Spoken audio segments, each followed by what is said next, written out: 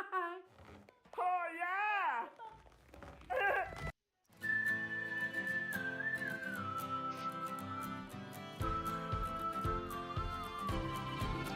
Alright, hope everybody's having a good one. Welcome to Planet Coaster 2 with Cookie Pirate. Today we're gonna start a new park. Gonna do a mythology theme.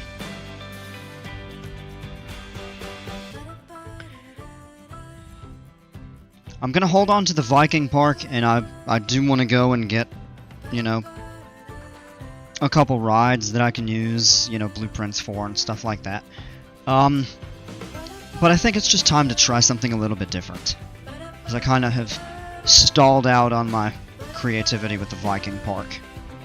And I think the mythology one will be a good option, because I actually know a fair bit about Greek mythology.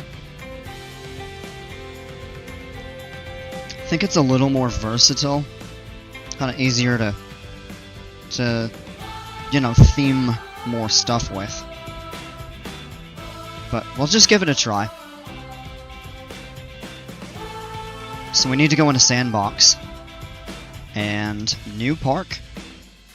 And we've got a couple different options. This is something that's available now, and we have the ability to not only choose the biome of just an empty kind of flat land, but we have the ability to go into here and choose different layouts. So you've got this.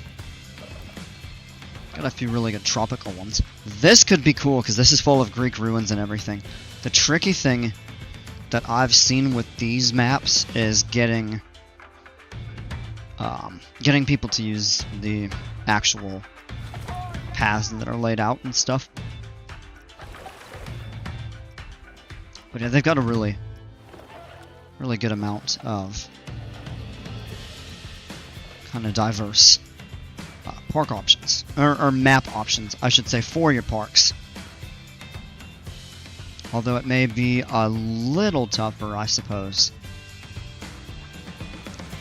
to get it set up from the ground up, so to speak. So I'll have to play around with that and see kind of how much more we'd be able to get initialized. And I think a lot of that, it would probably be better to lay the very beginning groundwork off stream. Otherwise, you'd probably be watching me like click paths and tweak settings and a bunch of stuff like that for a fair bit of time, which,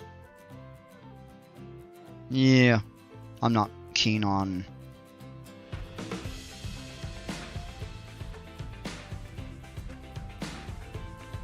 I don't think you all would be that entertained by it either.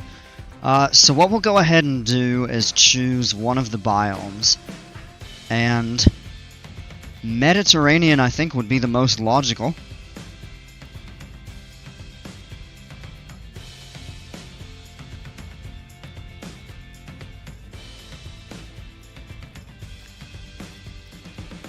And we can change the name.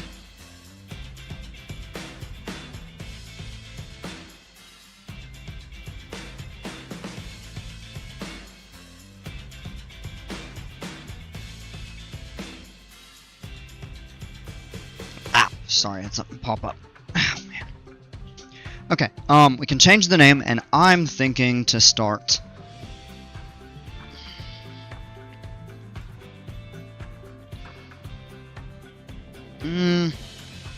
I thought maybe Mount Olympus, except there wouldn't really be a mountain on this map. I mean, we could always make one, for sure.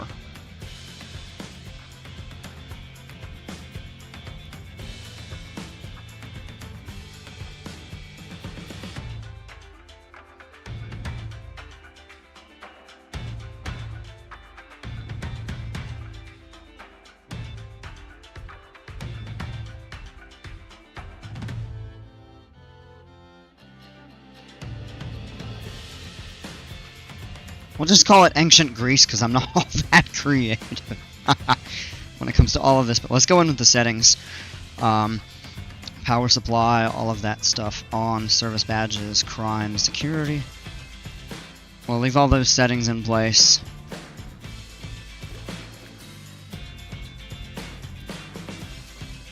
I think what we can do is just leave the money off, so that'll let us do the sandbox, but we'll also get all of the park management features and stuff. Because you do have the ability to go like creative, which is just 100% sandbox. You don't have to worry about managing anything. You just build. There you actually have to deal with all of the finances, and you can always tweak it. But I think we're off to a good start.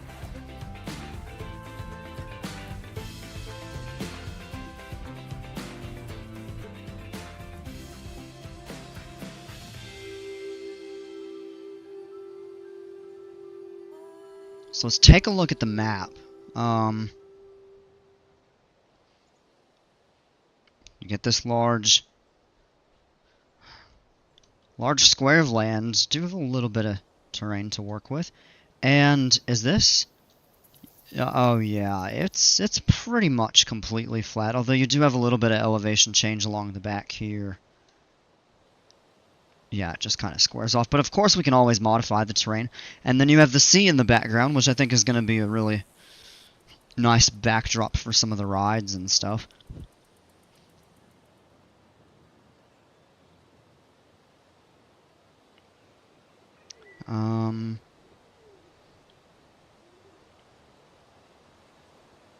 So, yeah, I mean, this looks nice. That'll be a nice area to build a park. And I think what we could do is just close the gates for now. Because right now, nobody has anywhere to go. I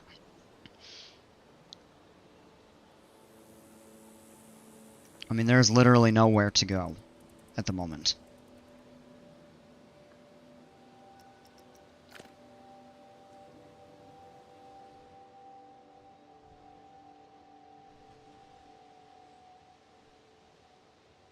Got a nice central area to build right in here, and we can always move trees and stuff like that. And I'm going to keep in mind what I've complained about in my Viking park is just not having an intuitive layout. We'll see if I actually do better this time with that. But I am going to try to keep that in mind.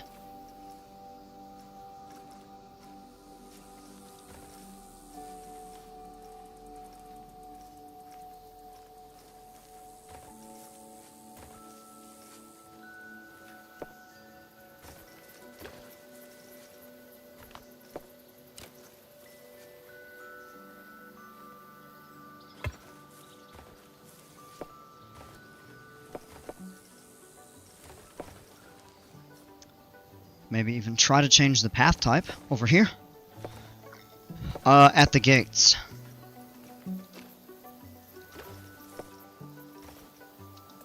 That I think would require the stamp merge. Oh.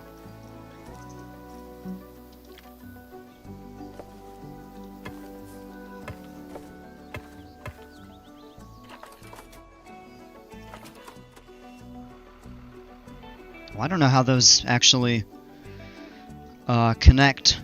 Rat Banks, hi, this is my favorite game. Hey, welcome. Yeah, it really is a fun game. They've done a lot of good things with it since it came out.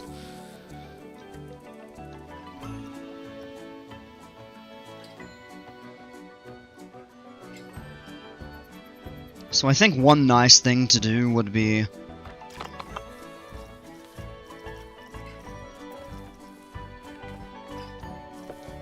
maybe like to try to make like a round kind of plaza. And what we could do is just make a wider path kind of out this way. Let's actually make it curved.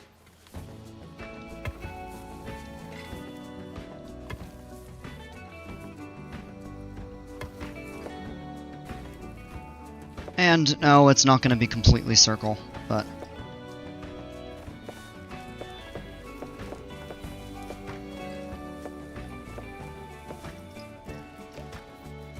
Actually, no. You know what? Let's fix that. What we could do is go in here and do a stamp builder.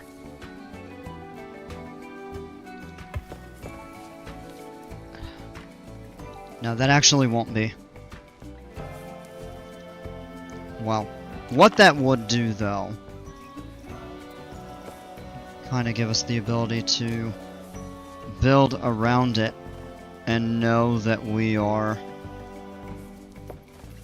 roughly close to circular.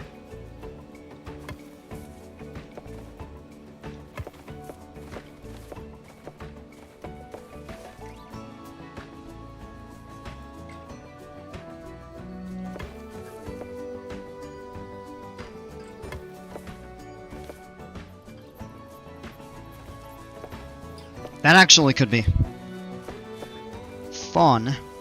Well, what we'll do here is delete that circle. And maybe we'll just stamp a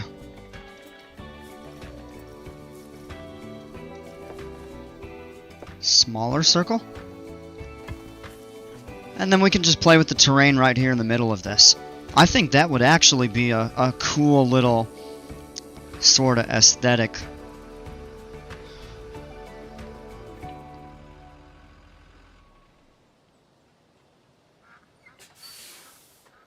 Might even want to make it a little bit bigger, but for now, I think that's okay.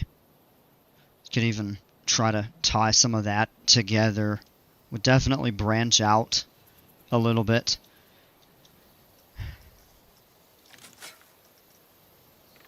Let's lower the intensity a little bit.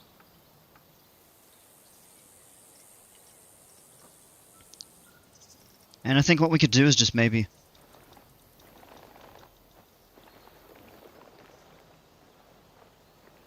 have this kind of crescent moon.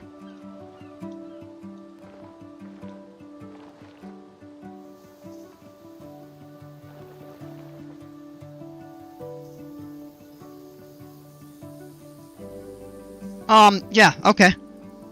And then what's cool is we can just put seats and benches and, trash cans around this. And maybe even what we'll do... Let's go into scenery.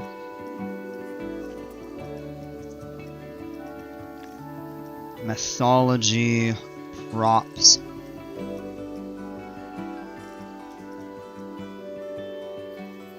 Maybe some sort of a statue.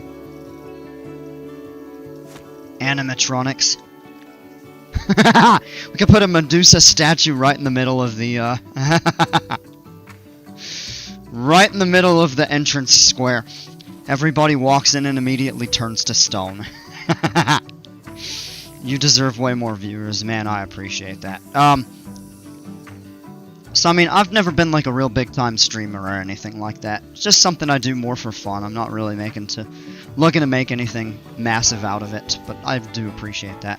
Maria, welcome. The park will look lovely. The pro is building it. I don't know about that. But I'm definitely kind of taking what I've learned from doing the Viking park.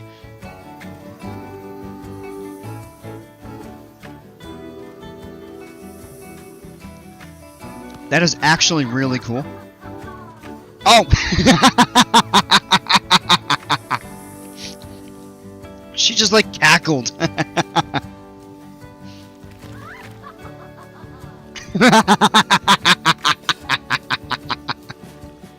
That's too funny. Oh, you have this water wheel. That's actually really neat. A larger water wheel. Oh, that must be the post it rotates around. The minute. Oh, it's like a running minotaur.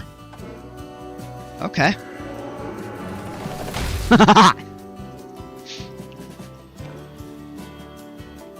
Oh, the sails. That's cool. That's really pretty, actually.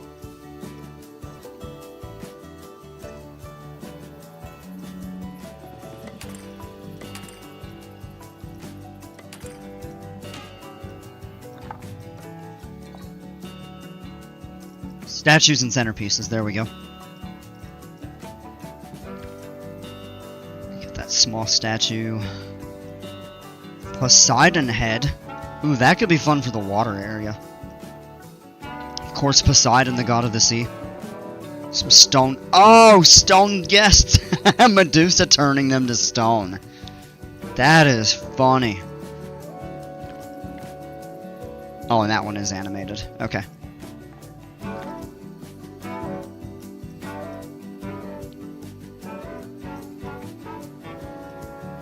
I don't know what really would be the best thing to put.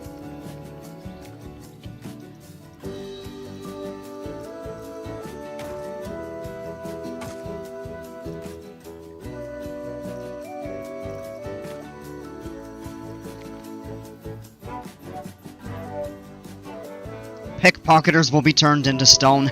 Yes. I like that idea. Okay, that's going to be too large, because what I'd like to have would be... Yeah, we'll do the totally round one. That's too large. That could work. That could work. It might be a little small. But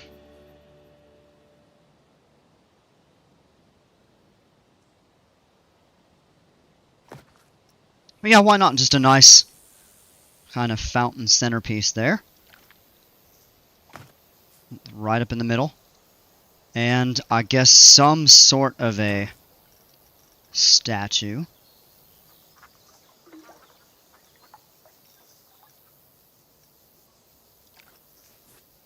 Oh, that's way too large. Yeah.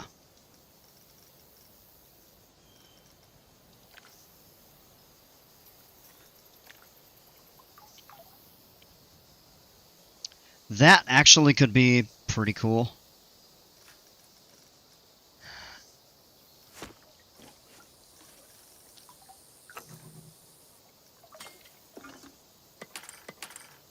I don't want to spend too much time on this. I just started playing this game. Do I have any tips for you?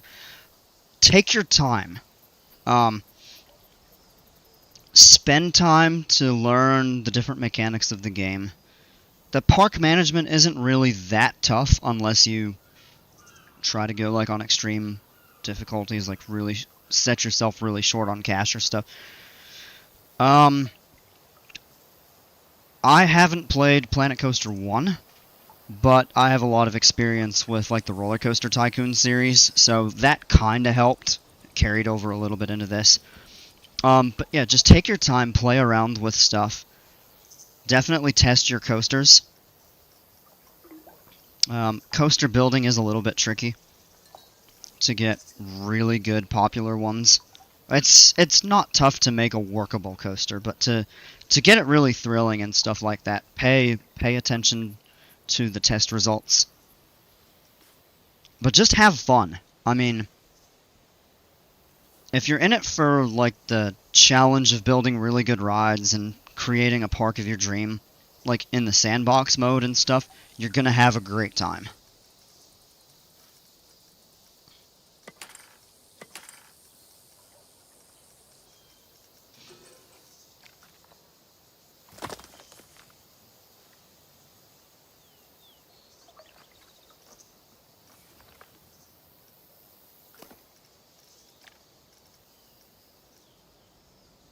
Also, the vandals will be sent to the underworld. We don't have an area of the park called the underworld, but that would be really cool. We could set up like a kind of in-park jail.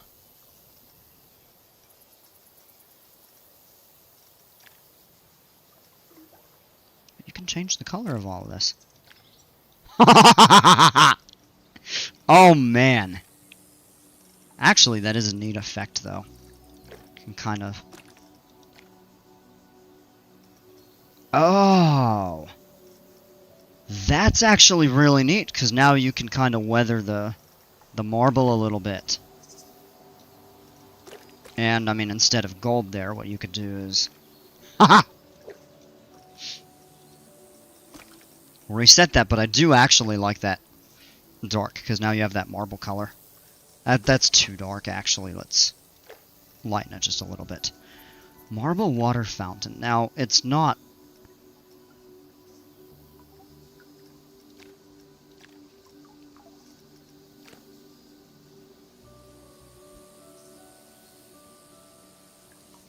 at the moment, it isn't doing anything water-wise, and I don't know.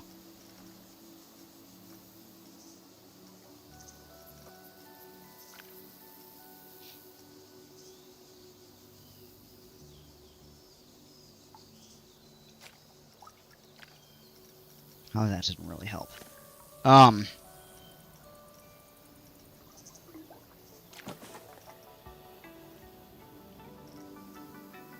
Now the question is,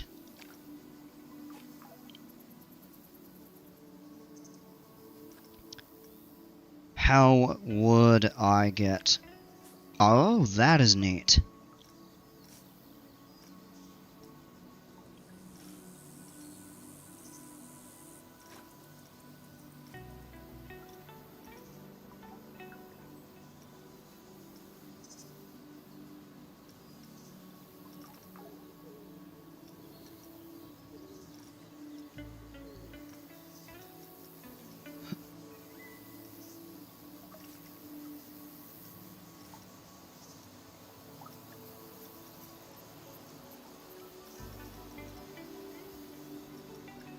No. How would I get the fountain to work? Or does it have to be, for example, in the water? Like, let's just say I set this up over here, and...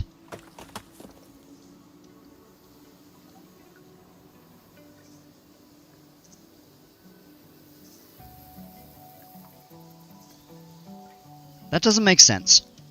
Let me check blueprints, see if that has any hint. Because what I actually could do...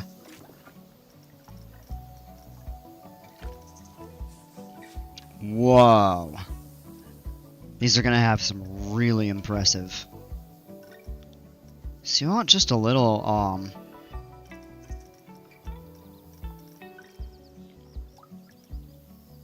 just a little fountain. They have some nice facilities, though. I like that. That's going to be cool.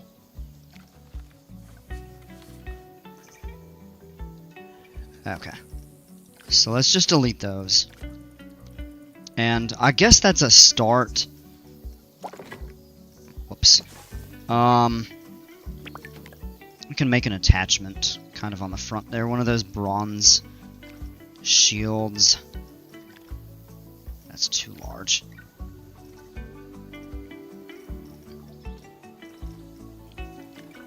Ha! Medusa plaque. Definitely gonna do a Medusa theme. Something. That's a little too large. Mythology sign planet coaster. Yeah, oh yeah, let's do that. That's just a cool kind of tribute to the game. And then what we'll do is get some path extras.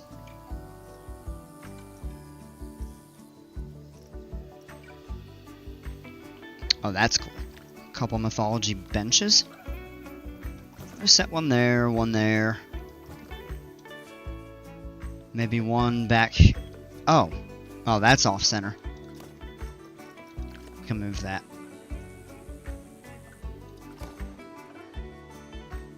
Kind of line that up that way. And go back in, add another bench back here. Or not.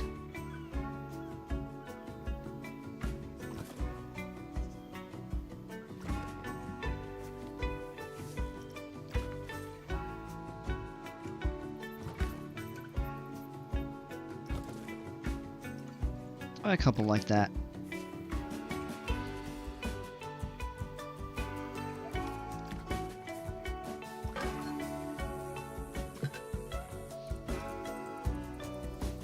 Couple trash cans.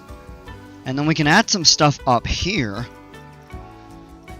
Maybe some broken ruins. And like I said, I don't want to spend too much time on this. Because I got a lot of stuff to try to do.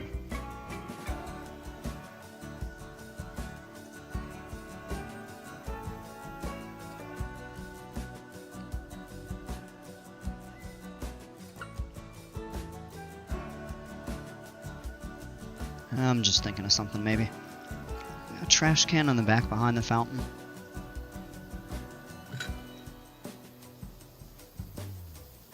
think that would be adequate there. And then we could put something up on top of the...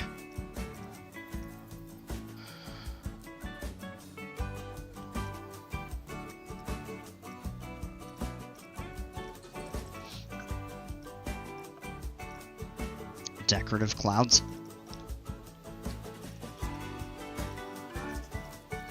It would be cool to do maybe some, like, columns of some sort. Possibly some broken columns. Kind of, if you imagine maybe some ancient... yeah, maybe something like that, kind of decorating the mountainside. Oh gosh.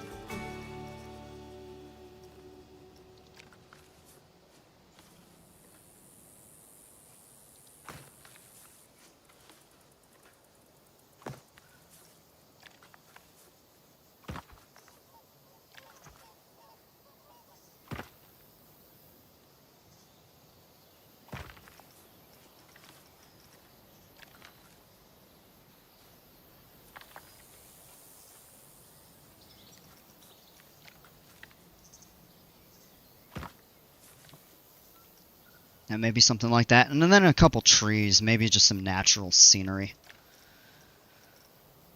Let's clear the filter. Now we gotta go into here and...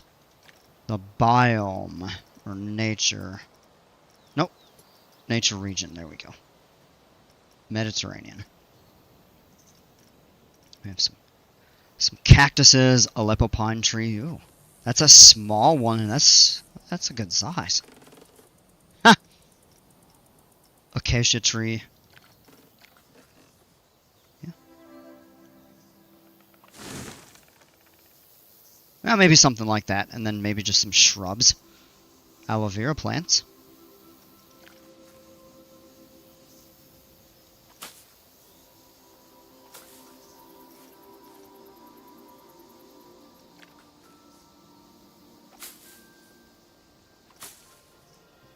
Something in the back here, along here.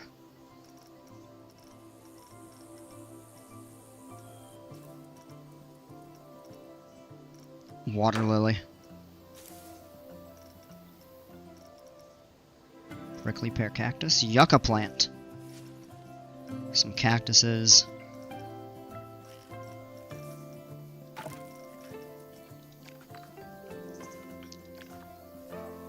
Just a few natural rocks, maybe.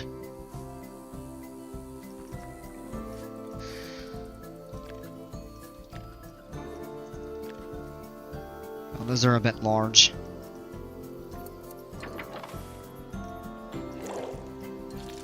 Coral and shells. Oh, cool.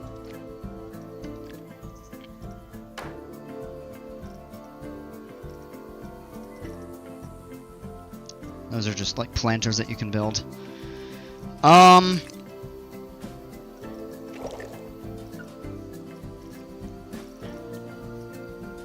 It'll be so fun to go do like the ocean theme.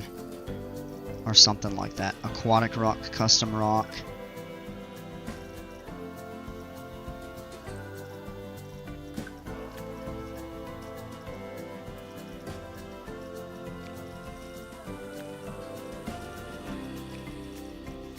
Whoops! I'm in such a habit. There we go. Uh-huh.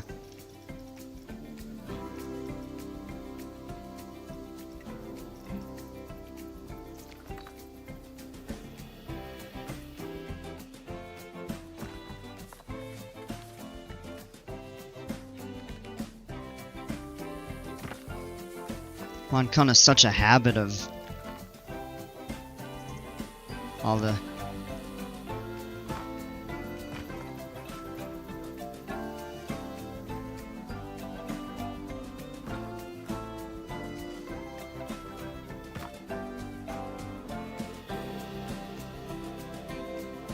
It's a start. Okay, let's move on from that and start building outward.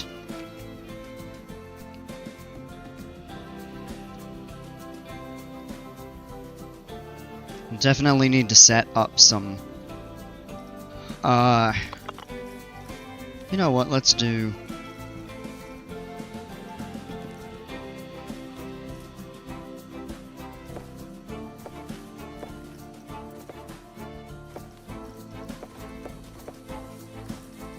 Let's make a large path out back this way.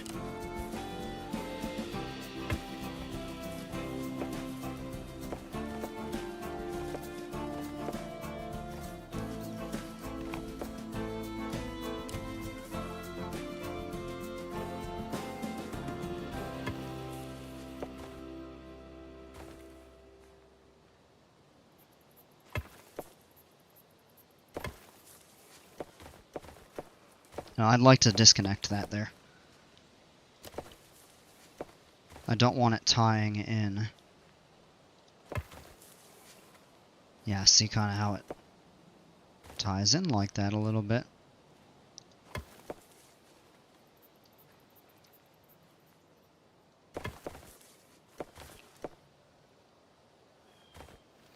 That's not perfect. No,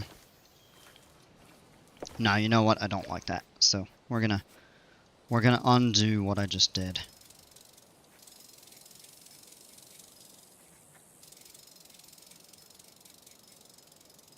And unfortunately, it screwed that up for us.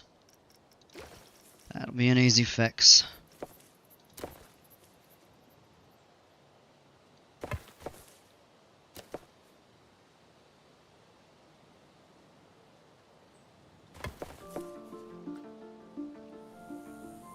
Alright, and we'll work with that there. Alright, out this way, what do we want to do? Maybe a...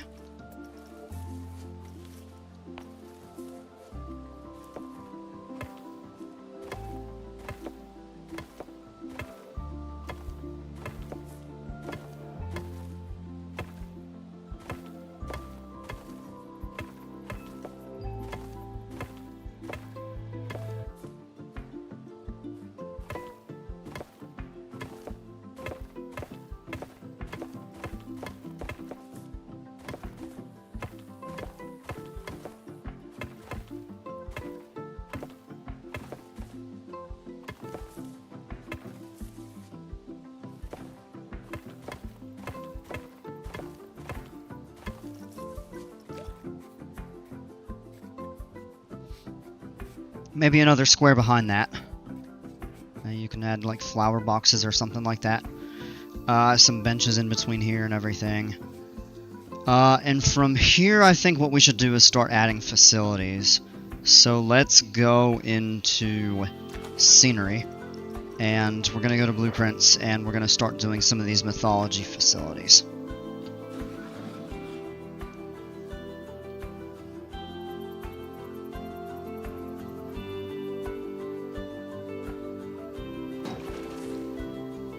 Get them lined up in there, and what we'll do is add oh, I have to go to custom. We'll need to add some restrooms, of course.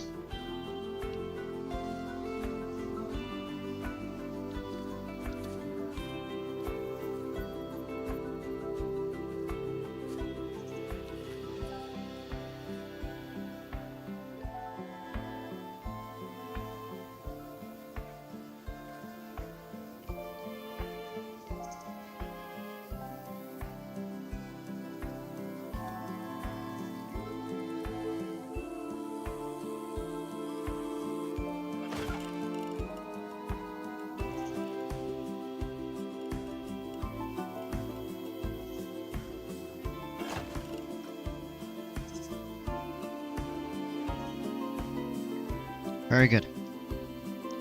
And then just some basic path connection.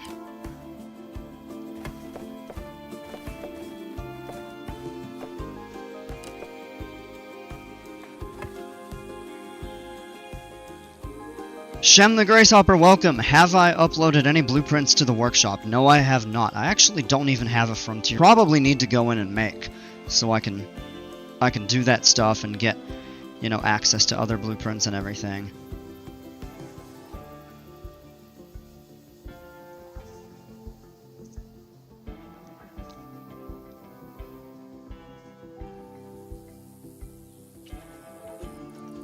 Oh, and here's actually something that you can do scenery-wise. Path extras, building, roofs, arches, decorations.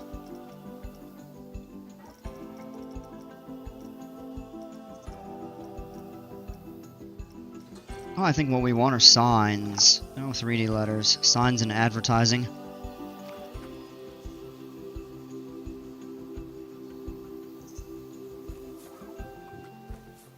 Ha! Now people know their restrooms.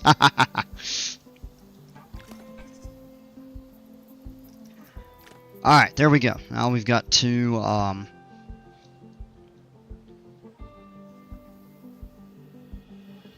we've got two restrooms there. I would say it would be a really good idea to have a restaurant.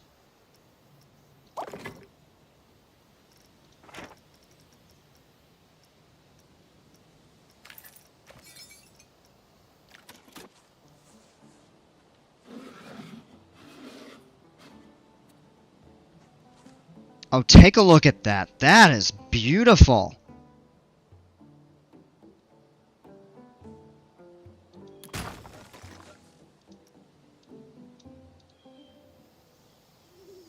That looks really cool.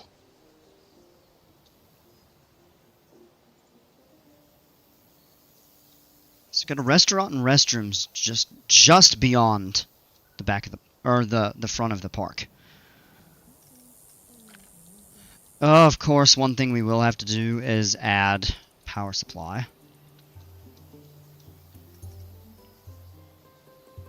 Fits very well. Oh, that looks beautiful. Oh, look at this! The ancient Greeks invented air conditioning. There are two air conditioners on the back of the building. That is so cool.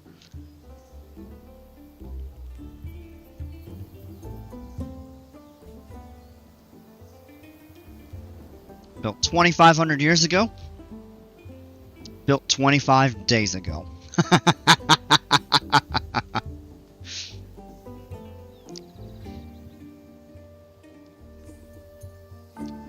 I really like that, though. This looks beautiful.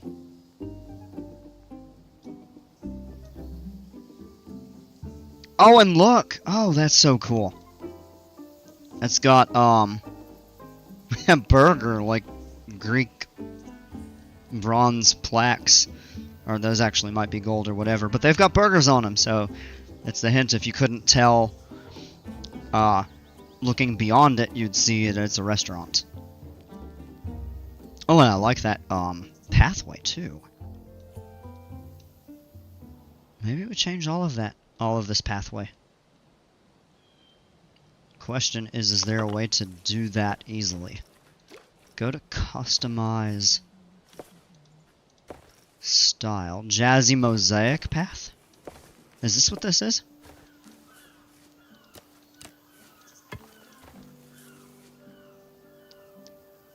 Yeah, I think it is, although they may not be the same color.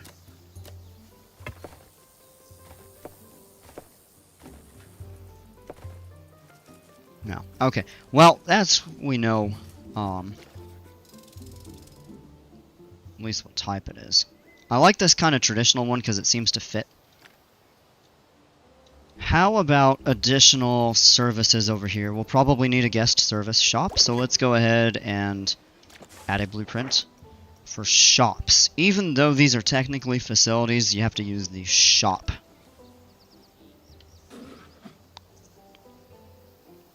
Oh, I like that. That's pretty. Man. I'm stoked to be doing the mythology one. It's one that I'd thought about for a while.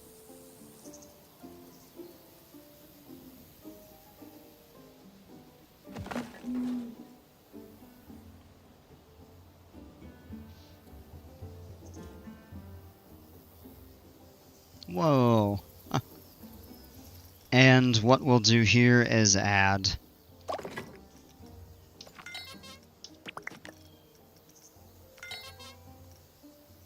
No, there's services. That's right. Added to guest service shops.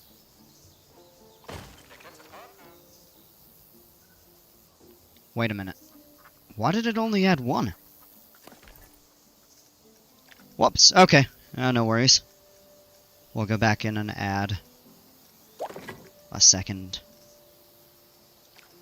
over here.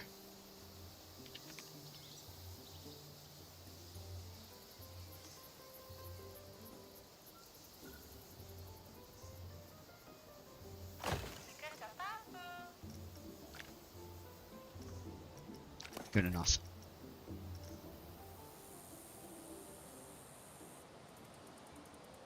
They don't have power, so they will need power.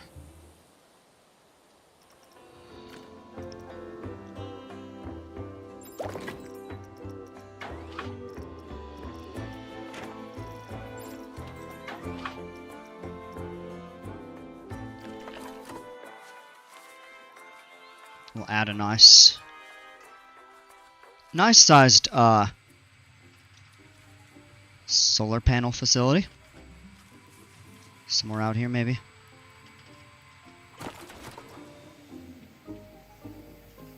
It will need to be accessible by a staff path. Okay. So let's go in and set a staff path. And we'll just figure out a place.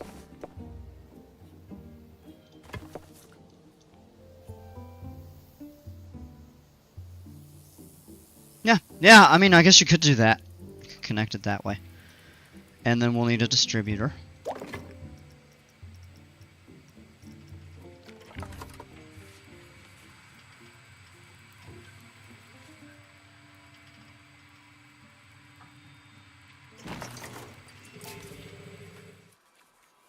Those are all connected now. Perfect. Alright, tell you what, I say we go ahead and we can open up.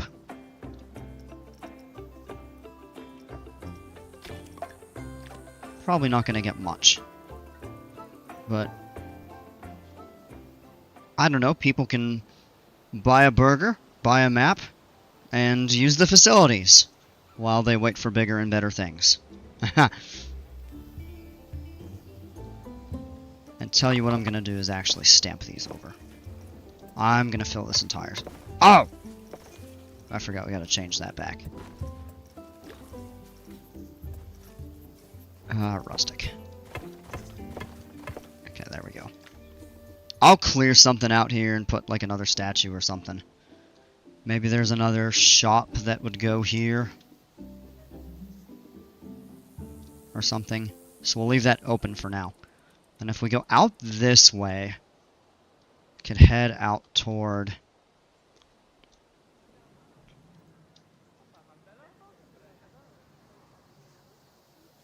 maybe somewhere out here. Because we want to have a front and center like attraction. Something that catches people's eye when they're first coming into the park. Generally a pretty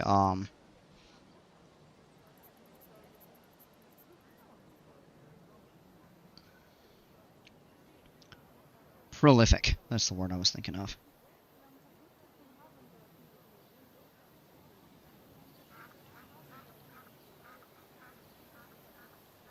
And I actually have a really good idea for the first coaster I want to build in this park. Let's get it set up and started. Although I don't know the exact location that I want it. Probably somewhere out here, not far from the main. Because we want the kind of overall layout and pathing in the park to go kind of in a circle. Out this way, out toward the back. We do have a fair amount of land to work with, which is good. And then kind of full circle back. And then maybe something in the center. Of course, you can have stuff kind of branch out into toward the center of the park. But I think... let's give them a flat ride to start.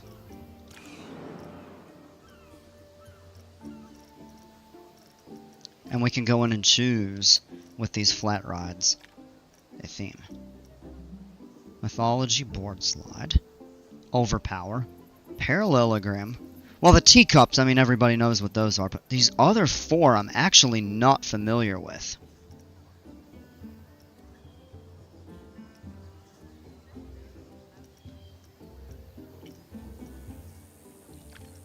This actually looks like the, most popular.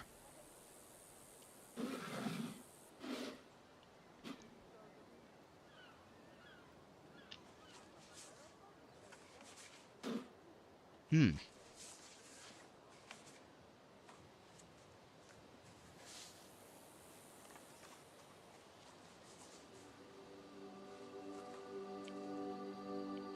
We want to go ahead and give people something to do. To begin with. So there's a ride. Board slide 1. Yeah, let's give a better name. Cobblestone statues.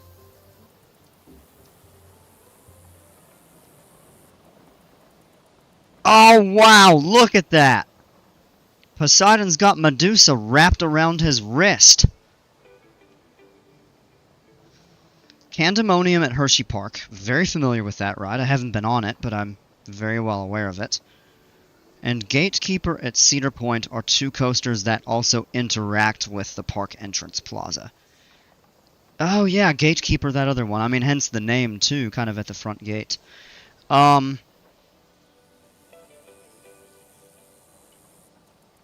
That's actually really funny. But yeah, that is, that's a good point.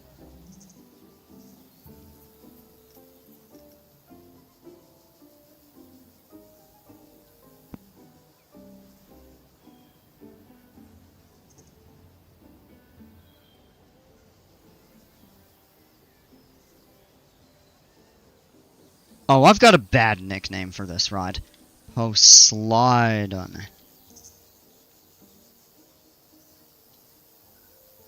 Ha, ha, ha, ha, ha, ha, ha. I know it's not the most creative. But it's something. I mean, it comes with a statue of the guy for, you know.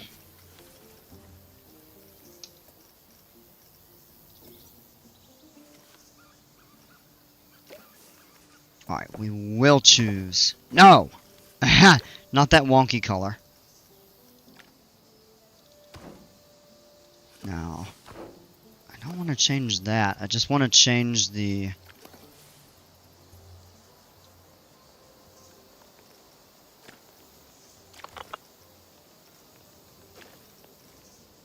Reset to default. That might be it. Let me make sure it's the proper size, too. Yes. Yeah, that's the default, which is good. I don't want to give this too long of a queue line.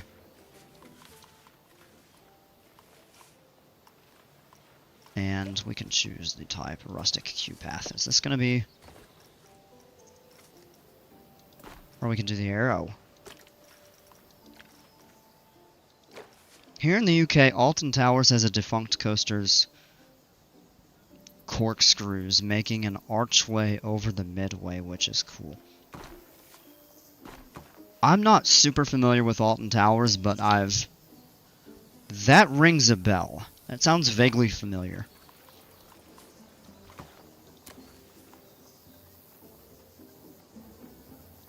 And then we'll kind of send the line back that way. That might actually even be longer than it needs to, but tell you what, it's a start. What we'll do here is we'll switch the path type back for now. Add a few more stamps of squares just out past the restaurant, and then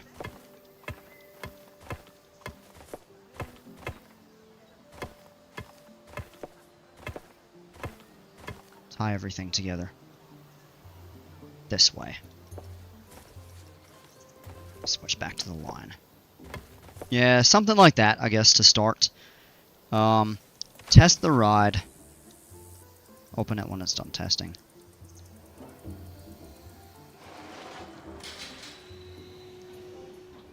This looks kind of cool. Oh, and then it starts spinning. Oh, gosh. Yeah, I'm not really sure I would like that a whole lot.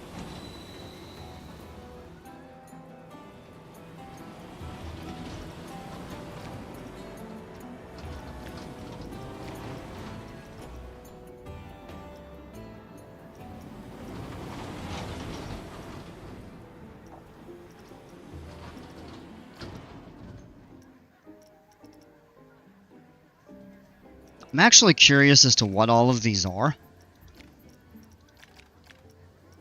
So standard, I think it just goes back and forth. Hey, Gizmo, welcome. I built Iron Rattler today. Nice.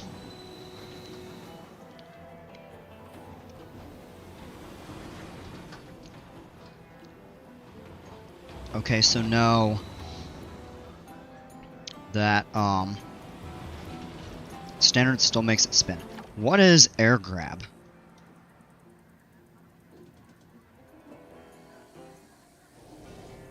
These are very fun, less nauseous than they look. I'll take your word for it. I don't do well with rides that spin a lot.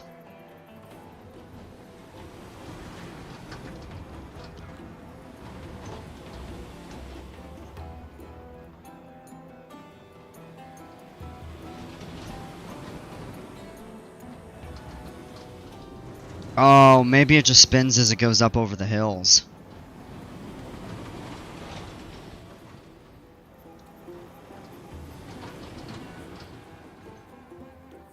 Maybe not. Also built the smaller, but an inverted type of the Smiler. Oh my gosh, an inverted coaster with 14 inversions. No thanks. I love inverted coasters and I love inversions, but yeah, I don't know about that, man. Rail slide.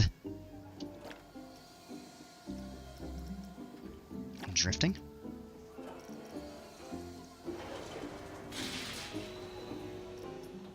So I'll just watch that and kind of see. The other thing that we can do is add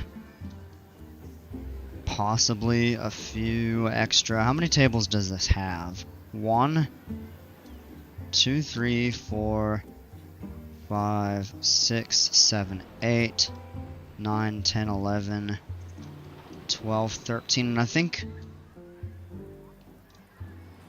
14, 15. I think you're allowed to have a maximum of 16 tables.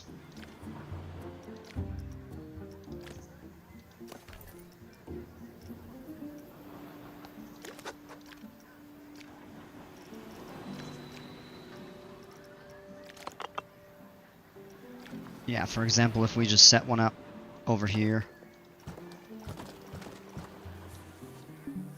No, we're allowed to have 20. Interesting.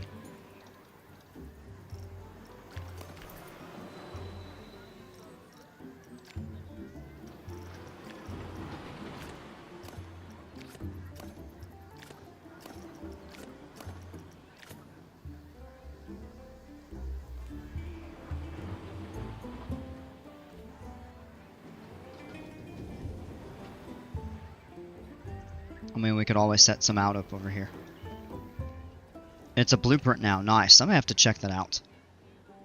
Man, it's impressive with some of the ideas that you come up with, some of these coasters. And then maybe what we'll do is... Oh, you know what? Yeah, because it had...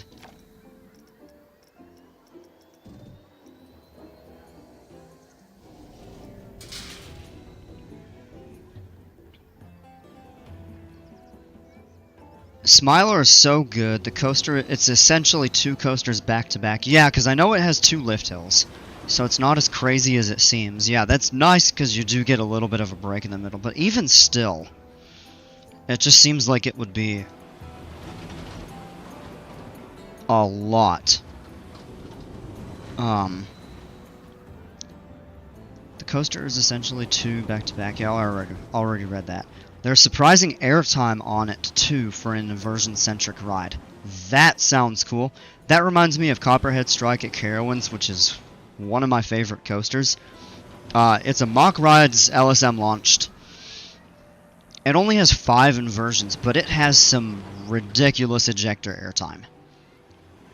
Probably the strongest ejector I've experienced, and that says a lot coming from... I'd have to give Iron Gwazi another ride to compare it. I mean, RMCs are known for good pops of ejector airtime, but that Copperhead one, I mean, man.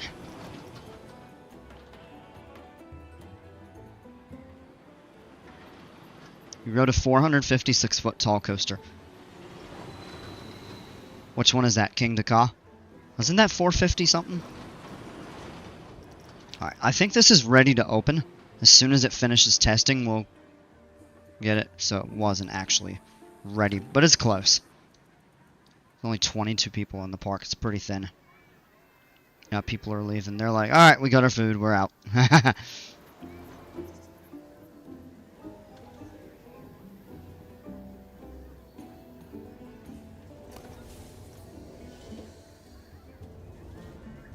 Yes, we can open it.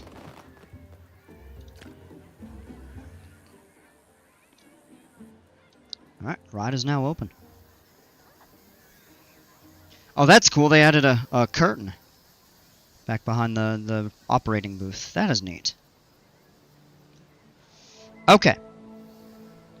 So, what I want to add here...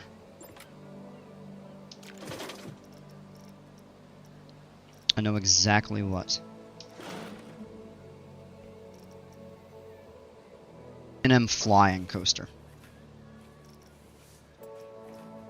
And that is a loading and unloading station, or a load only and an unload only. These flying coasters, the tricky thing about these, it takes a long time to load, at least in the real world. The restraints are quite different from your regular inverted coasters. So the load times can be kind of long, kind of slow ops. And I think it's just inherent with the ride design. What does that say? No staff room. Oh, I need to add a staff room. Let's go back to that in just a moment. Blueprints. Nice one on Copperhead Strike. There's a Mach LSM here in the UK. Icon at Blackpool, and the first top hat has some mad ejector airtime. Yeah! I'm not familiar with that ride, but yeah, Mach rides. Jeez, those Mach LSMs.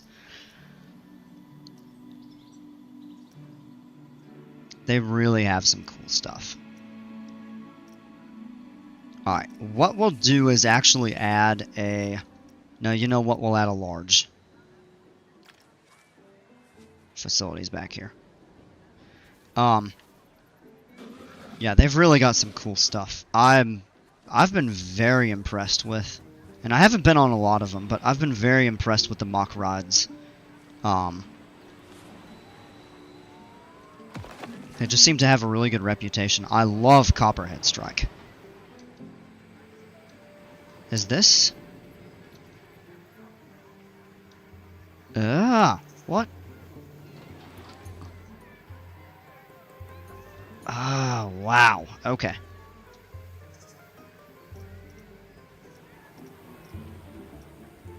Well, so here we will.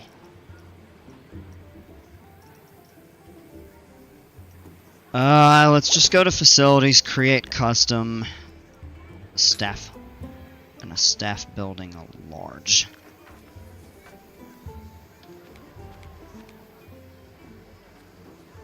Oh gosh.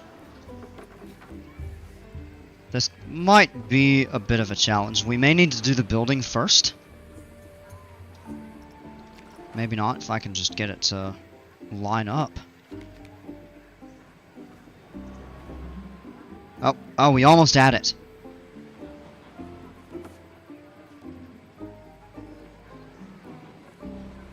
come on.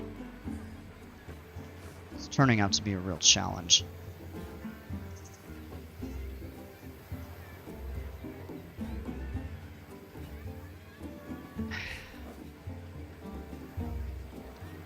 No, alright. Delete. And before I do otherwise, let me...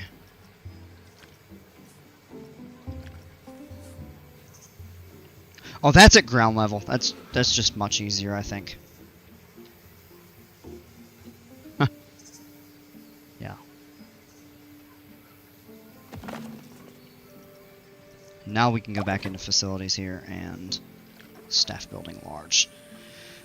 My friend is scared of roller coasters. He even says, no, I don't want to ride it. I'm too scared. Even in virtual with our VR, just phone and tablet, and he's 19 years old. Yeah, you know, the thing about that, the VR can make people nauseous. But, yeah, he's missing out when it comes to not wanting to ride the roller coasters. What? Now tell me just what happened there. Edit. I don't want to edit, I just want to add the building. Alright, let's do this over. This is how we're going to do this.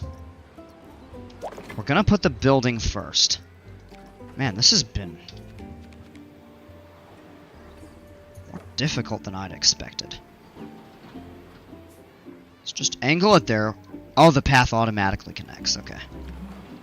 So that's taken care of.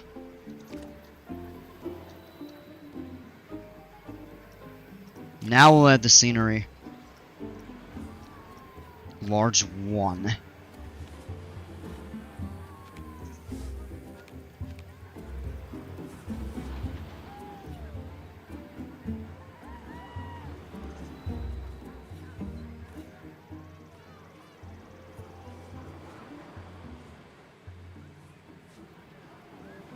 No.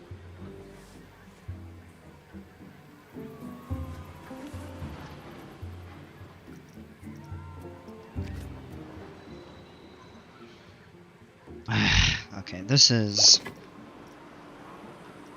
way more difficult than it should be. Come on. Icon is a very underrated coaster. So fun. Glass smooth, great hang time on the inversions.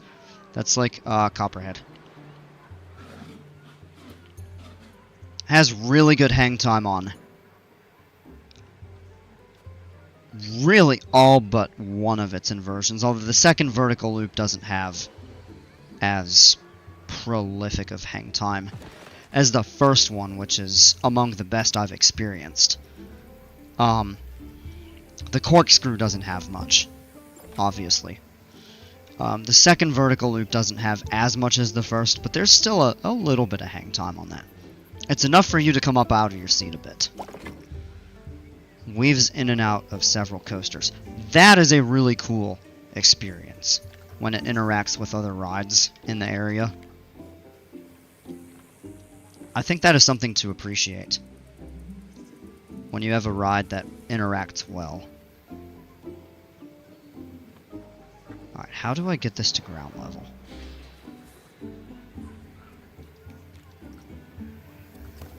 Question is that... No, it didn't build.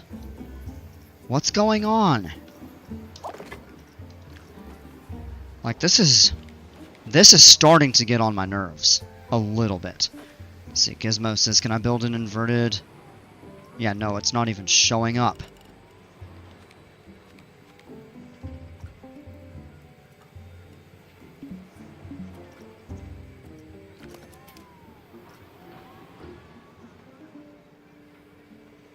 Okay, is it actually connected now? That's what I want to know.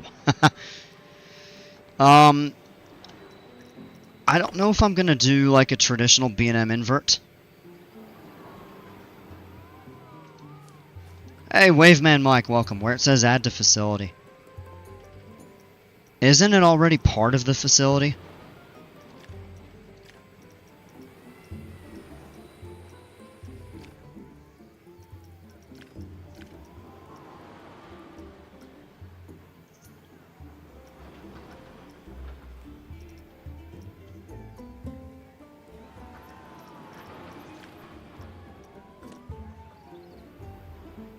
I mean, it should already have all of that in there.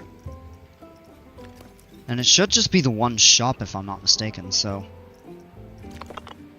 Or not even really shop, but, Alright, staff path.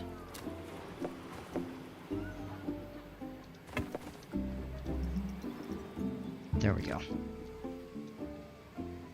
Now it is. Okay. Yeah, that looks... That looks like it should be okay for now. Yeah, look at that. It's actually gathering a decent line.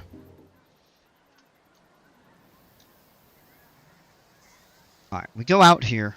Now let's go back to... We're going to do, I think, a B&M flyer. Actually, no. You know what? We're going to do something different. We're going to do one of these Vekoma giant inverted boomerangs. And I think what that would do is just... I don't know, actually. I guess this could be a good, like, starting coaster just to get people in, you know, into the park and give them something to ride.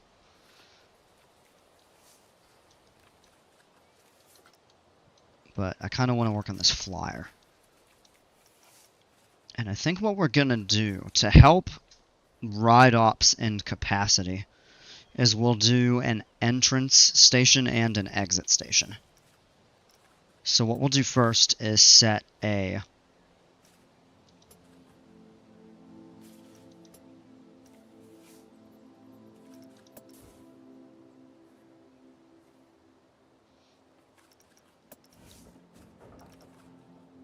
Yep, loading and unloading. How about a coaster that hangs you before you drop? Like a, yeah, like a Gerstlauer or something. Yeah, we can do one of those.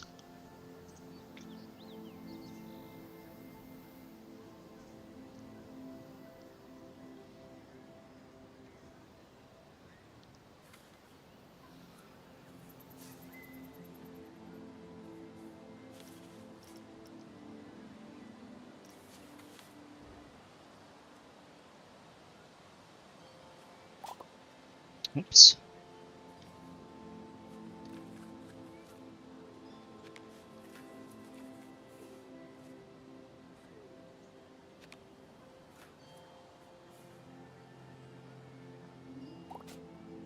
Ah.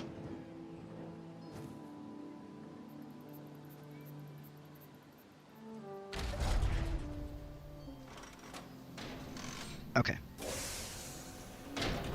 Yep, see how they, retract and then they raise and stuff like this.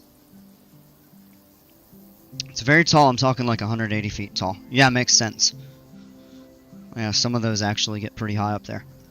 One of the best aspects of the Smiler is the mix of forces on the inversions. The back-to-back dive loops feel more like drops. The fact that there's not a regular loop is good too.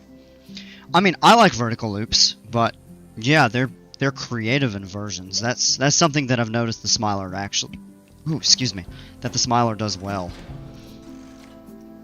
I mean, of course, with 14 of them, what do you expect? But they have a good number of diverse.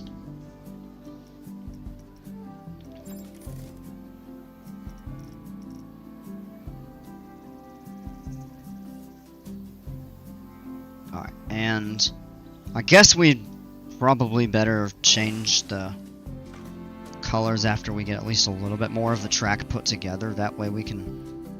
2, 3, 4, 5, 6, 7, 8, 9. I don't think you want a super long train either. I think what we'll do is just keep it... That's a 7 car.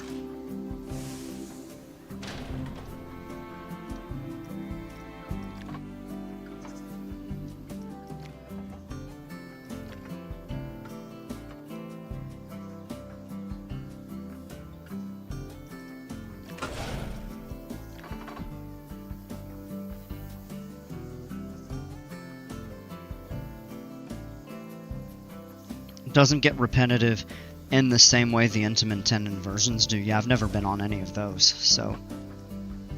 Alright.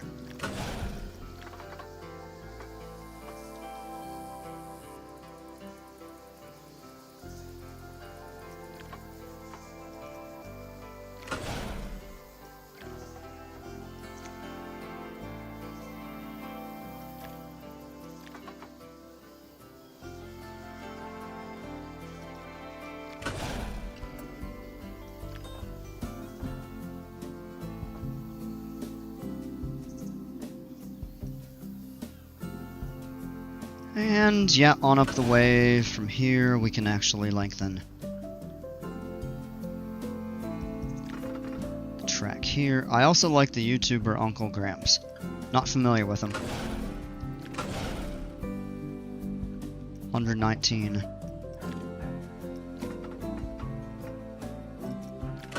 $133 Is that tall enough for a flying coaster? I would think it would be.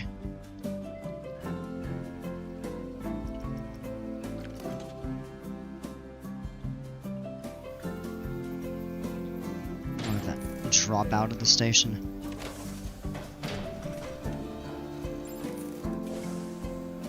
He's a coaster YouTuber.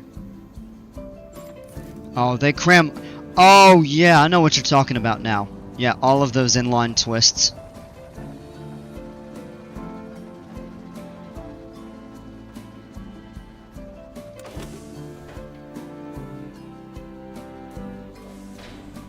Give a little drop out of the station.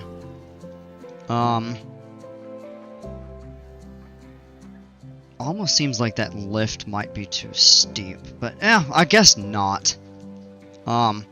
Yeah, the height should be good. I don't remember. So the only flying coaster I've actually really been on is Manta at SeaWorld in Orlando, and it was fun. And I remember it had a fairly steep lift hill. I think something like 40 to 45 degrees as well, but I don't remember the height. I want to say it was only like 110 feet.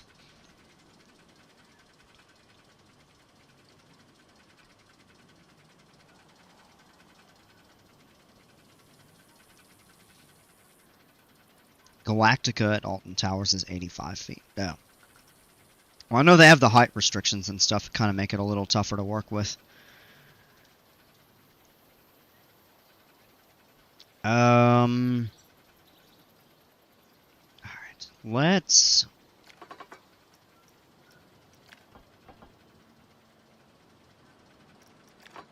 And I know you don't want to give these too steep of a drop.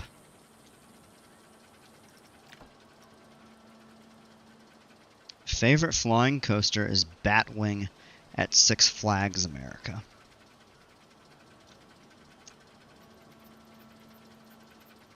You know, that's a touchy subject lately. Of course, with the news of the park shutting down shutting down at the end of the season and everything like that. My home park is Carowinds, and we just lost Nighthawk at the end of last year. So but those Vekoma Flying Dutchman coasters, I mean, they're something. You're really losing a unique type of ride. I hope that gets relocated, and I don't think the track needs to be banked maybe quite that much off the initial drop.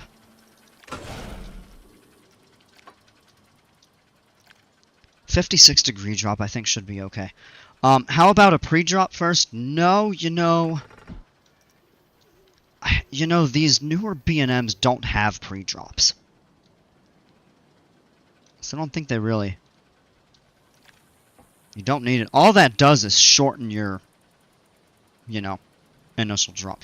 Now, I like doing a pre-drop off of maybe a turn to line up with the first drop into an inversion. Think of maybe something like Kraken.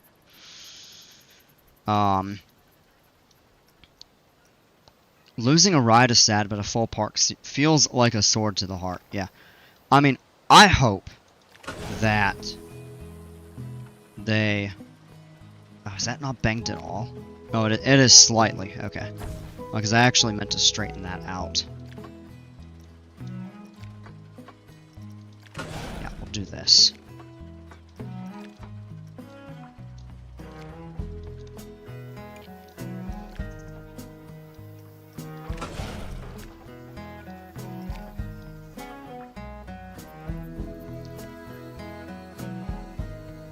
I like Uncle Gramps and you. I appreciate that, man. Galactica, in spite of the restrictions, still manages airtime on the first drop, and the Fly to Lie is very forceful. Fly to Lie, is that the, I'm guessing that's the pretzel loop where it actually turns you over?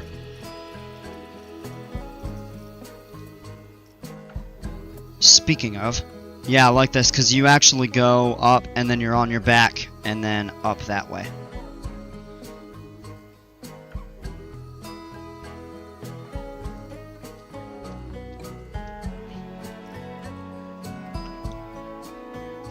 I think we better do the pretzel loop early on in the ride. These flying coasters are not comfortable. Makes it a little bit tough in my opinion. And what does the angle... Yeah, we can make that like 30 something. A 0G roll at the second inversion. That's a good idea. I actually was thinking a little bit about that. Let's shorten that track piece there. Oh, that's not going to be tall enough.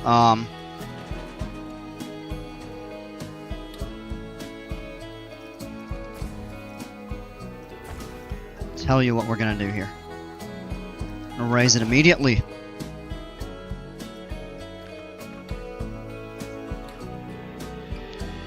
If you're familiar with the coaster builder, I recommend building with shorter track pieces and to make custom elements if you know how. I know how to build a few custom elements. Something more advanced like the pretzel loop, I don't.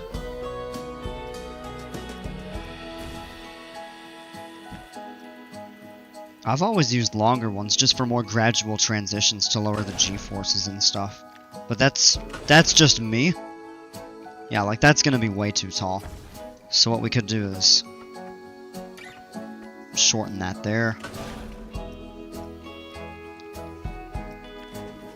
That, you know, right here looks like a decent sized.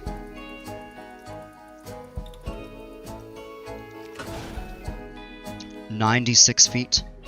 And I mean, we can even just check and see.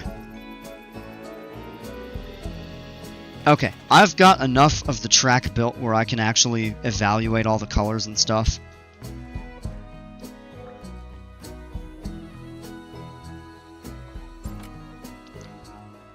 Oh, the fly to lie starts out as a 0G roll, but it doesn't correct itself and you're lying on your back, looking upwards.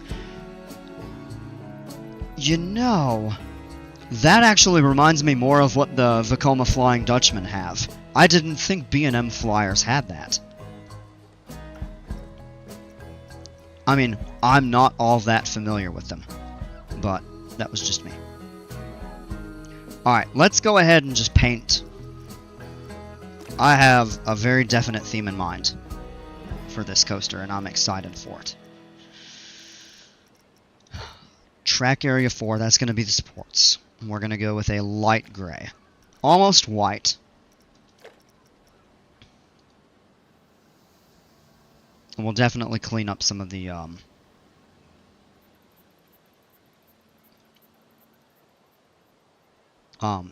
supports. Test run it? Not yet. We'll get to that. I am thinking a light blue color for the track. Galactica was the first B&M Flyer, so maybe it's unique to that. Yeah, very well could be. I don't know for sure. Alright, so the supports and the rails are color 1. Maybe we'll use a... I want to use a lighter blue. It might be too light. Maybe that, but I want... Yeah, kind of right about there, I think. Would be a good color for that. 2, I believe, is going to be the main bar. Nope. Crossbars. We'll do the same color for those.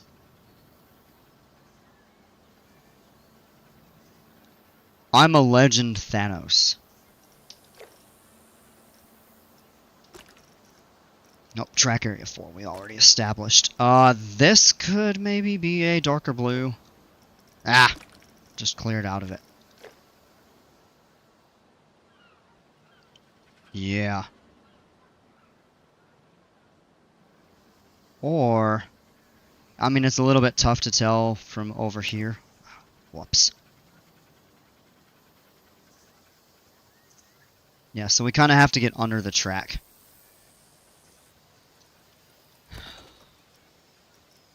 what if... What happens if I reverse that? Does it look better?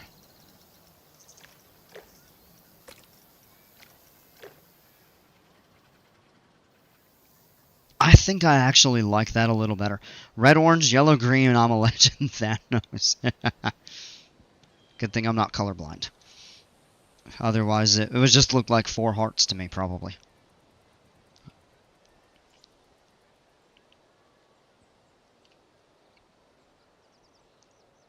My old swim coach, back in my high school days, was one of very few people that is actually completely colorblind, as in he sees everything in gray and white. Or black and white. Basically grayscale, I should say. And generally color blindness is a weakness to a certain type of color, where you can see some fine and other ones you have trouble with. Alright, car type, standard. Do I want a standard?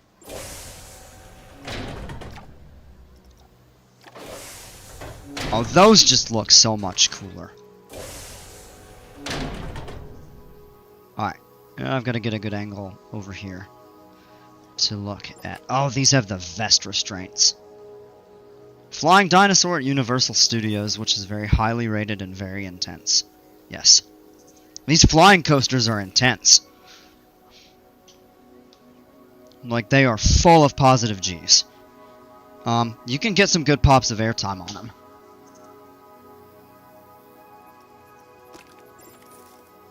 Alright. Let's figure out what these colors are. White. Alright, we're going with white there. Oh, excuse me. Or maybe the same light gray. Yeah, light gray. It's a little easier on the eye. 4, I believe, is going to be the vests and the rails. And the supports. Yes, I'm right about that. Do we want to make these that light gray as well? And we can change this if we want. And maybe make the seats.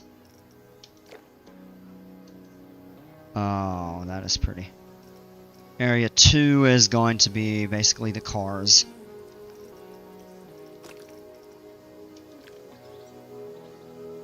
Nope, not doing that. Liberty? Russian Violet? Liberty's a little bit...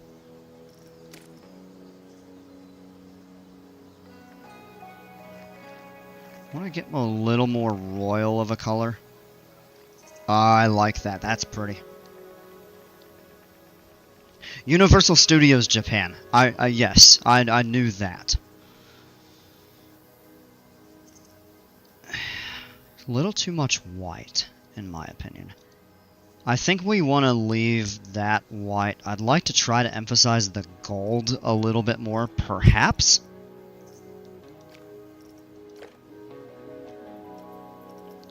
And what happens if we change this? A little too monotone on the color.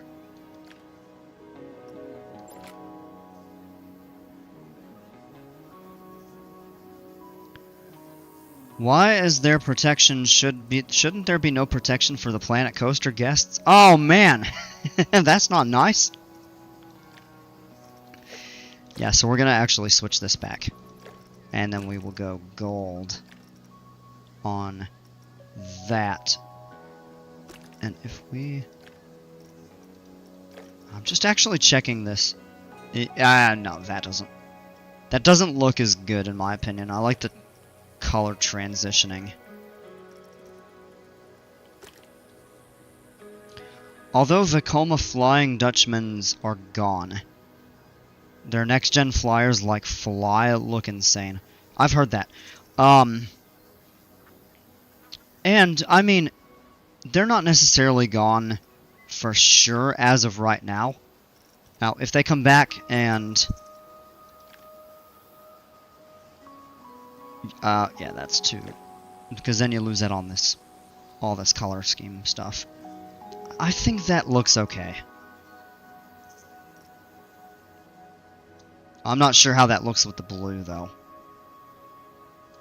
Yeah, I think that clashes a little bit. I think we're better off if we change this medium blue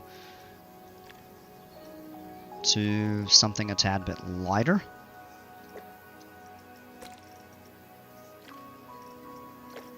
I mean, even regular blue itself. Yeah, because then the dark purple stands out more, and then you have the white and gold. I'm not 100% sold on that color, though. I just want to look again if we reverse the colors. You know what? I like that better. I actually like that a bit better. Did I ever see the compact Stingray flyer? I don't think so.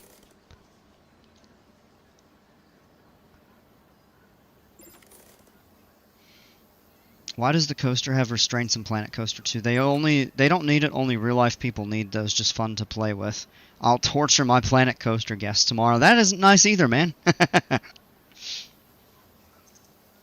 I mean, I think they're going for, you know, some realism. I mean, these actually are very well modeled. I'll say this game has done a great job with the modeling of the rides. Alright. So, this is a mythology park, and I'm actually really excited to be doing this because I know a lot more about Greek mythology than I do about, like, Nordic or Norse mythology or stuff like that. Like when I was doing the Viking park, I mean, I could theme stuff around like Skyrim or something like that. But this is a flying coaster, and I want you to try to think of a character in Greek mythology that flying is a central theme to.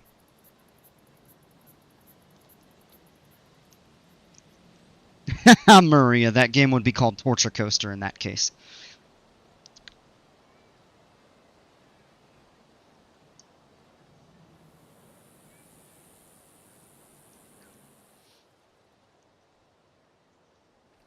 Alright, and I have a really good, bingo, Icarus! 100%. The legend of Icarus was, I think his father made wings out of wax to get him to fly. And Icarus was able to fly until he flew too close to the sun, the wax melted, and he lost his wings and basically, I think, fell into the ocean. And, of course, lost his life. I am going to theme that around this. Icarus Redeemed. He's going to fly too close to the sun. Come down into the pretzel loop. The pretzel loop's going to be right over the water. We'll actually probably make some water out here. And then he's going to rise again. So, redeemed.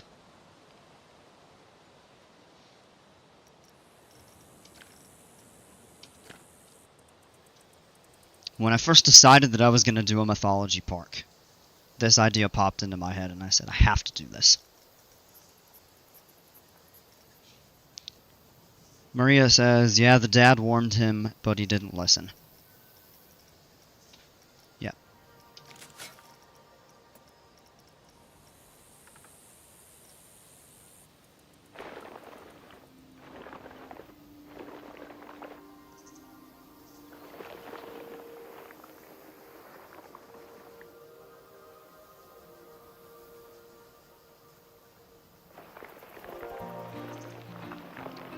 Seriously, Ancient Greece is a good shout. You know, yeah, this is a really good, theme edition. I can't wait for the pirate one. I mean, kinda handsome cookie pirate, but... like, the pirate one is just gonna be so much fun.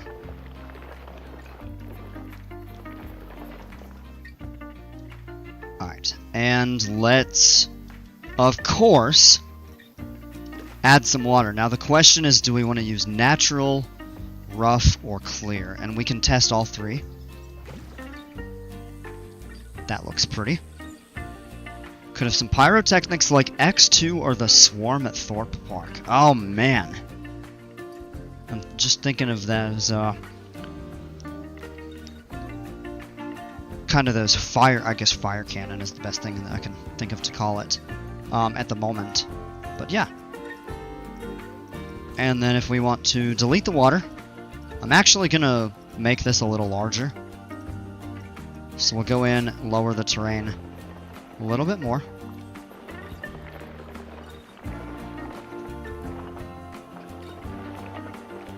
Have a nice lake. Let's take a look at the rough water. How does that look?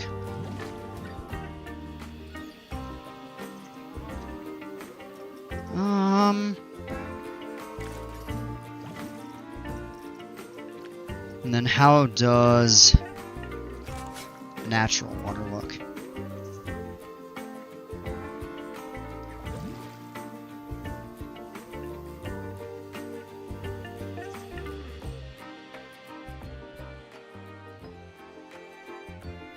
I kind of got to go with oh,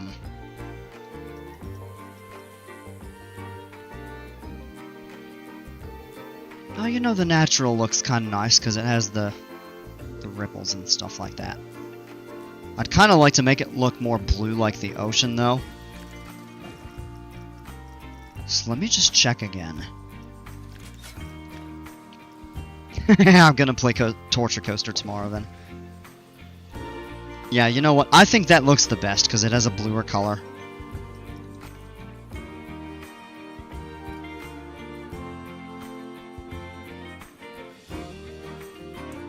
Alright, so after this massive pretzel loop, we could actually probably make it a little larger.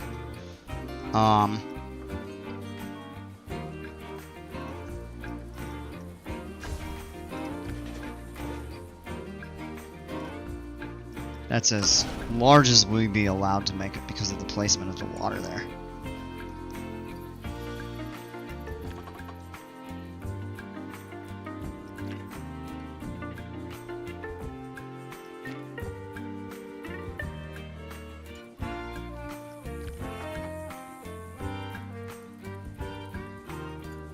I build janitor parades in Planet Coaster-a-thon.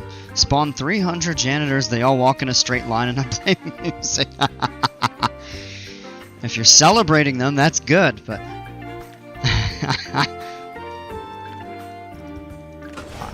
And... Well, that might be a little bit too...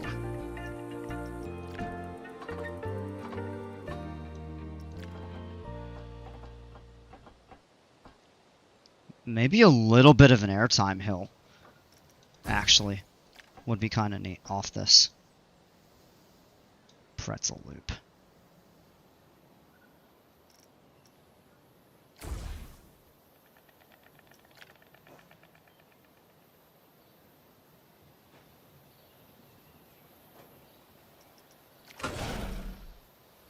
Cleanest park in the world. Yeah!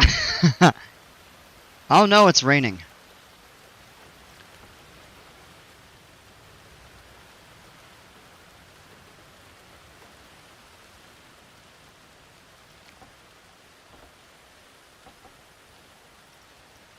Airtime hill would be sick, yeah.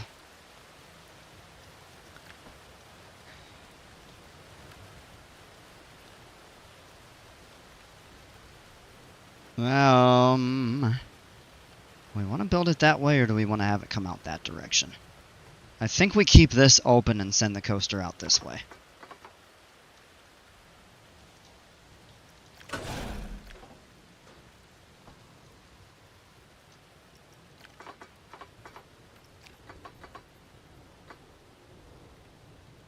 Hey, Rhett, welcome back.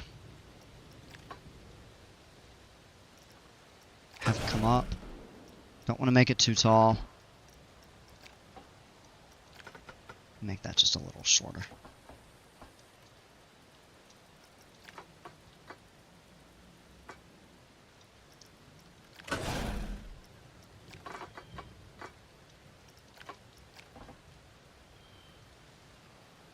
Should be a good pop of airtime coming up out of that. Steepen the drop a little bit there.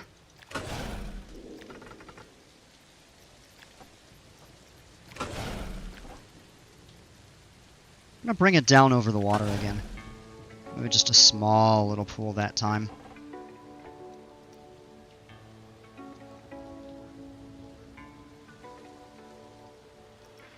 Oh, maybe a 0G roll. Although I'm trying to think if 0G or inline or barrel rolls are better for this. Let me take a look at the entry. Yeah, it flattens out. Can we do a 0? That's a snake dive. Don't want that. Inline twist. 0G, yeah. Can't be too tall though. Yeah, see, that's taller than the pretzel loop. That won't work. So we would have to clear that. There we go. That's... Was it 50 FPS out of 120 when the parade started? Yeah. I believe it. Oh, I'd have to level that out.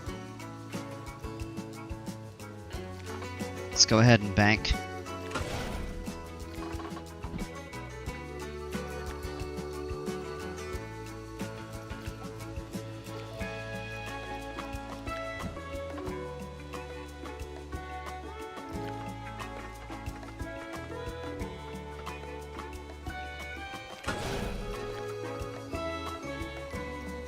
Maybe tighten the turn as it goes upwards a little bit.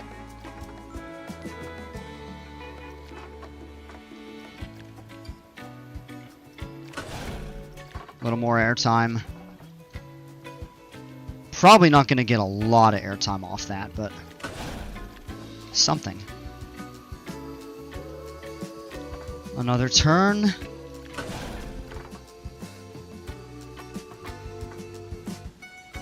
Tatsu at Magic Mountain goes through Corkscrew, Horseshoe, and 0G because it never uses its full height until it does its pretzel loop. So this could be the opposite of that. Potentially.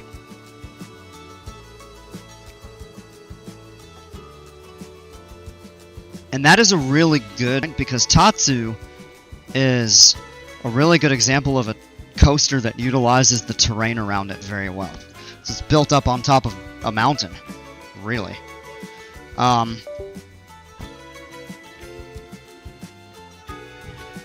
Whereas I'm thinking more like Manta at SeaWorld, because that's the only flying coaster I've been on.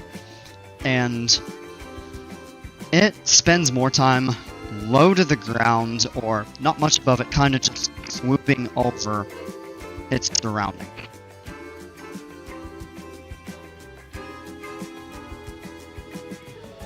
So Tatsu in that regard. I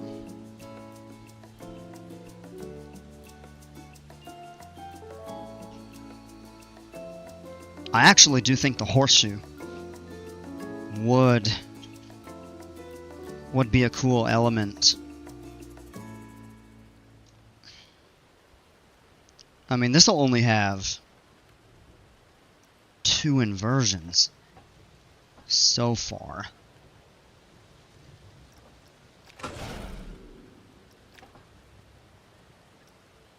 So what we could do is actually add the Horseshoe maybe back out this way. Instead, we can bank this toward the right. Kind of send it underneath the 0G roll. Non-inverted. Overbanked.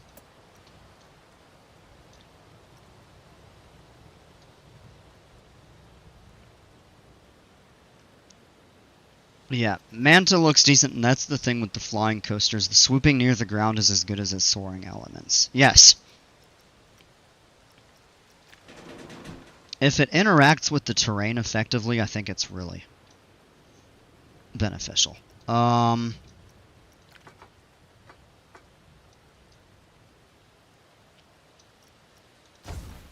so what we need to do here is just not really bank that.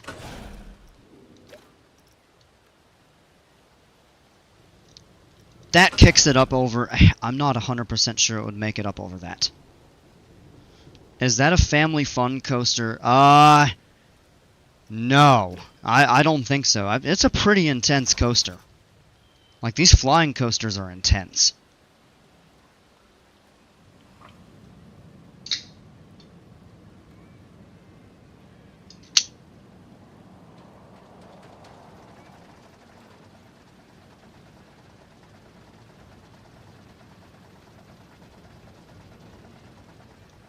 We'll test it and just see how it makes it through the course. I have a feeling it won't make it through that overbanked turn, as it is.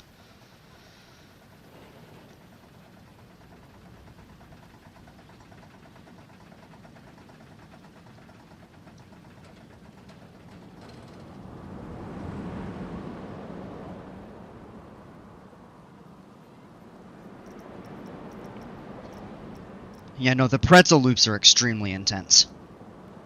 I mean, the rest of it isn't too powerful, but... Oh, that's good. We could actually maybe make that a tiny bit smaller.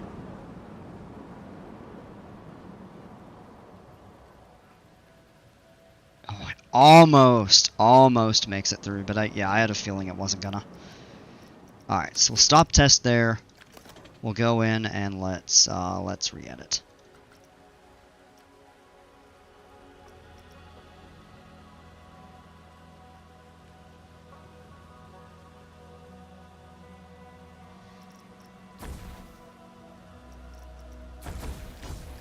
I think the first thing to do here is lower the height of the 0G roll. Just a little. 86. Could even make it bigger. Maybe like 90 feet. Yeah, 88. That'll work.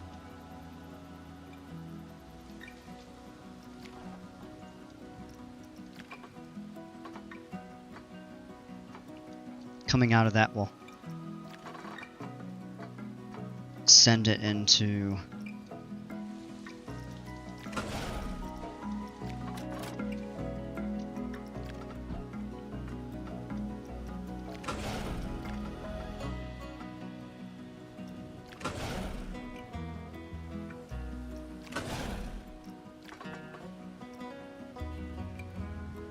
There's still a big 0G roll, yes. Definitely.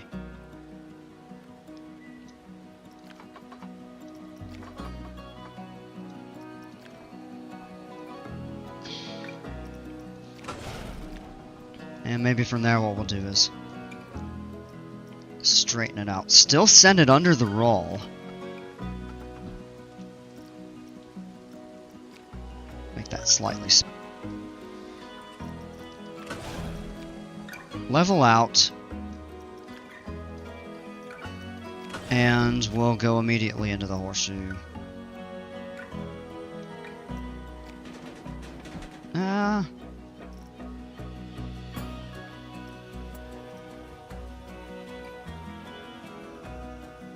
See, I would have liked to have it cross.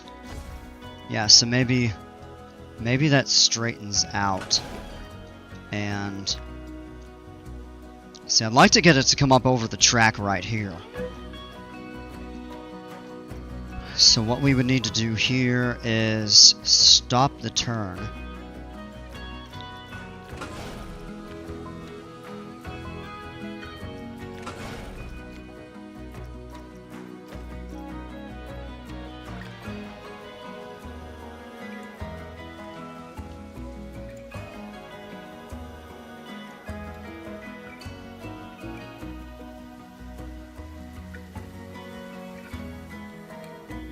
Oh, yeah, no, that would have to be banked.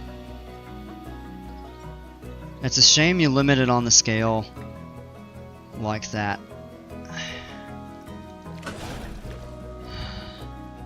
Yeah, see, now it's straightened out and kind of cut back. Unless... if it kind of rolls out of that and up and into the overbanked, that could work. And that's only at 76 feet. We could actually make that slightly larger. Not much. If that's at like 82, that might be too tall. Actually, probably not, since this is smaller and...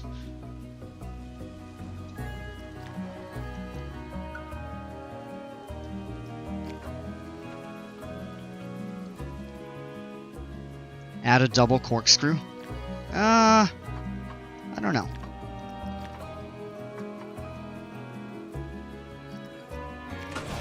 I have a nice little airtime hill right here, though.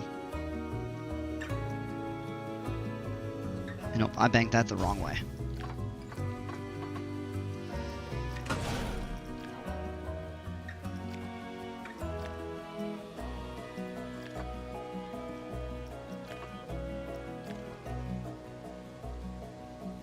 Also, if it works like a stall turn, in that in itself would be good.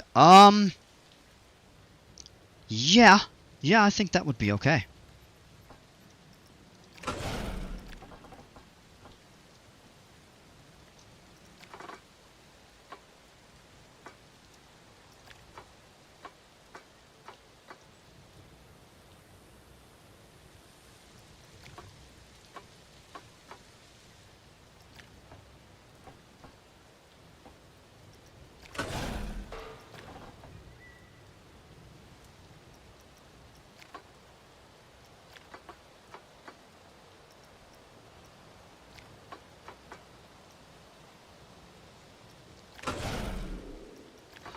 Okay. Where it might roll back. Where's the next inversion? It's probably coming up after this. Couple little pops of airtime. Can still send it upward.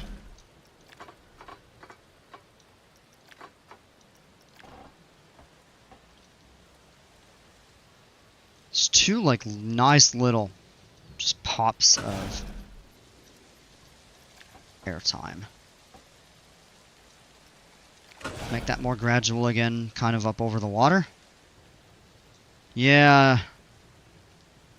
Just if it only negligibly slows down, hopefully. Yeah, I think it should be okay this time around.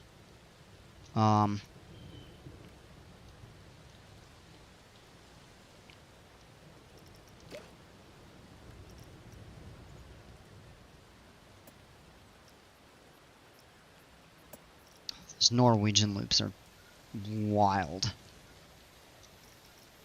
That actually, I don't think that would go well on that. I could 360 totally circular loop. That's a terrible idea for this coaster.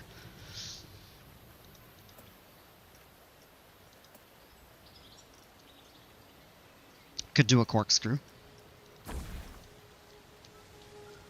Could actually do a corkscrew from right here. Gonna make a nice large corkscrew and maybe make it a little bit smaller on the way out.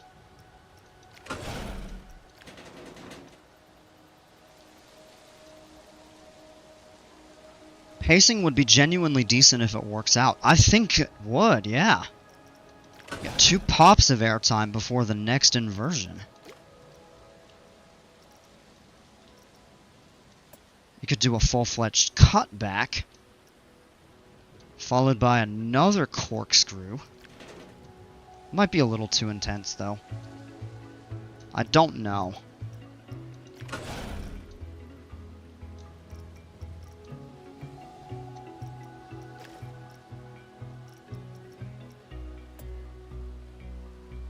It doesn't clear it, they don't interlock, but whatever.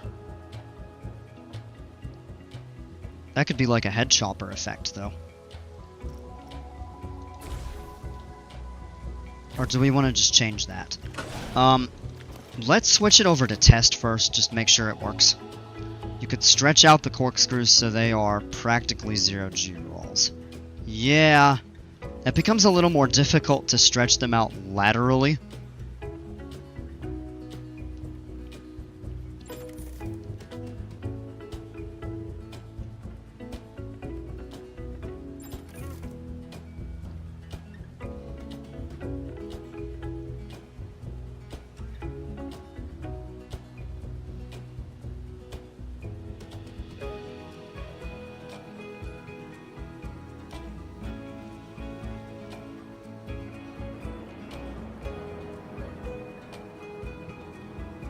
Pacing is really good through the pretzel loop, I think.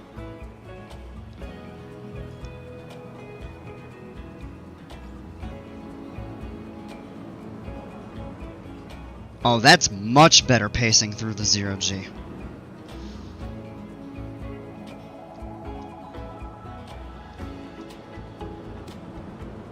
Up.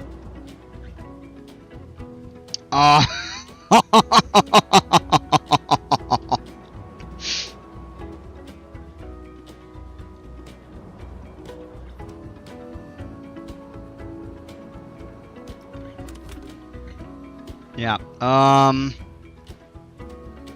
so here's my thought on that.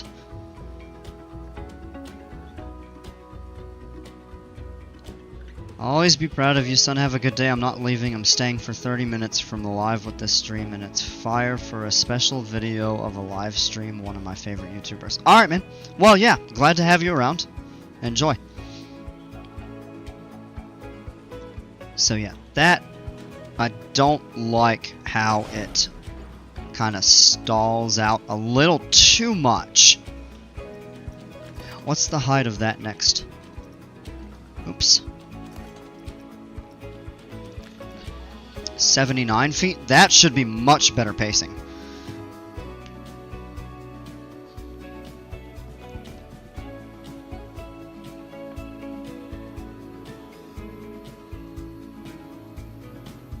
And, well, let's not do that yet.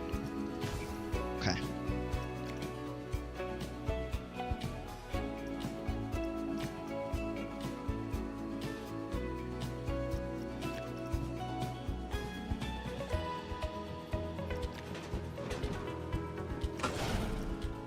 That's as low as we can make it for now, and I think that should be okay. I don't think that would make anything else too forceful.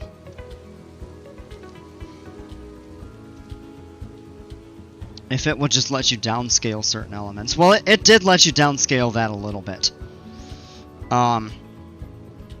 So I think that should be okay. I'm gonna step away real quick here.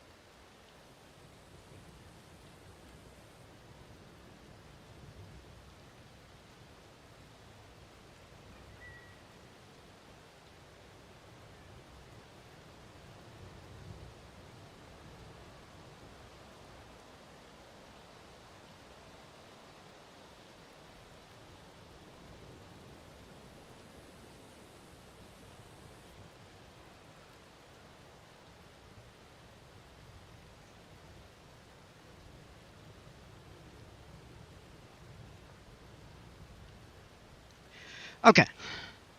Hello, and how are you doing today, and how are you doing today, and I'm not reading that all of those times. And I'm doing fine, thanks. Oh, you know what? I think we need to add some staff. Now that I think about it real quick.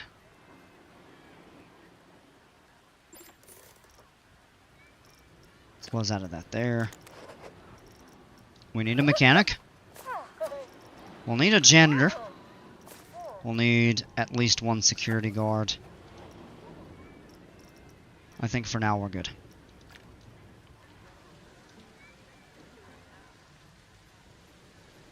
Okay, now the question is, how do we want this to end? Because keep in mind, we have separate entrance and exit platforms. Many guests are thirsty? How?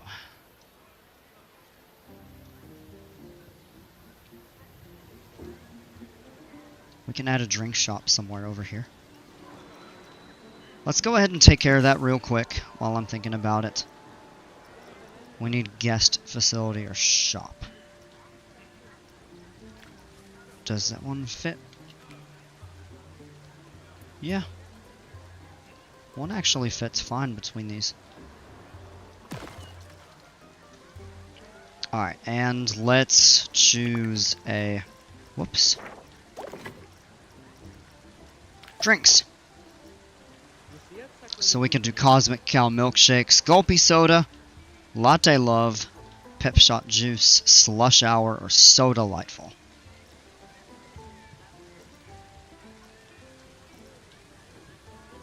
I actually like the idea of the juices.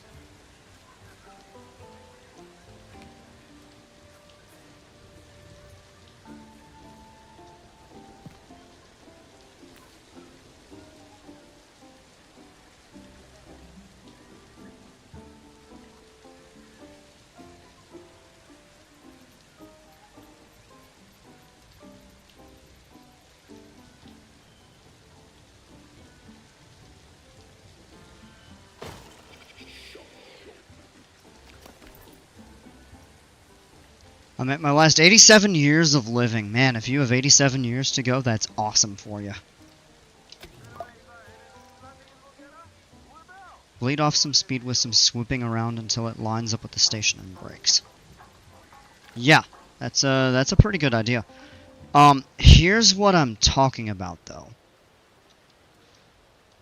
This is only the entrance platform, and we have to figure out a way to orient it to an exit platform. And then what we have to do is figure out, and actually we should figure this out first, is how we want the exit and entrance platforms to be connected. Because that's just going to help with better ride capacity.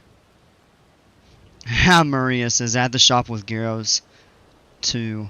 Gyros will get them in? Yeah, unfortunately they don't have that. That's one thing I would really like to see, is... you know, a little more diverse and themed food options. Who's better, Messi or Ronaldo? I don't know enough about either of the two of them to say who's better. Okay. So maybe what we'll do is add from here. And you can add drive tires as long as the track isn't banked and inclined. But my thought would be as follows. A 90-degree turn. And maybe a straightaway. Because the entrance platform is on this side. The exit platform could...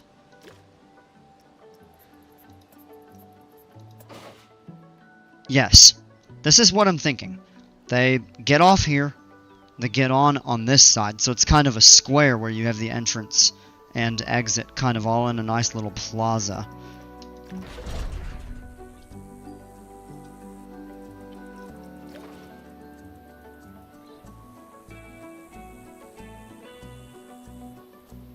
The flow with the loading platform is a challenge in itself, isn't it?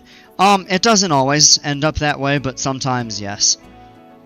And I've found actually separating the platforms improves the ride experience, because there's just less time that people are on the brakes or moving along the track slowly. But it's unrealistic to do that for most coasters. But certain configurations, like this, I think it's a good idea. And what I wish this had, and I'm not knocking the game when I say this, but I wish that there were more sophisticated track pieces. So like a lot of these B&M flyers will actually have split stations where the track will kind of split like in a Y. And the lineup, and you have 2 unloading or loading platforms. And then they merge, and then you go up the lift hill or something like that.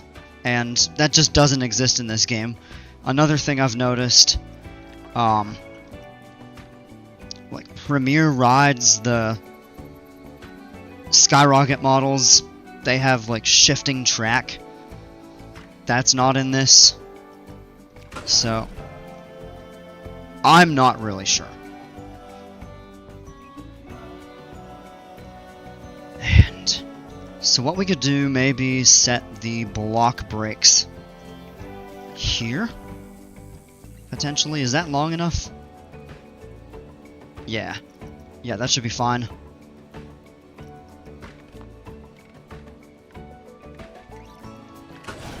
Alright, so we'll need to find a way to tie in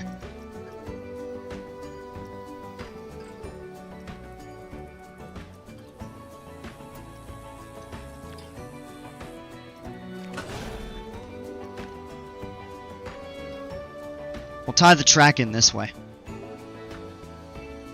Actually, maybe it would be better to have that flat, and we can shorten that a little bit, perhaps.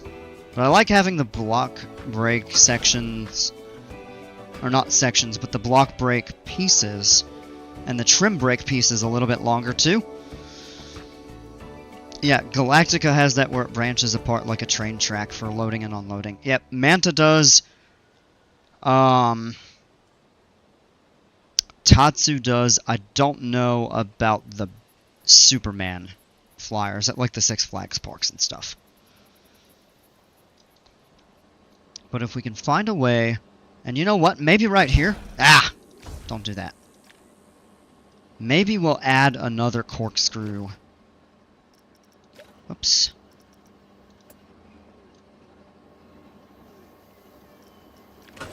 About a double corkscrew here. Oh, that might be cutting it kind of close to the station.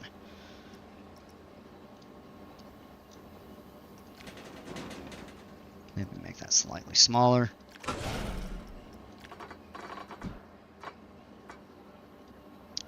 That might...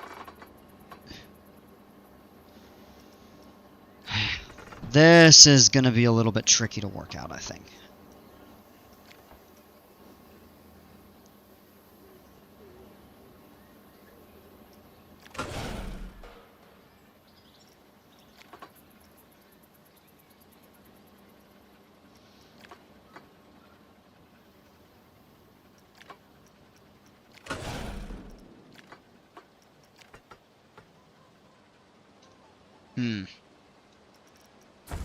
No, I don't like that. Maybe we'll have it curve around, come back through. I don't want to do an interlocking corkscrew. We only have 3 inversions. Generally, these things have like 4. I mean, some have 3, some have 4. Yeah, I added the double corkscrew, but I'm going to take it away because the spacing isn't right. Overbanked turn, we have that right here. And I don't think we need another one.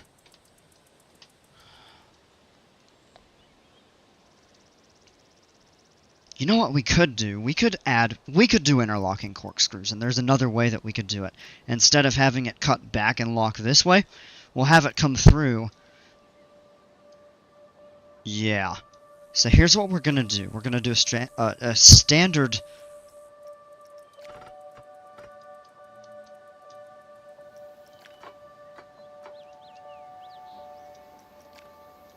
Okay, that is rising up. Does it need to be banked that much? Yeah, let's bank it, straighten it a little bit. Lengthen it. That'll kind of take a little bit of the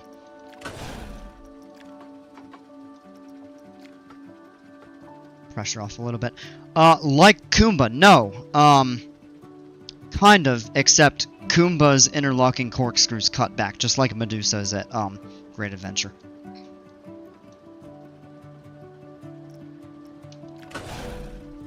So similar concept, but we get it to turn and come back and interlock this way.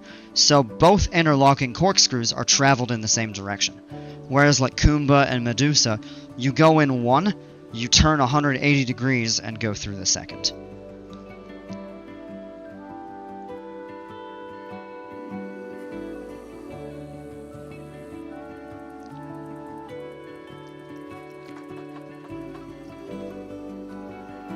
Another airtime opportunity.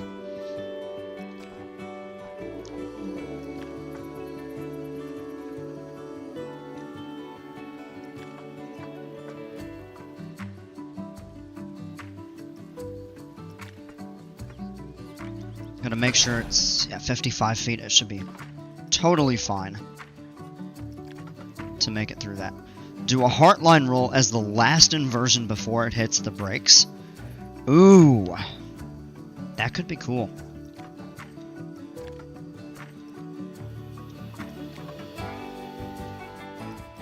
Alright, let's go ahead and just run a test, just make sure that it's going to function okay to this point.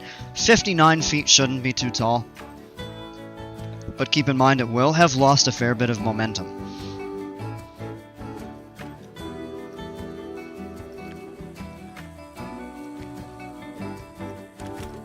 Ah! I did not mean to click that. This all looks like red and pink, except it's just the color of the sun.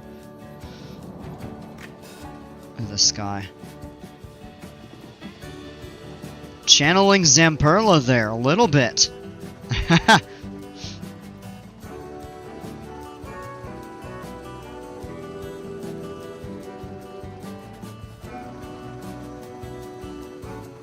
Why did I scream? It just might have been a voice spike. I might need to turn the mic again down a little bit. Alright, that looks pretty good, and I'm gonna watch this. Yeah, the fear goes way up through the pretzel loop.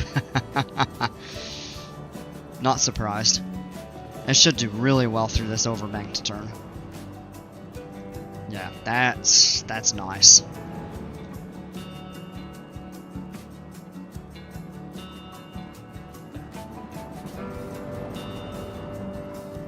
Yeah, way better. Little pop of airtime. Another pop of airtime. Does get through that first corkscrew. I'm a little concerned about this right here. Nope, it makes it. Okay.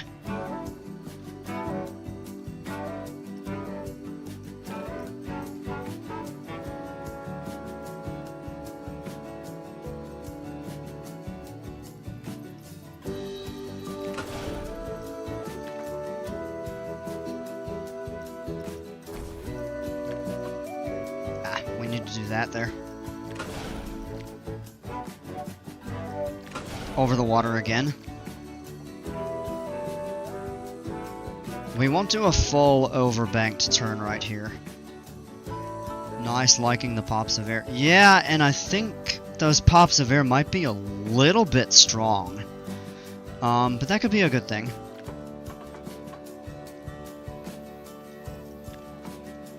I mean, after all, people don't really complain about too much airtime unless it makes them sick.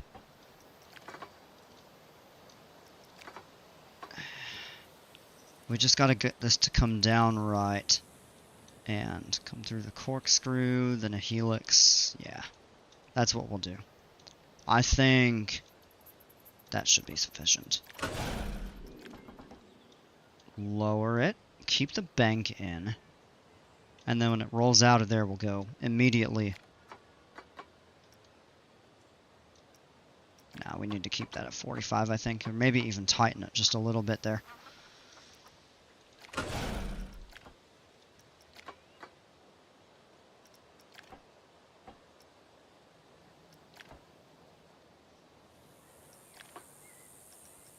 Take a little bit of bank out. That looks like it should actually... That should line up okay. Level out.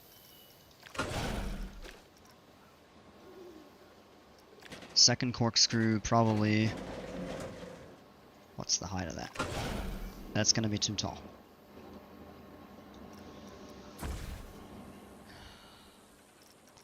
Let's reprofile this turn a little bit.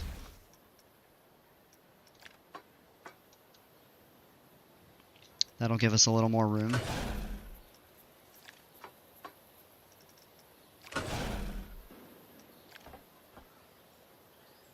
That's too tight.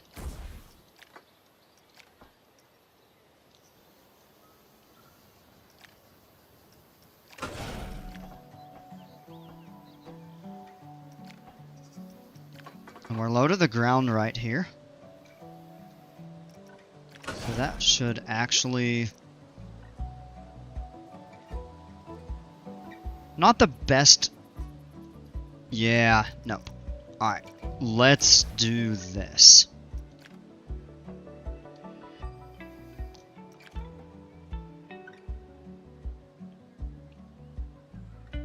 If you were designing a coaster that was simulating flight, sufficient pops of airtime would be a prerequisite for me, at least. I don't disagree with you on that. I think you have a very valid point right there.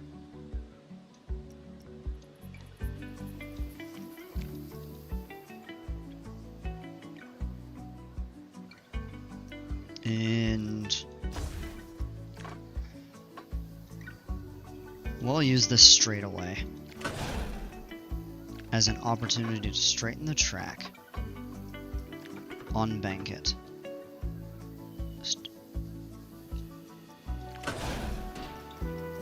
Rolls.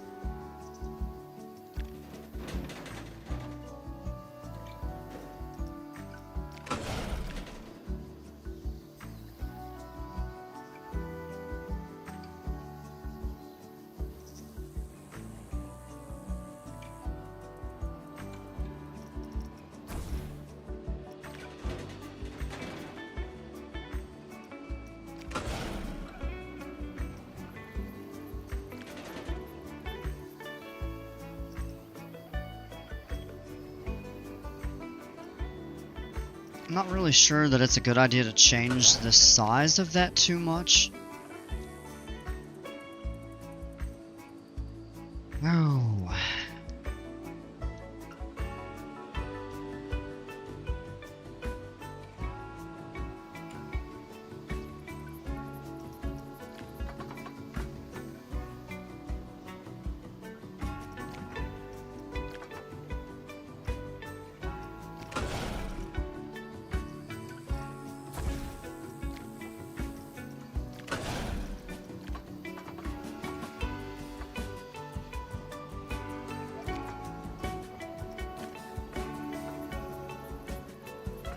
Maybe a nice tight helix too.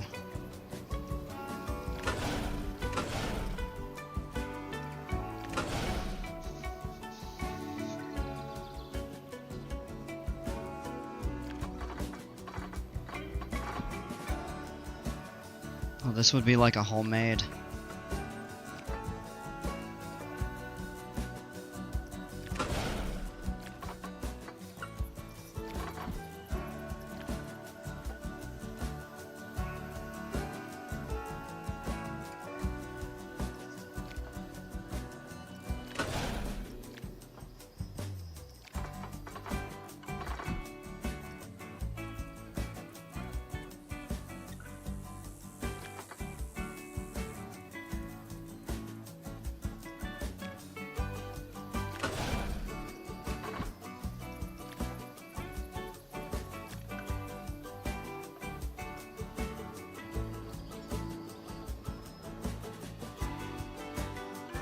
Oh, I'm unbanking that the wrong direction.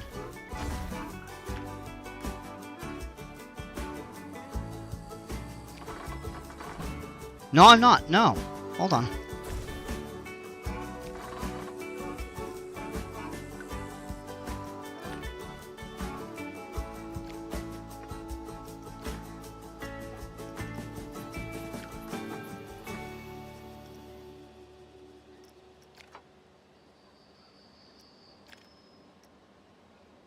Let's get it to roll out from here.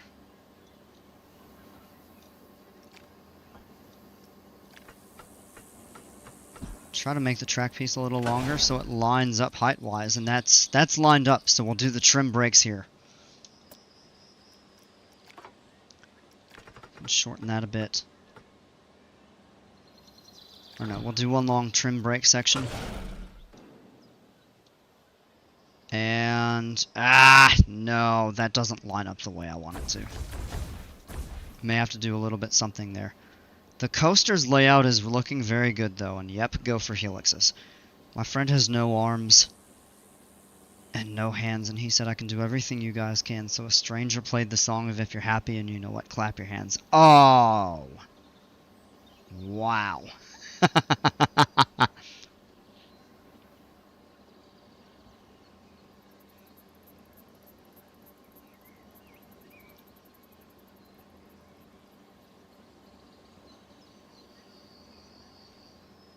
That's messed up. Let me see what kind... Oh my gosh, no, you can't do that. Helix up, left. That's too tall, though. I mean, you have a half helix.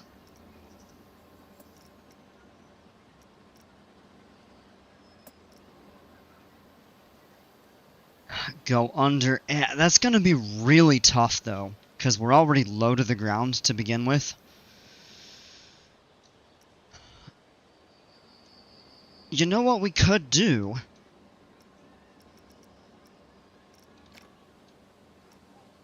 I think it will be easier to go this way.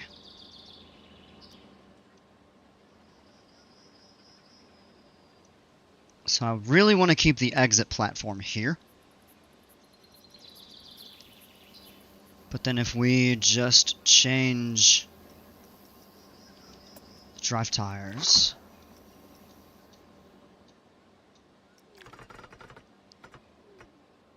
we can make that a smaller section.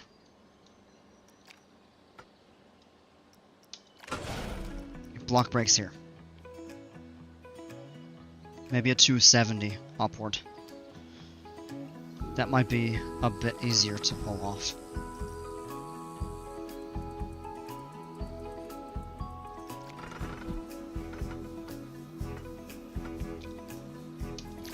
Block.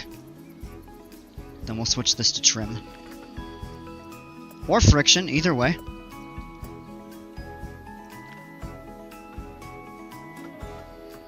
Change the direction it goes into the exit platform.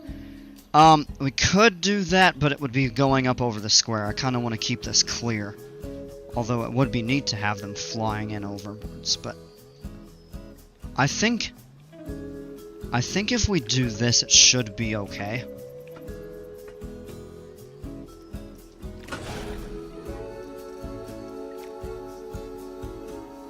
I really think this will be alright this way.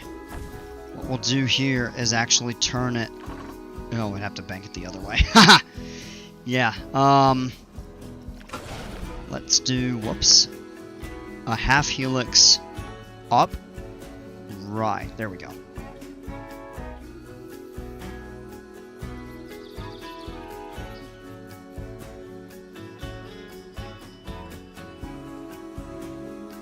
Oh, it was before, okay. What are trim brakes? I'll explain in a moment. Does that... I don't think these helices are banked enough. We're gonna do it manually.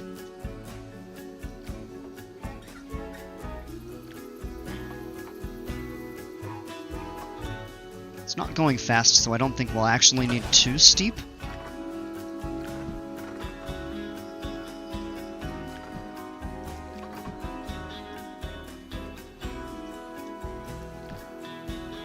Gonna have to shorten it a little bit. Don't wanna.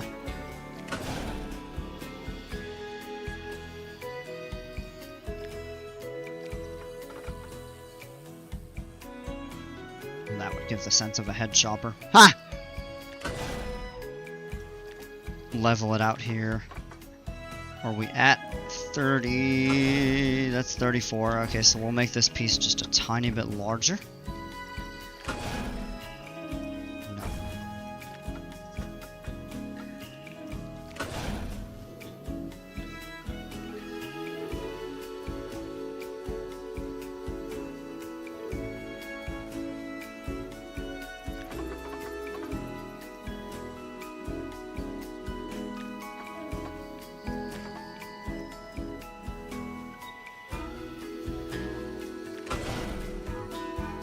That's at 32. Seriously, by hand is good shout. Hmm?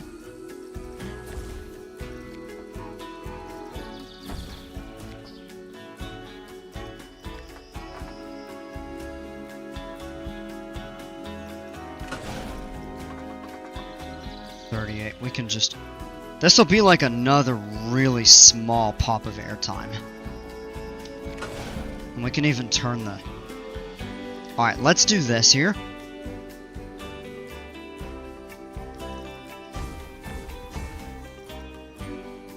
Okay. We'll clear that out. We'll figure out how to reprofile these turns.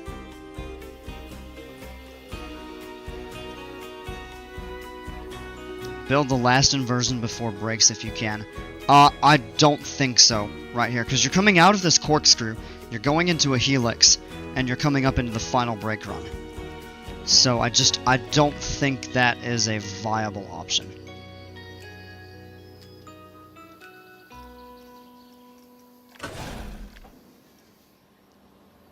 Yeah, you know what we can do is actually do trim brakes right here.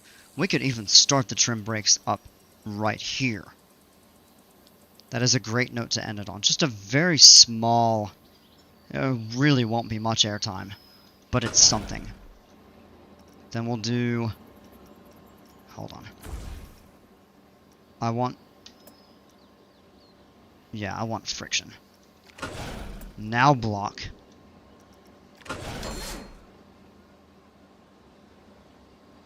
It's not going to be a good turn. Go to edit mode. I want to edit this piece. We'll do that. And we can... What does Confetti Whistler mean? I don't know. Yeah, it has no momentum to complete another. It would if it was low to the ground, but coming up, I don't think it will have what it... Alright. That is a good turn, and the height should be about right.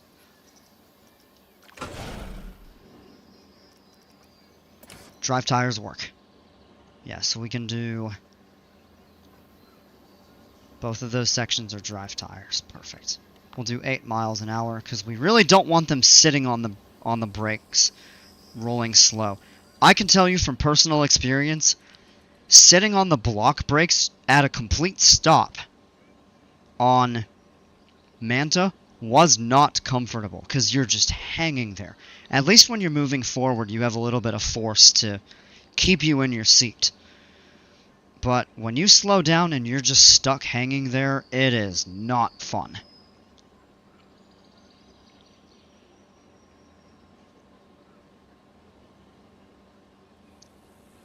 Alright, let me go to the block section. No, hold on. These are supposed to be blocks. Those are both friction. That needs to be block. Release at 8 miles an hour.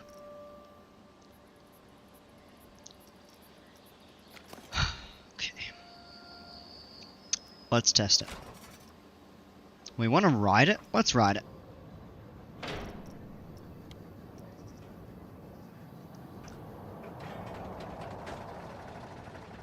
Get some good momentum before it goes up the lift hill. That's the other thing we can do, is if we need it to go a little faster, we can just increase the lift hill speed. This should be okay, though. You're hanging there and the restraints feel like a torture device. Yeah, if they're operating both sides of the station, it makes it a lot better.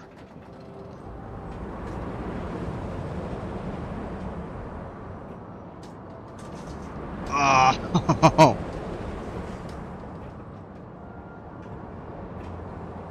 And we can also do some of the track smoothing. Nice! Wow!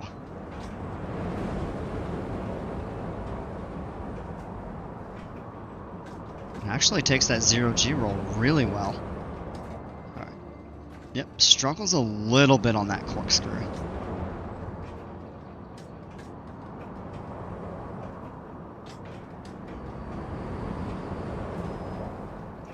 Come on. Yep, there we go.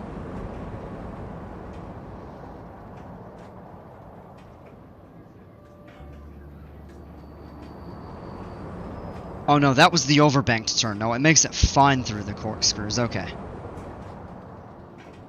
Ooh.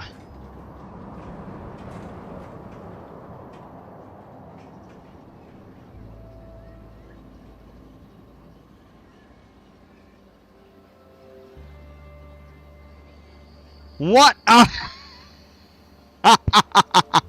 no.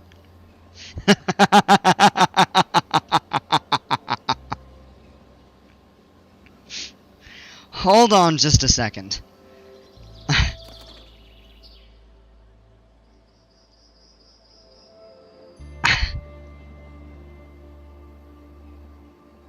I've never seen that.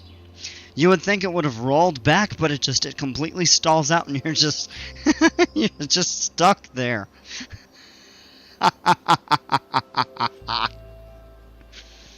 Oh no.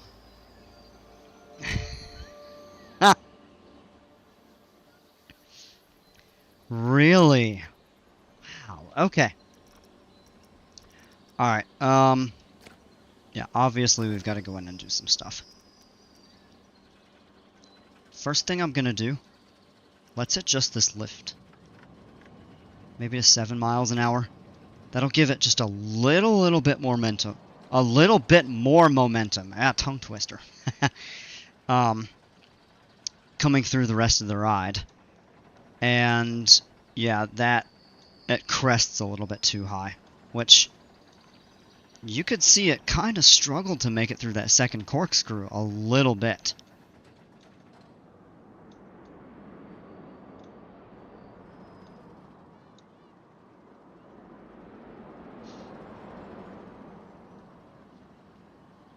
Yeah, so we will definitely have to go in. These are friction brakes. Delete. Yes, okay, we're going the right.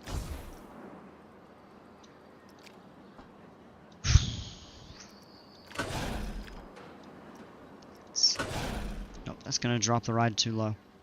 Okay. I think what we need to do here is...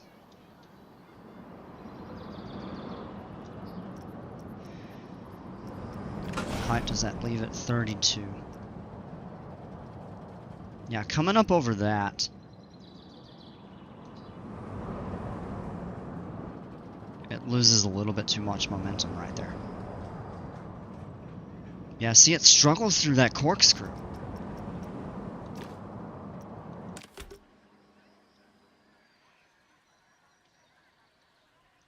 You know what I think we also need to reprofile is going to be that. Because it loses a lot of momentum going up. So let's look at reprofiling that. First, and you know, actually it might be okay if we fix this here.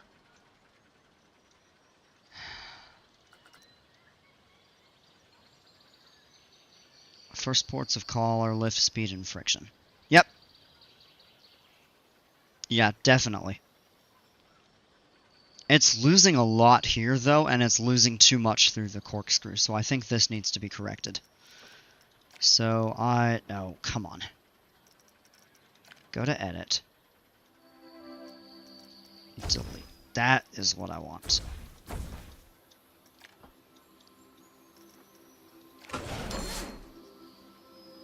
No, it's only at 51, but we could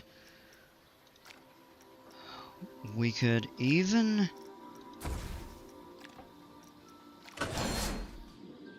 Now it's only a 46.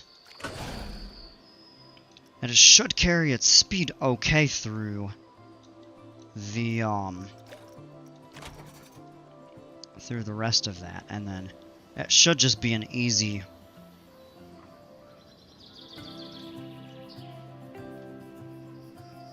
rest of the way through the second corkscrew and up into the final brakes.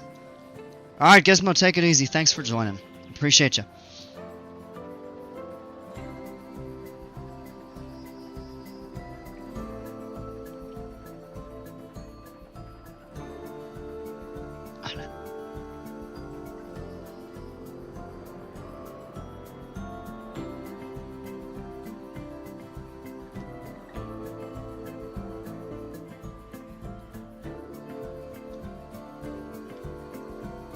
We'll see how it does through that.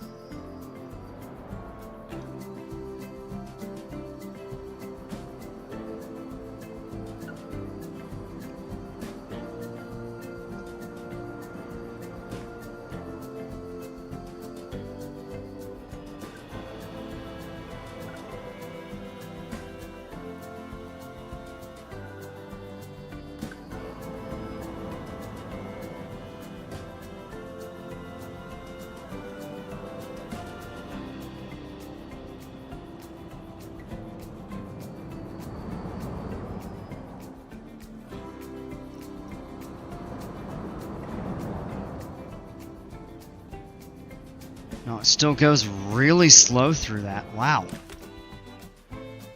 Okay.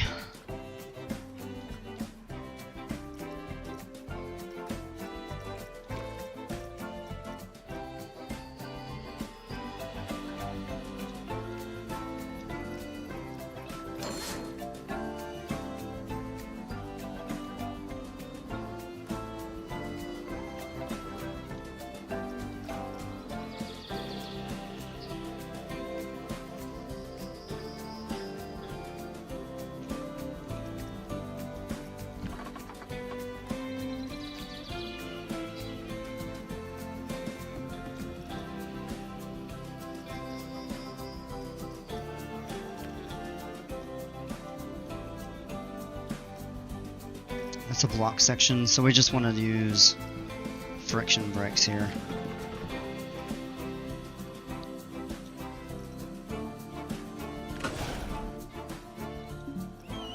Track limits exceeded.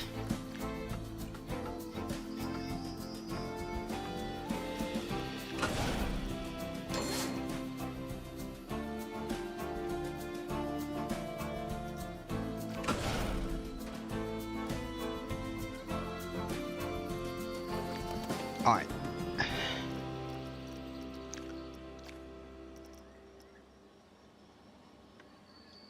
There's 0.9 maybe? Need to go block sectioned. Yeah, 3 trains. Alright. Let's give that a test run. It should be okay now.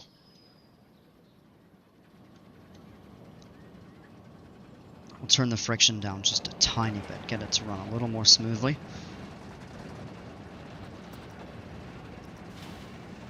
Yeah, I know it doesn't have...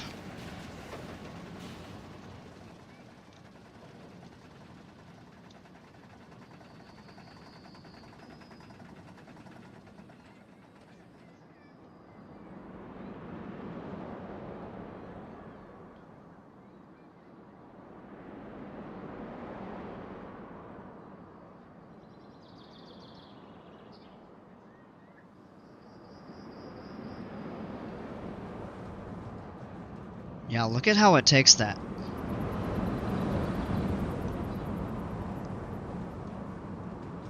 I think, yeah, lowering the friction just slightly. Ooh, it takes that. No, that's okay. I was going to say, it looks like it's going to take that a little bit too fast, but no.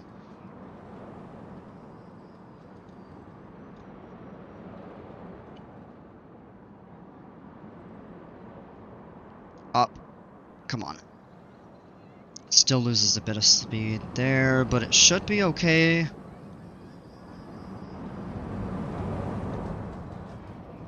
Yeah, it definitely does slow down a little bit through that second corkscrew there, but that's...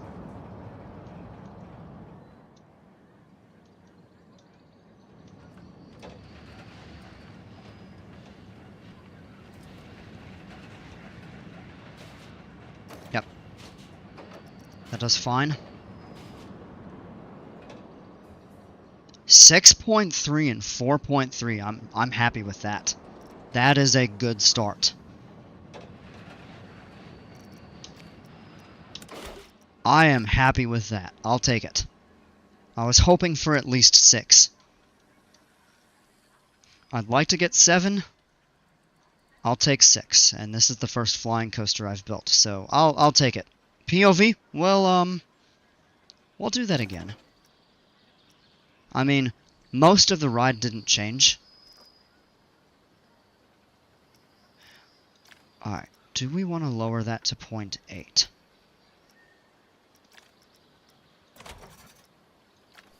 I'm curious how it would go now. 0.8 might actually give it some more speed and intensity. I think that might be a little intense there. Unless changing the friction doesn't make a difference. But these are supposed to be pretty smooth anyway.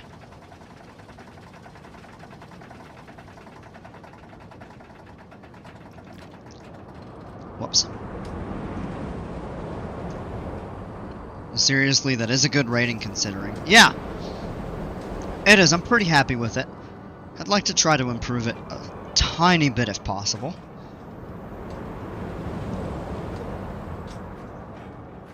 That takes that 0G roll really well.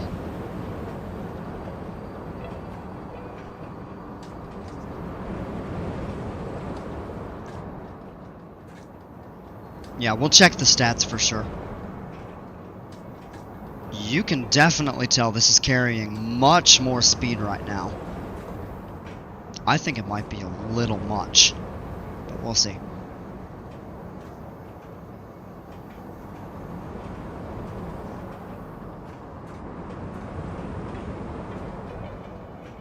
Still loses a bit of speed in that corkscrew.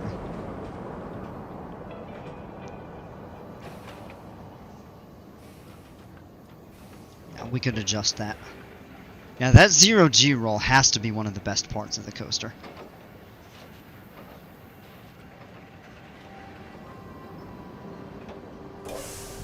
Oh, it did raise it. Yep, okay. That's our answer. That is our answer. What I'm gonna do very quickly is just a little bit of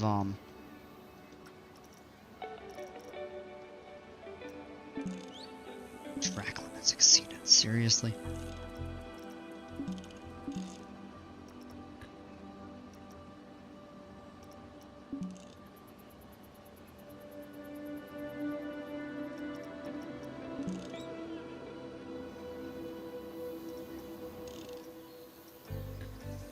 I feel like smoothing would be a good idea.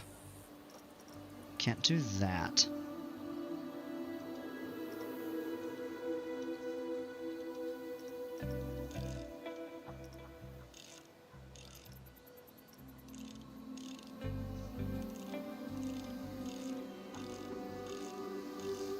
Just kind of reprofiling some of this, I think will help the ride.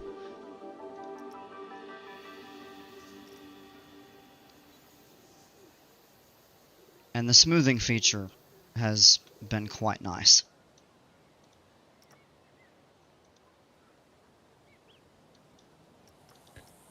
Does that not need to be?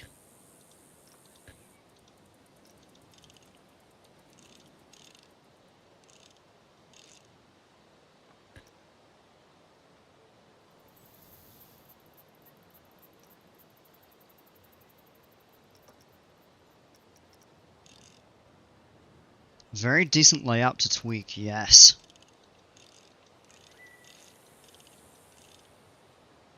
A 100%.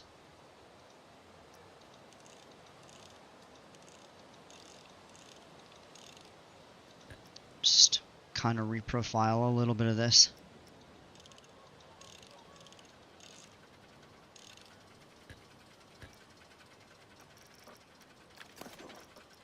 Alright, well, oh, you know what? Edit, and let's just check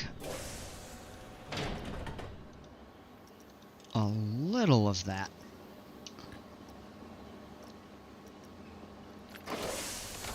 Let's give it a run.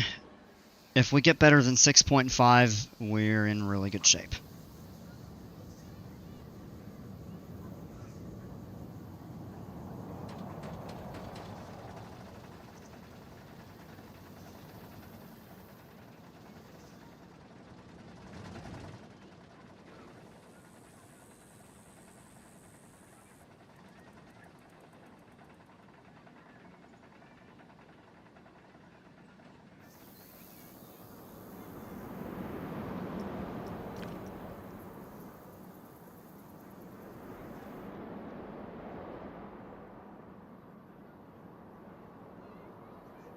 Doesn't get low over the water as much. Gets lower right there than it did before.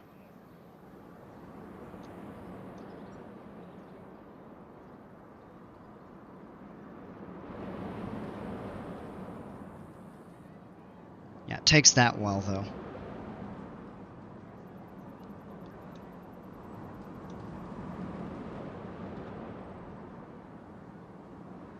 Nice.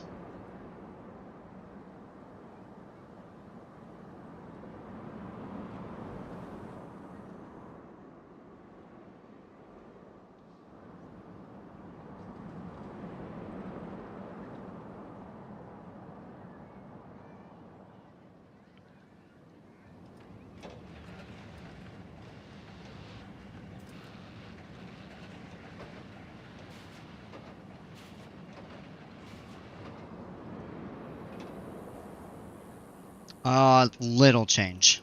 So. Okay. I'm good with that.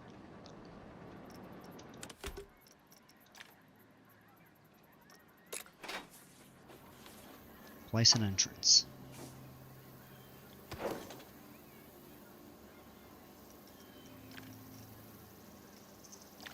Let's do a priority entrance.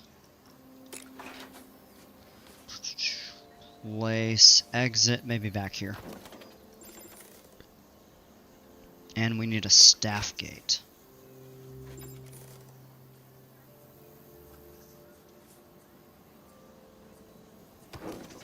Still, it's very good. Yeah, I'll take it for my first flying coaster. I'm pleased. And actually, let's switch these. Ah. No, I don't want to change that. I just want to change the gate. There we go.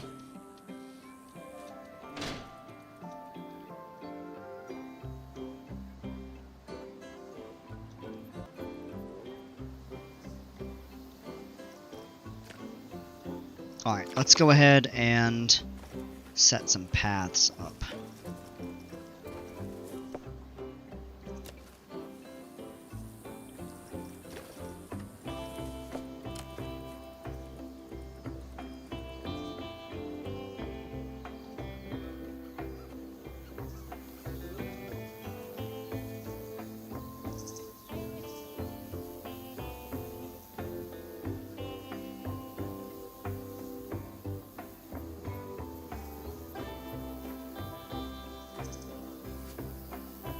Oh no, that's a staff path. We gotta switch that.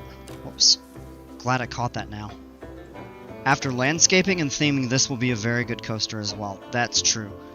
That will boost it overall.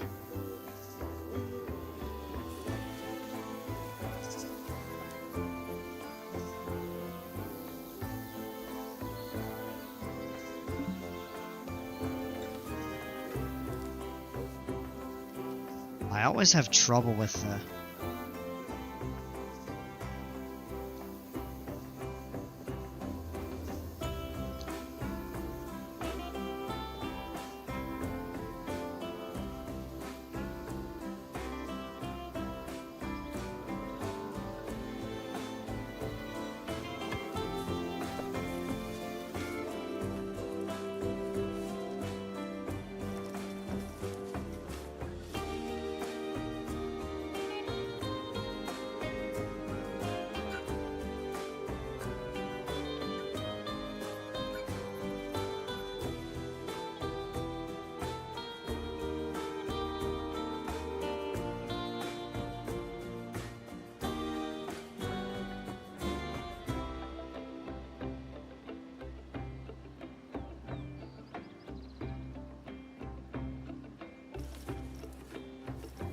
Alright, switch to the queue.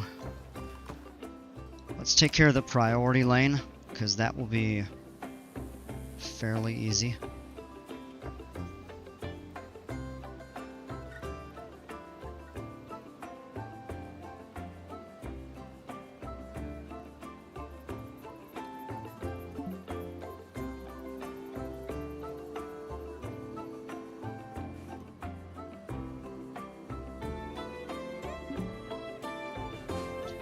Oh, it's just that one section.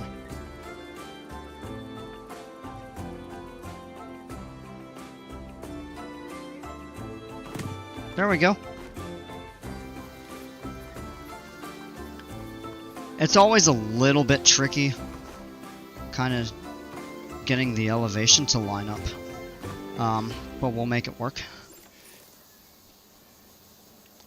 Park entrance is not accessible from the exit. Well, no kidding! I haven't finished building the paths. Alright.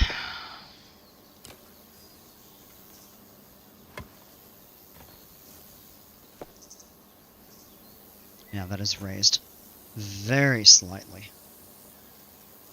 Alright, so this is actually a staff path.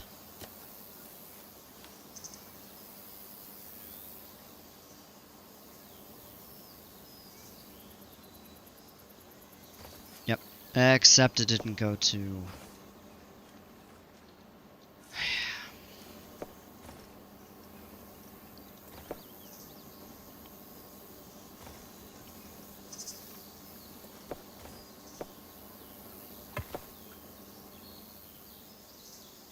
Alright, that looks okay.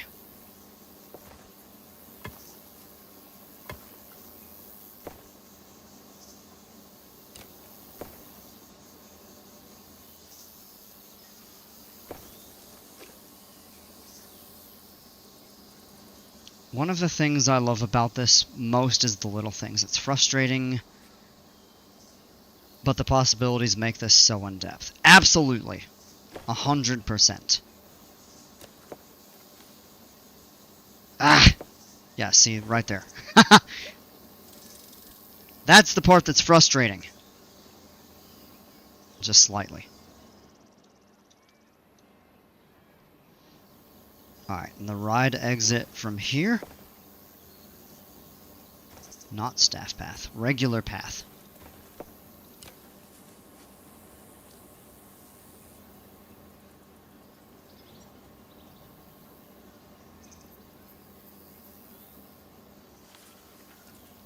So the biggest thing about the pathing is it's so difficult to tell if you're going to build something below the ground.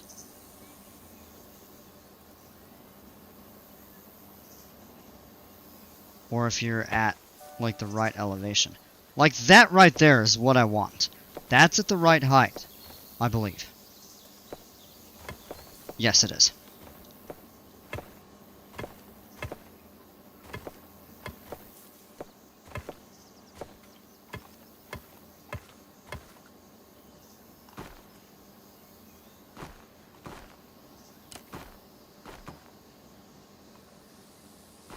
I don't think the priority queue would need to be very long.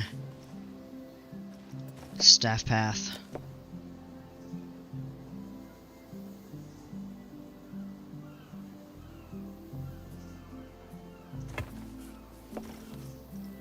Now we can go back to stamp for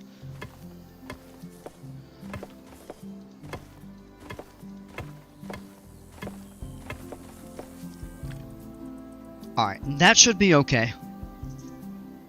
Not sure how much you played the original Planco. None of it. Yep, some of the initial trade-off between that and this was the queue making. I heard it was much better in this than it was in the original. I mean, even from the early days, people said the pathing was much better. Because, I mean, they still have the legacy mode, but apparently there were a lot of issues with that, so they totally revamped it. Like, I've had a lot of trouble using the path builder in this game.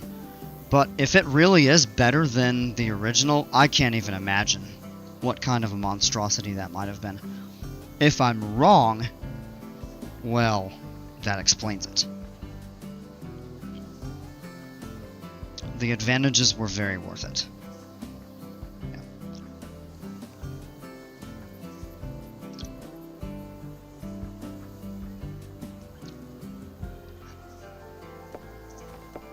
Alright, now it's time to do the regular queue.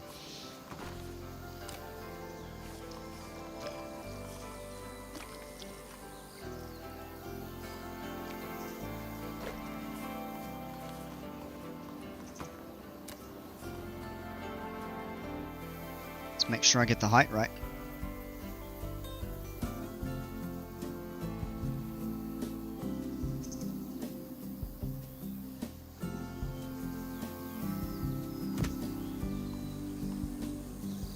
That is ground level. Perfect. Also, updates next week too. I cannot wait for update 6. It's gonna be so good. The souvenir shops, the on-ride photos, pirate theme, I can't wait for that. Yeah, I'm really looking forward to it, but I didn't have a working computer for about 4.5 months, so I didn't get to play the game since like late January, and I think only update 1 had come out at that point. And everything that I'm seeing between then and now is just, it's so much better. And I did keep up with the game news kind of while I was, you know, down for the count, so to speak. But I mean, even from like update 3, they started making some really good changes. Soggy Taki, what's up? I'm pumped for on-ride photos. Oh, I can't wait. I think it's a brilliant idea, man. You're not alone. Alright, turn merge off. That way...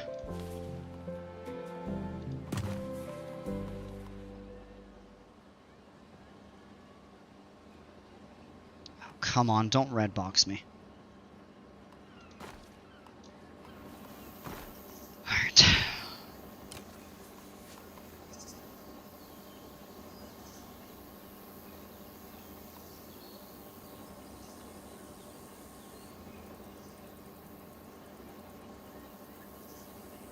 Did I ever play either on consoles? No. Nope, only PC. I actually don't own any consoles, so... Alright, let's go back to straight.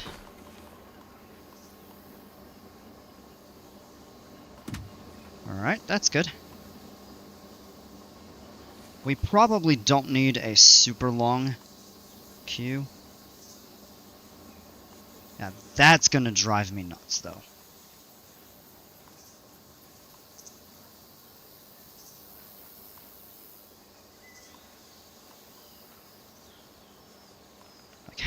How is that interfering right there?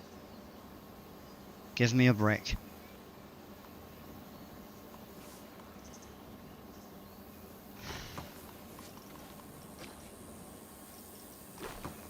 I'm telling you, the pathing really annoys me in this game.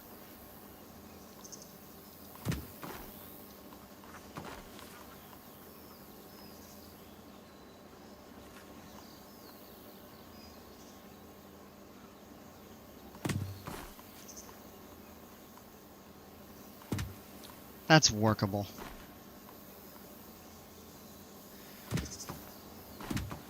We'll go with that. That's fine. If we need to add more, we can always expand. Of course, we'll need some power supply. Now, let's go ahead and do a little bit of terrain reconfiguration. And what I'm thinking is just lower the track a little, or not lower the track, but lower the terrain below the track a little bit more.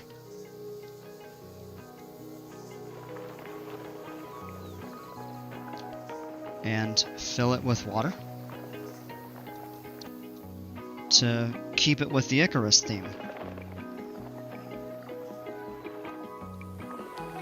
Because after all, his wings melted and he fell into the ocean. However, in this case, they don't actually fall into the ocean, of course. But going, you know, right below the water.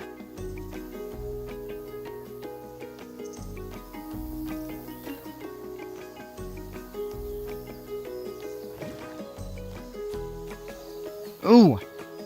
Yikes, that's too low. I mean, that's all fine through all of this, I believe.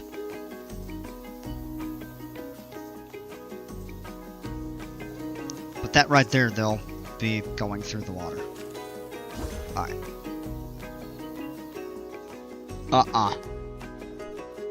What just happened?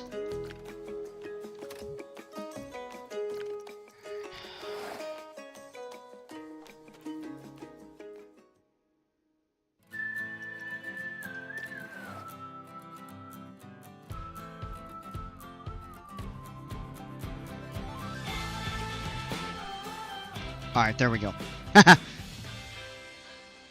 Yep, autosave. That's why I have my autosave go like every 2 to 3 minutes. So this, of course, needs to be at a much lower level.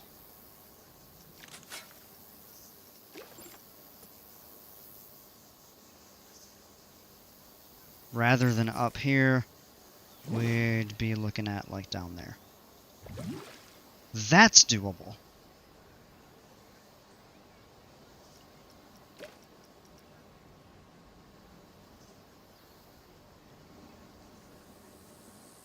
This here is probably okay. Near misses over water will be really good for the ride. Yeah. Yeah, we just don't want it to actually go into the water. Like right here is a really low point, so we'll need to... I don't know if that is gonna be... Yeah, like that right there isn't.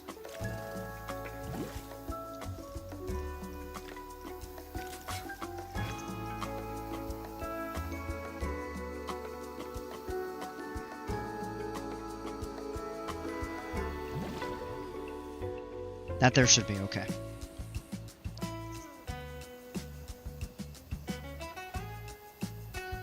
Yeah, no dipping. Ha! That there is good. Alright, so yeah, let's go ahead, clear the water there.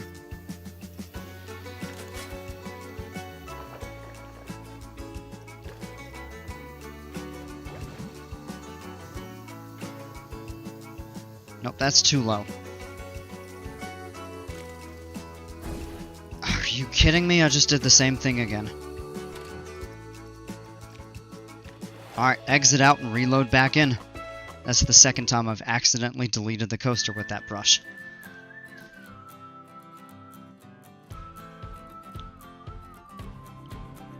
Might have to slightly lower terrain otherwise. Yeah, I mean, we can keep a couple separate pools. This is the lowest point on the ride, right here. So this is the one that we really just need to be careful of making the water not too high. Can go up there, that's too low. That, I believe that should be okay. And I mean, we can test the ride and see again, and then it's just a matter of deleting the water. If need be. See, like here, it probably could be plenty higher. Although it really doesn't give us...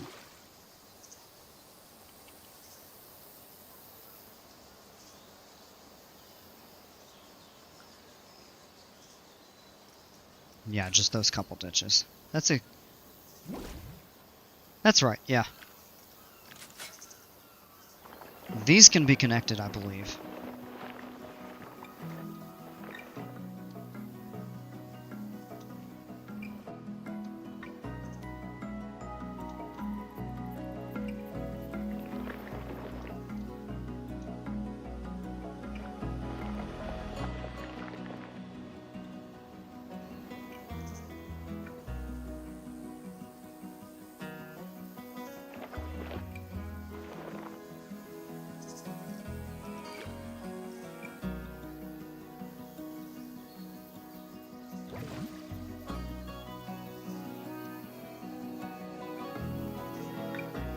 That should be fine.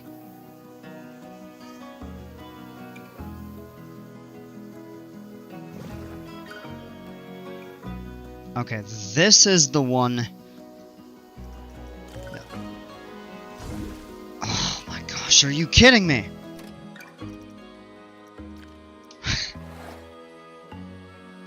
I don't know how the coaster's getting selected because I'm just clicking on the water. Great thing I autosave like every 3 minutes, I think it's set to. That would just be terrible if it autosaved at a time I... Yeah.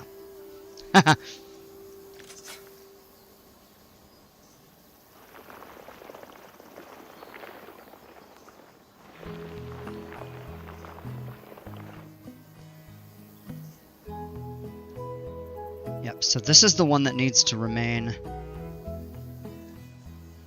separate. I think... yeah, these two should be okay to be connected, but I need to double check.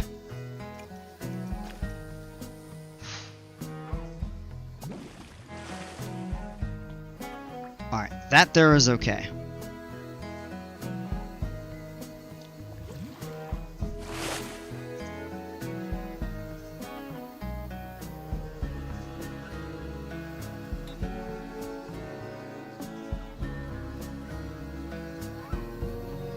That's as high as that can go.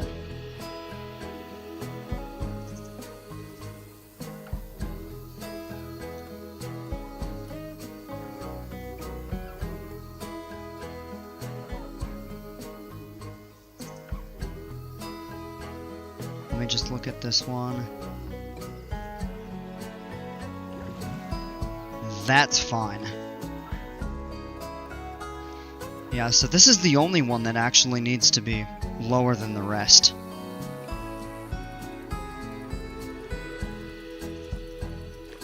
This can be...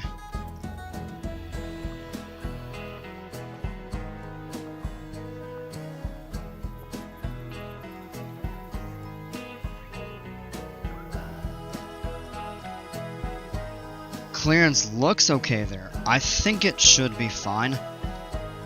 Oh yeah, see here, now it's highlighting the track. So we'll just make sure to click when the track isn't highlighted. There we go.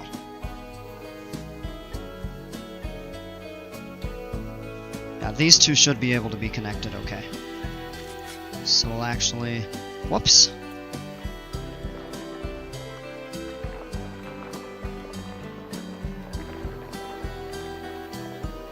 Could even make a larger lake if we wanted to.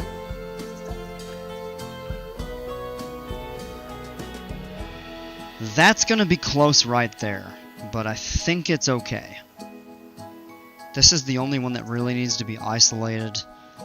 You'd have to go around that.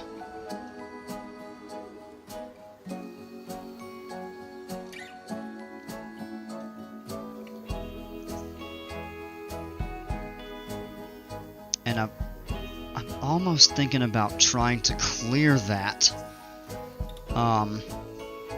Get rid of the water, maybe build the terrain up and make that a tunnel or something?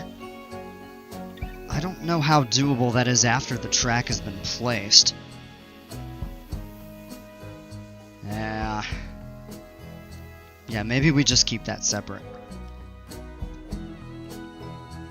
I mean, I would think you could tie these together. We could even try that. I think they're the same.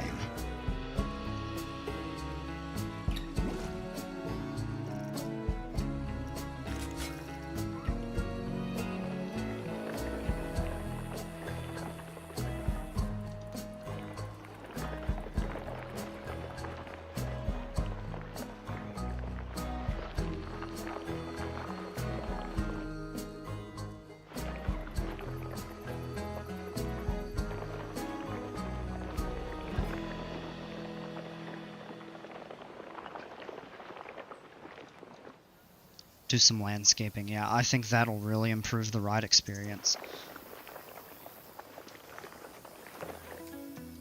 I mean, realistically, we could...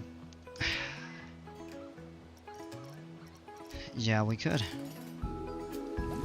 We could tie this together too. Let's make the brush larger. Intensity higher will make it a little more seamless.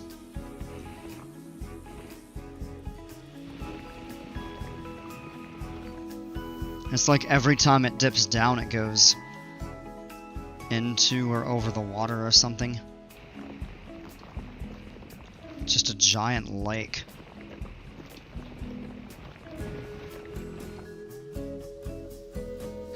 Let's...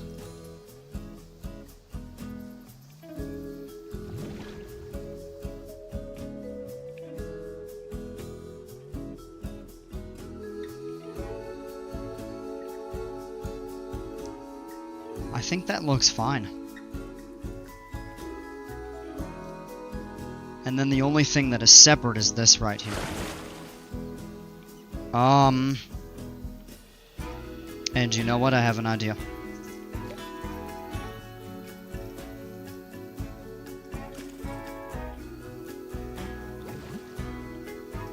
Let's get rid of that water, and let's see if it's possible to raise the terrain up.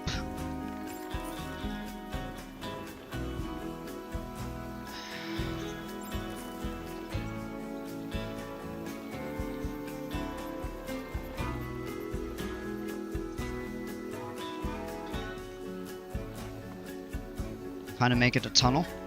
Nemesis Reborn, yeah, now is my favorite coaster, and it's literally how it cuts into the terrain around it. I have heard fantastic things about Nemesis Reborn.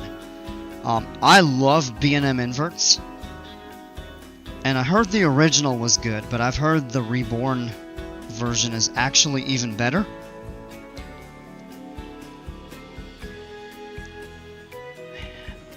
And it actually sounds interesting and maybe even a little bit controversial on whether... no, that won't work. On whether Nemesis, or Nemesis Reborn, or, Black Mamba at Phantasialand, I think, is the better invert.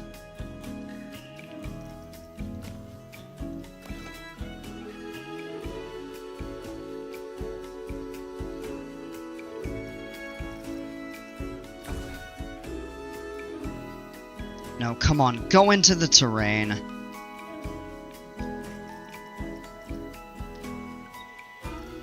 Yeah, we just lost it.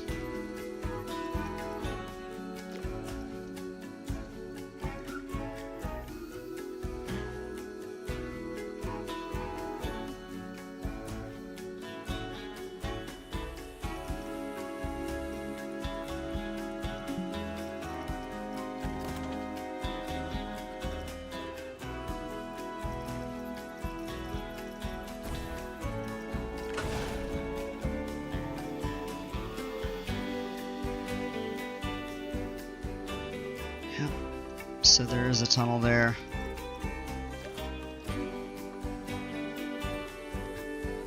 Not place? Really? It can't?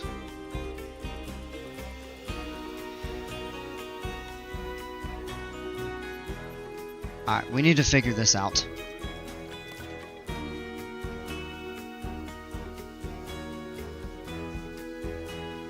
Because I would love to have this interact with the terrain.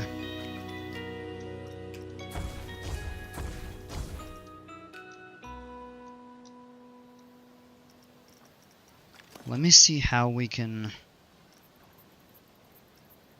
I hope I didn't just mess that up.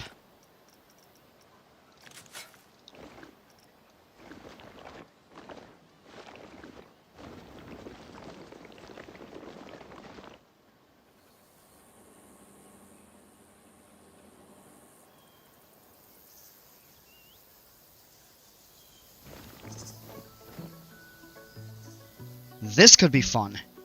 If, the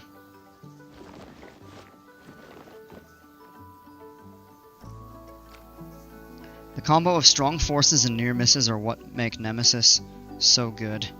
Black Mamba looks great too, though, and was inspired by Nemesis. I figured they had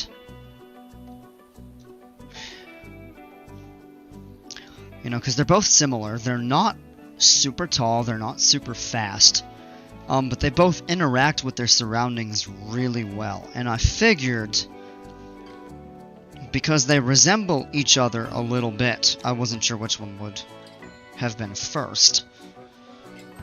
But yeah, they both look like really fun inverts.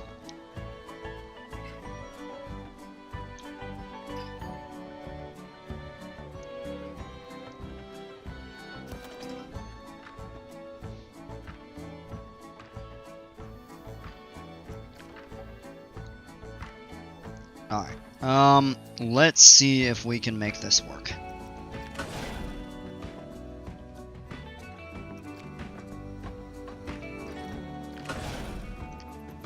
Barely.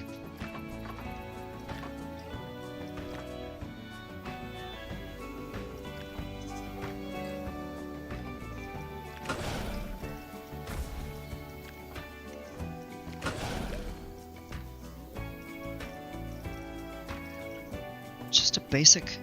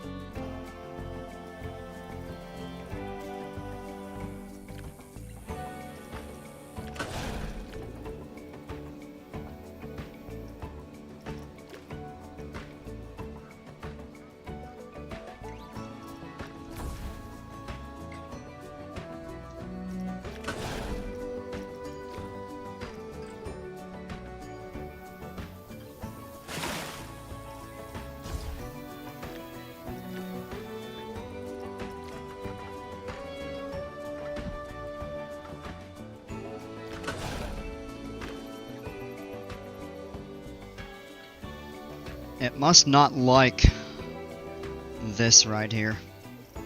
So maybe what we need to do...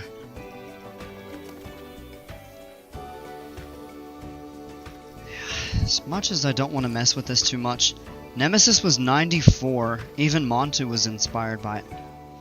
Was the original Nemesis that old?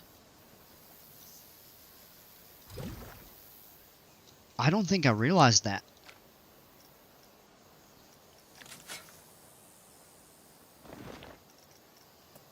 No, alright. Let's raise some of the terrain over here.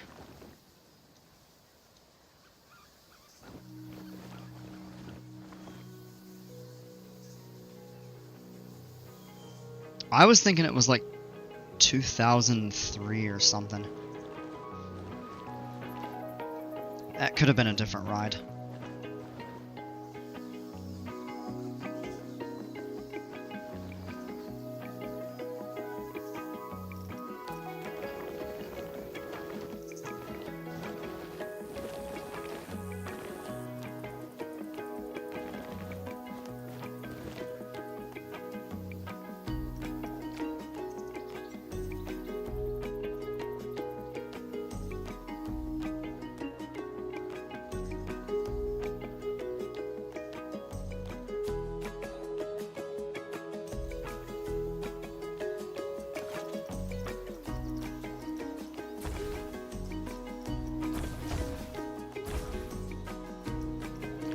Let's place that and just hold off for a moment.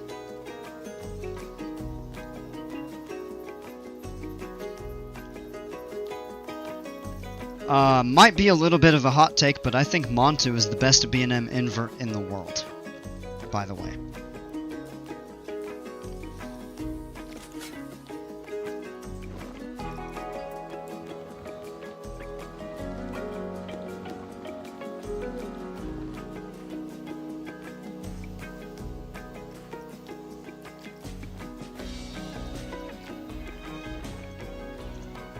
I absolutely love Montu.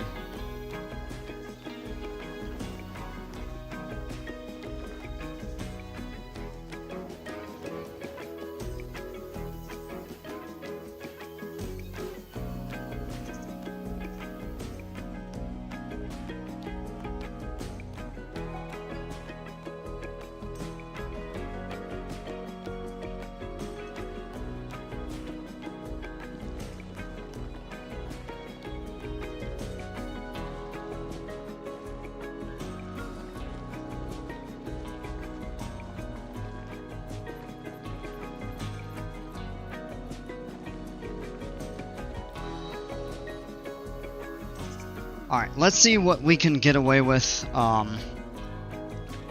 over here for tunnels.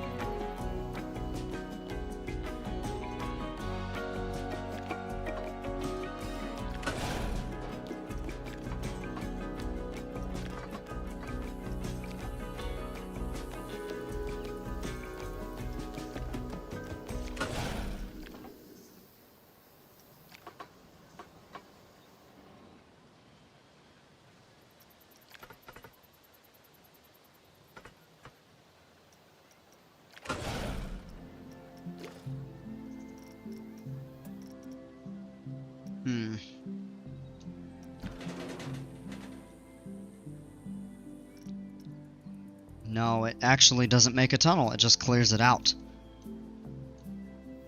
Not what I wanted.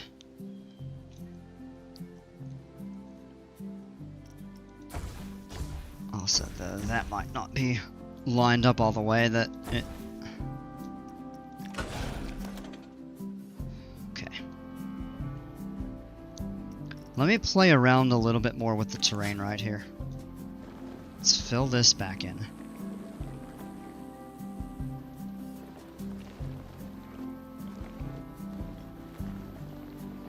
This could have a cool sort of impression that it's just...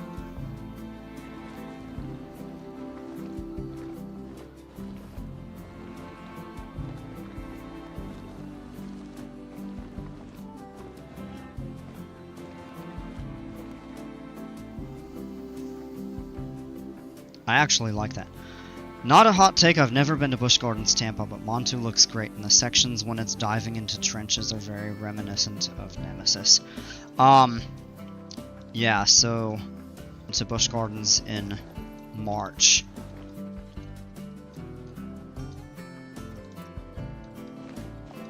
Yeah, just a sec.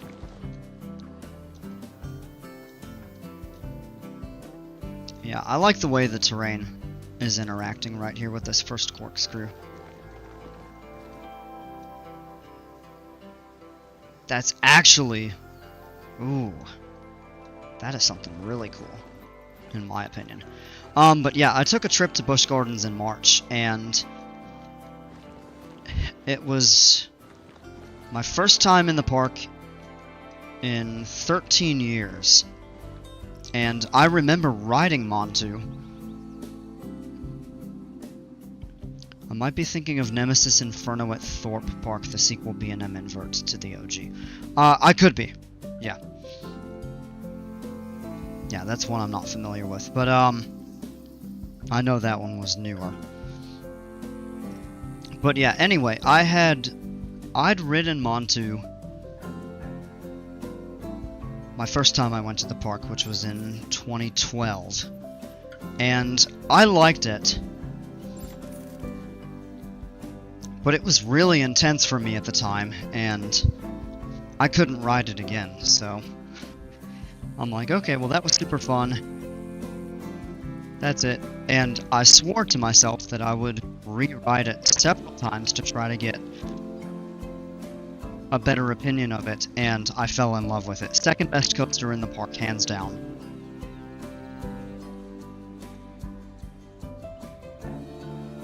Only Iron Gwazi is better.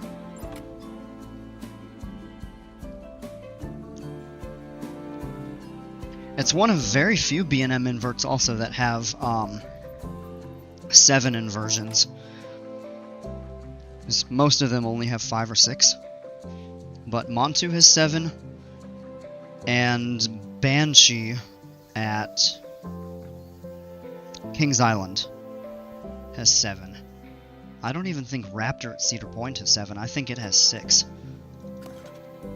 Alright. Let's... Oh, come on.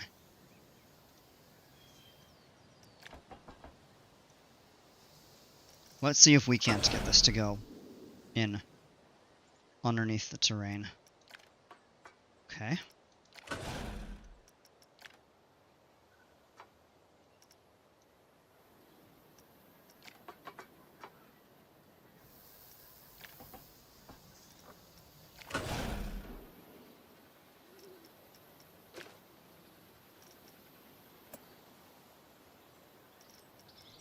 I think we need a piece of straight track. Nemesis Inferno has a very similar layout to the Batman the Ride Invert clones, but I think it pales in comparison to the original Nemi. I have heard that.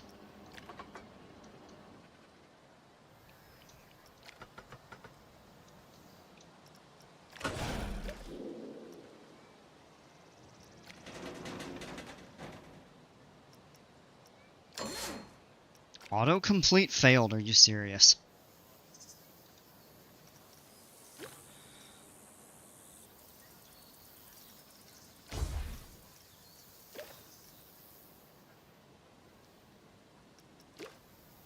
Oh, come on.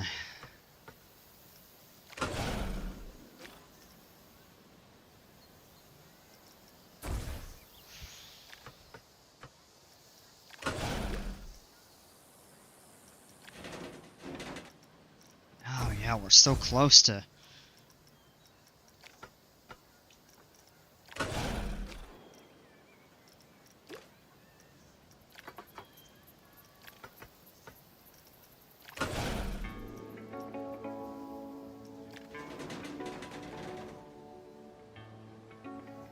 Yeah, we're almost lined up right there.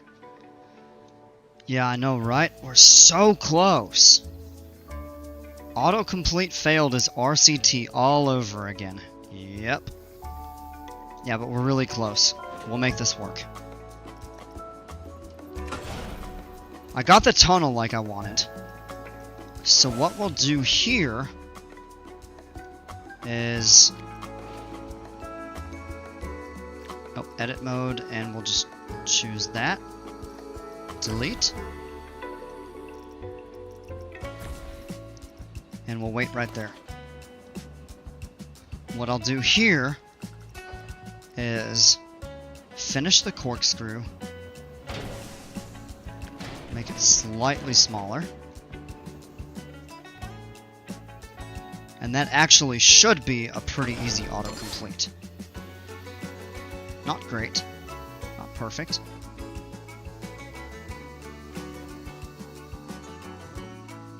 If we have to reprofile that little helix, that's negligible.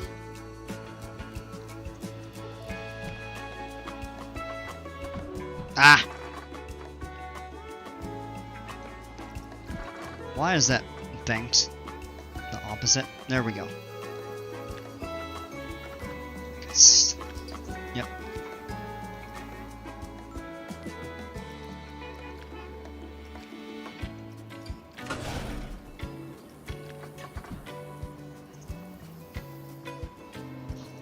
Now that won't do it, so this has to be a full 90 degrees. That...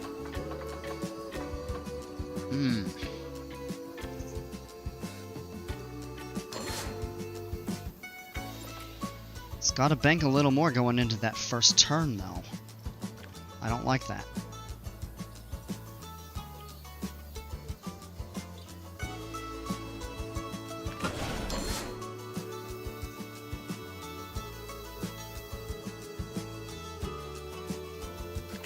Alright, let's go with that, and then we'll do the smoothing. That should be a lot better.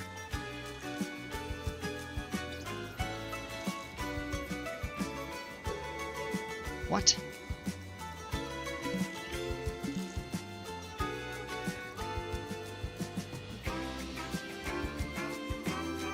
What is my favorite coaster? Ooh, that is tough.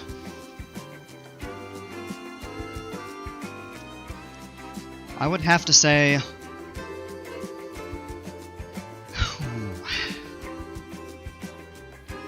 I've got it narrowed down to 2. I'm really not sure which one I prefer more.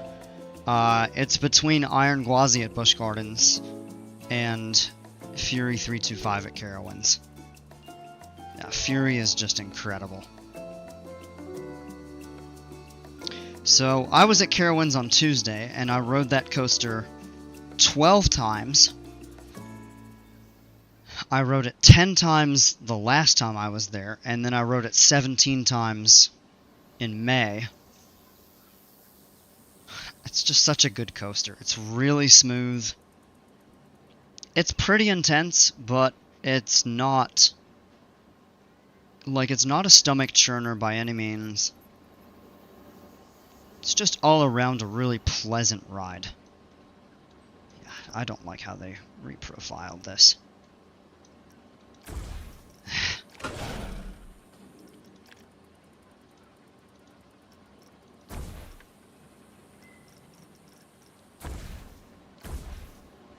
Not happy with how that came out. Alright, we are going to do this. We can lower the corkscrew. No, let's not.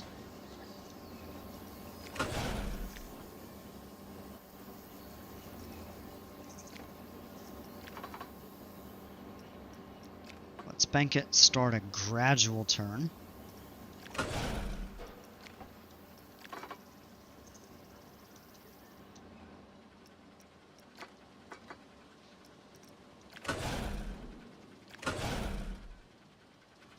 See now, yeah, now they end up kind of running into each other.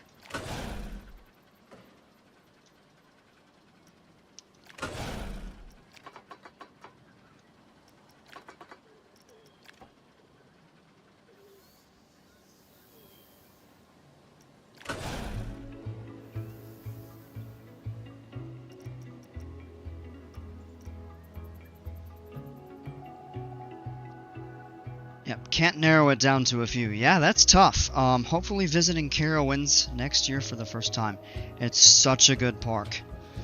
It is a little bit top-heavy. It has, well, depending on who you ask, 3 or 4 really good coasters. And then it's got 14 in total. And everything below those top 3 or 4 are just mid. At best, in my opinion.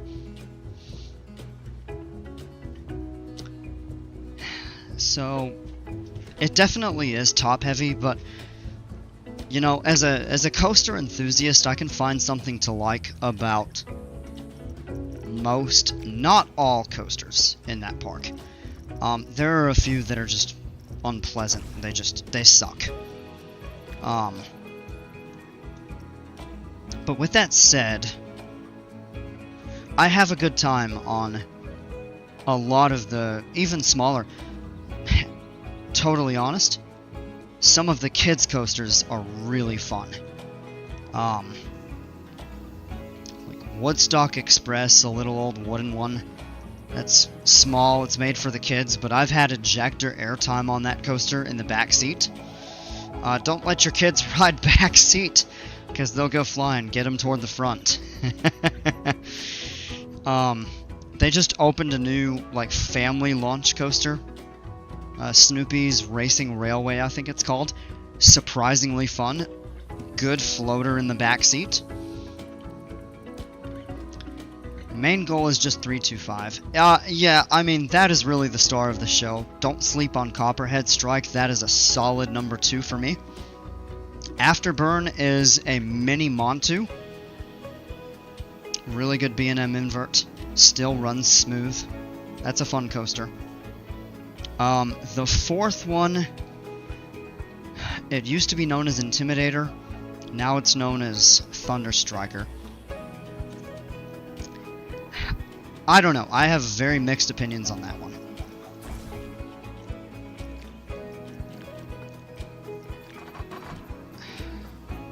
Is that at 90? Yes, it is.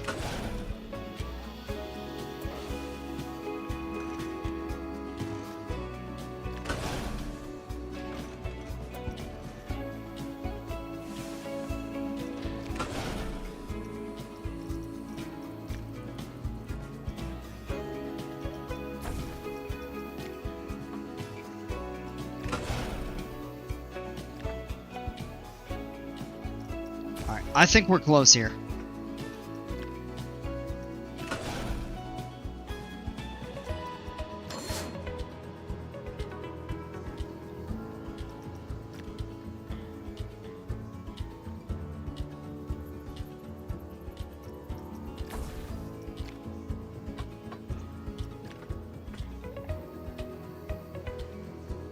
Oh, yeah. Yeah, about mock launches. You will like Copperhead Strike. It's a rock-solid coaster that nobody should ever sleep on.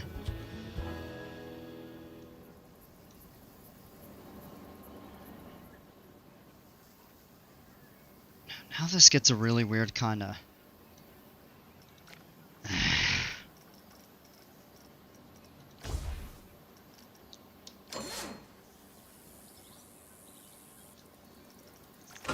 That's much better.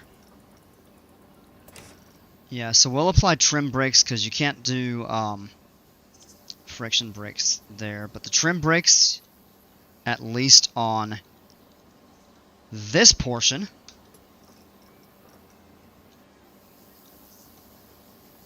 I don't know if they really need it on this first portion. They probably don't. Trim brakes set there. Should be good. Yeah, we're paused. Alright, I'm gonna step away real quick, and we'll be right back.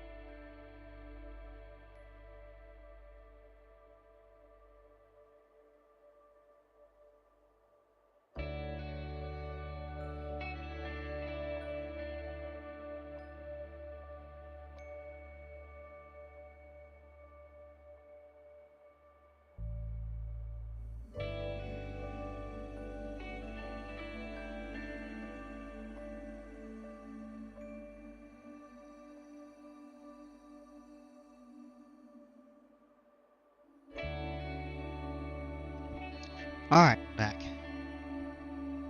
Gotta get a water. I get thirsty sitting here and playing games and talking on stream and everything. I also love the intensity of B&M inverts and really want to go on. Oh yeah, absolutely. Afterburn is intense. Banana! Banana. Welcome!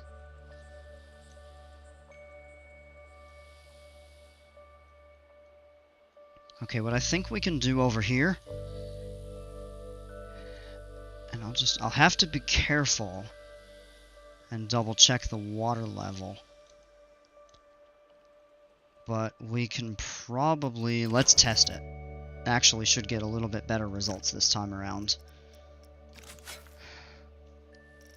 We need to lower the terrain back around here. I'm glad the tunnel succeeded. That should actually help a fair bit.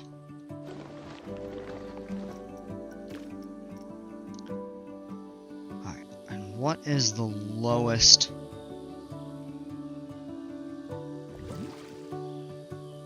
I think it's right here. It'll clear that fine.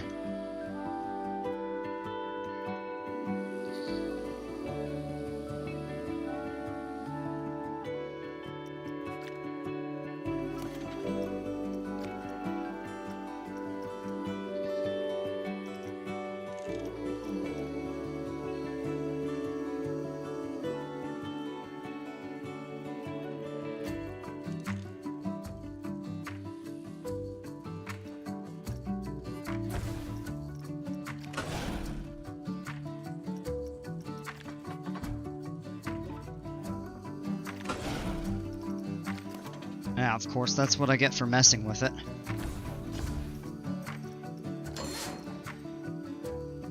Oh no, that's horrid!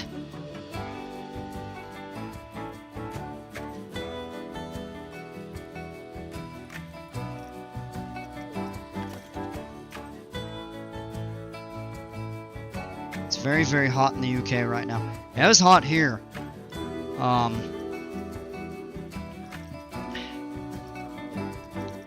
It was 34 Celsius, I think, today.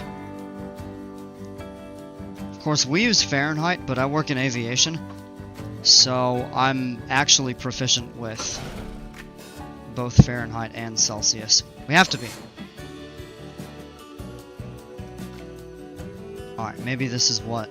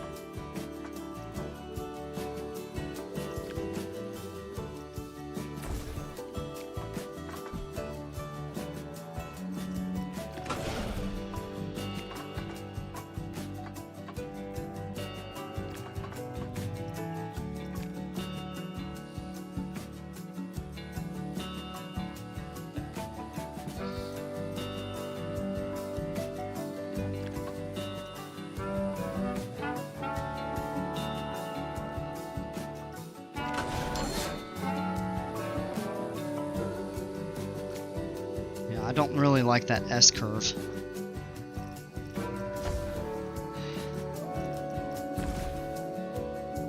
Of course, anytime I try to smooth it, it messes up.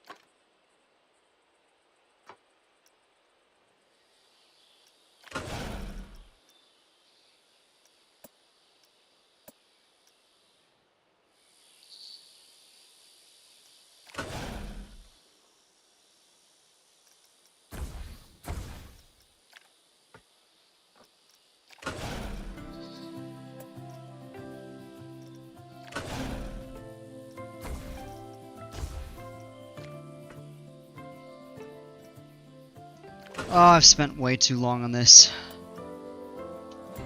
Just trying to get it right.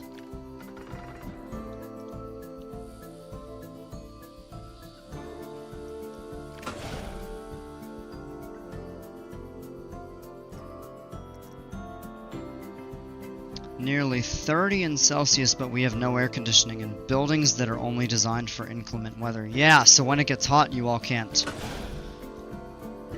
Like, you all don't have the, I guess, infrastructure to deal with it, per se, in the way that we do. But I'll tell you, even still, like 34, it's just hot, and it's, I mean, it's humid here, so. But, yeah, what the heck? That is a weird autocomplete.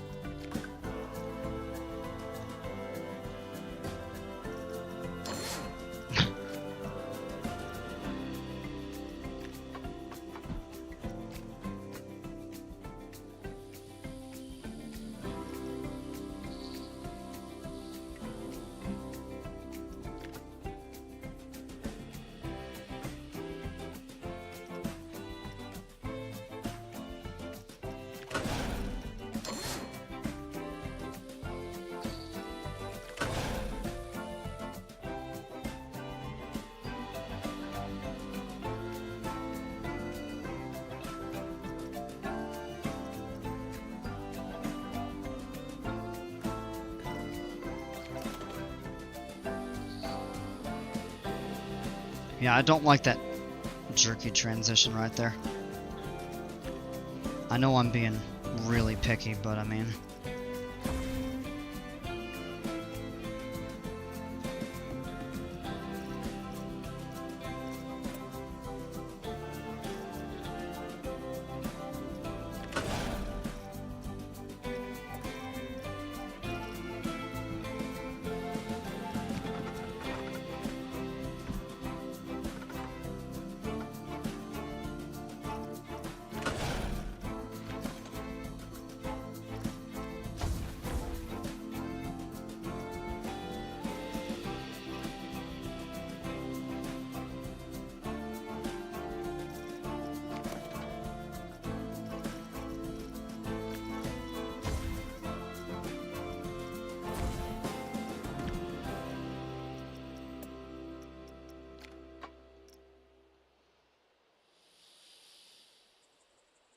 Yeah, at least trim bricks on the incline there. Or not the incline, but a,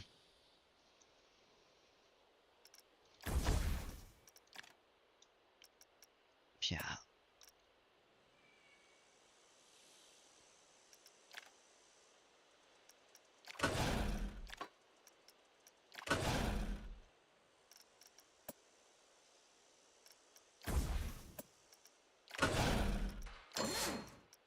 Mm.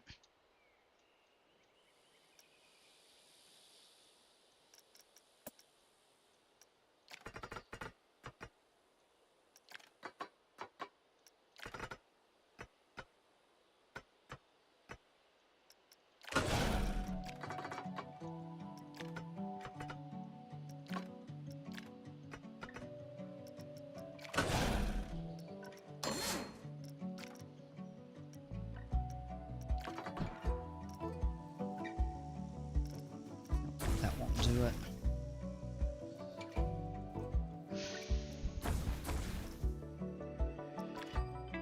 Mildly frustrating having to reprofile the ending of this.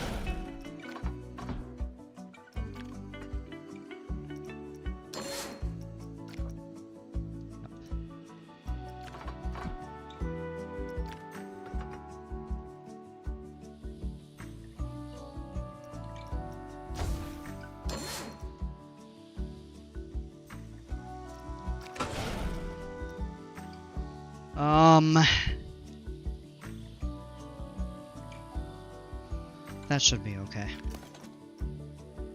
Alright, let's give it a test run.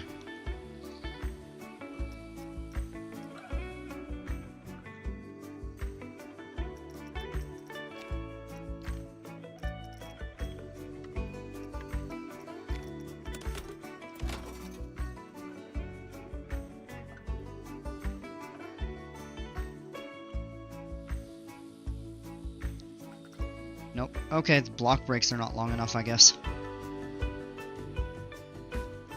Nice! Another problem. Now, like, the whole thing about this is precision and accuracy if you want to make something. Yeah, but it becomes a little bit frustrating when you constantly have to reprofile stuff. Invested in this BRB. Absolutely, I appreciate that.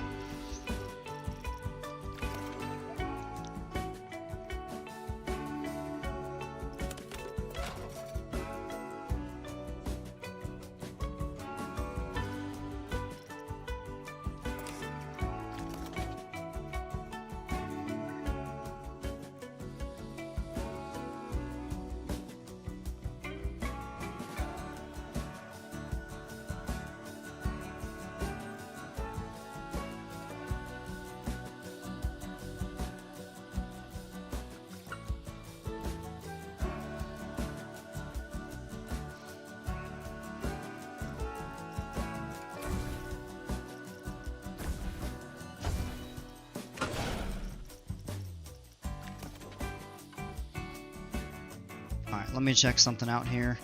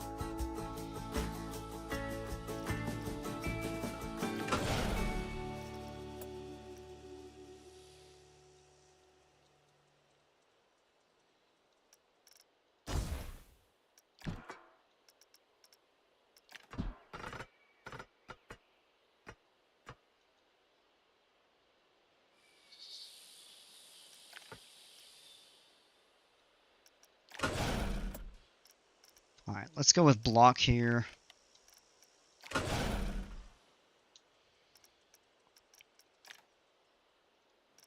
Let me pick up from that. Alright, that's much smoother. Friction brakes, or no, those are trims. Okay, that should be okay.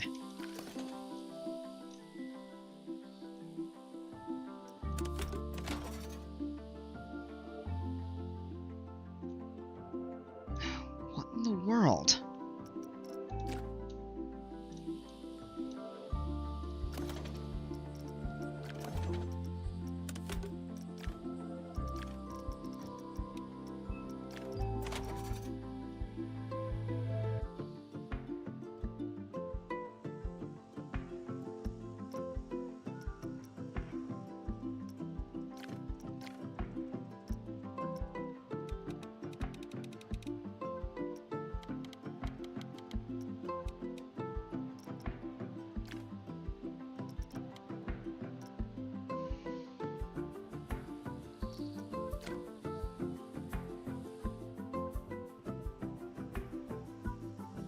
Is it because it doesn't have power right now?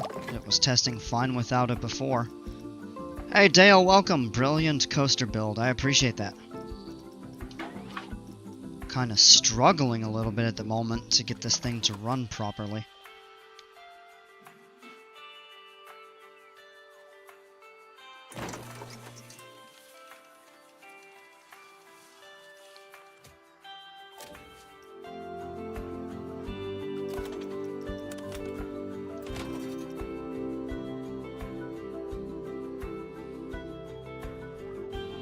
Is it because it's paused?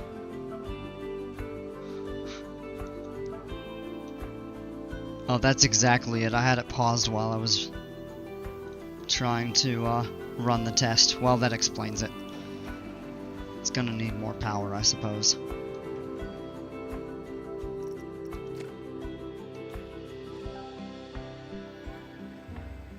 Well, do we need another set of solar panels? We could certainly add as much.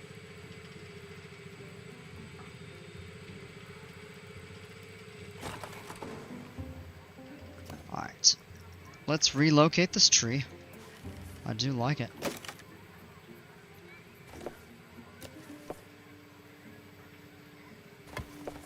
Staff path. Alright. And we'll be watching the low spots. See how this clears. I'm most curious about this right here.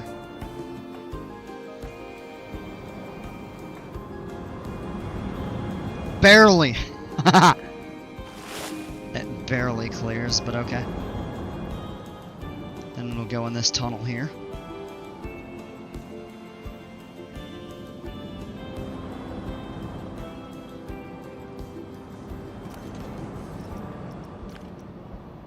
Hoping for 6.5. It shouldn't be lower than that.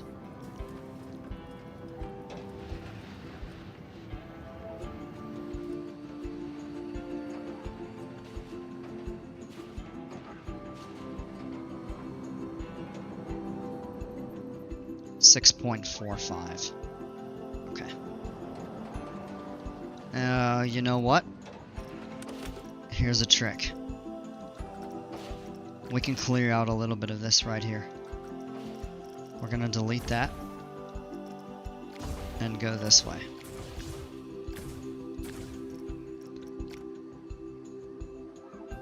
The exit platform will go right here. Next,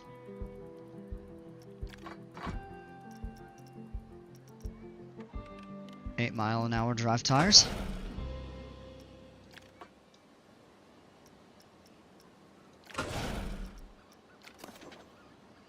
We'll just shorten the distance that they run on the final course.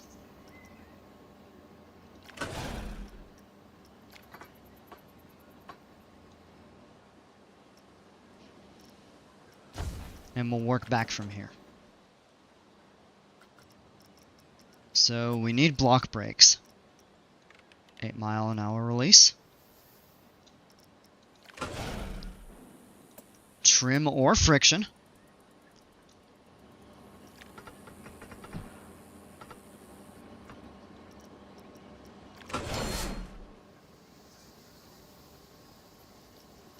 Finalize into there, and that's a very clean helix.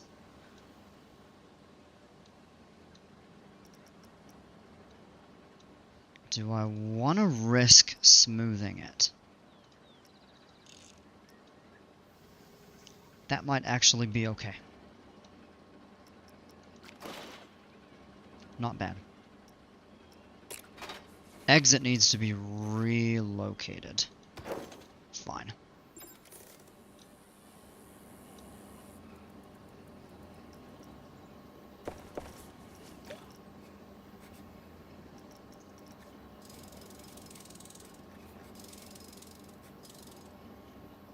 Probably gonna have to redo some pathing. That's totally fine.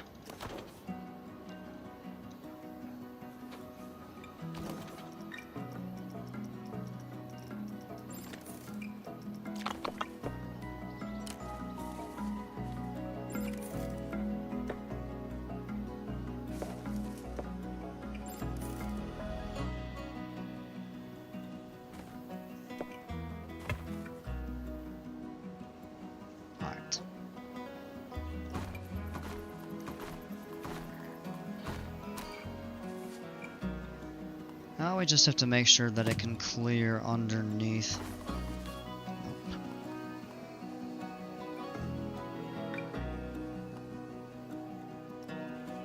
Come on.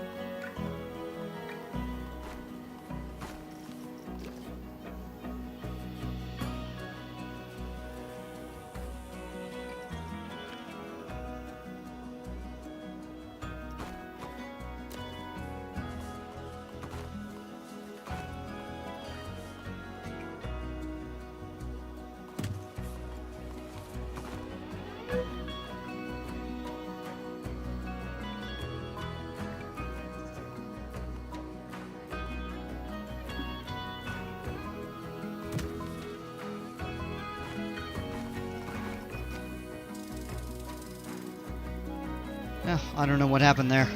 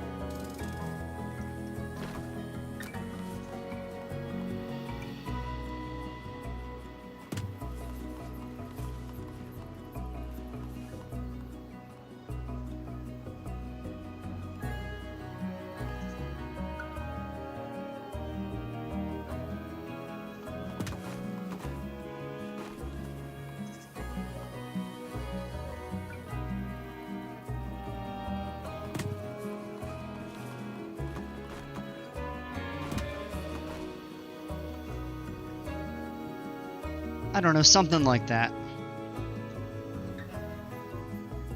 Probably okay.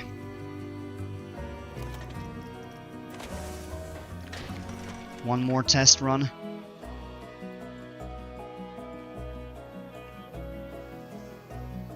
And then I think we should be pretty much ready to open it.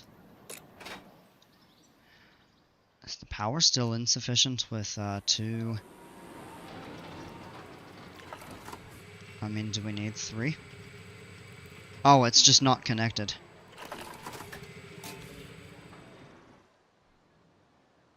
Yeah, that's good now.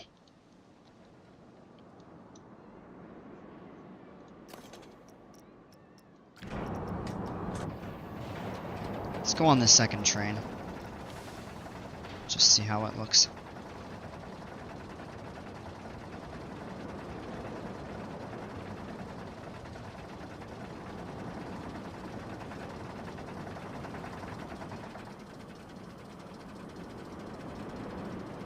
And that's testing, of course. It'll sit in the station longer. So it won't be held at the top of the lift hill like this.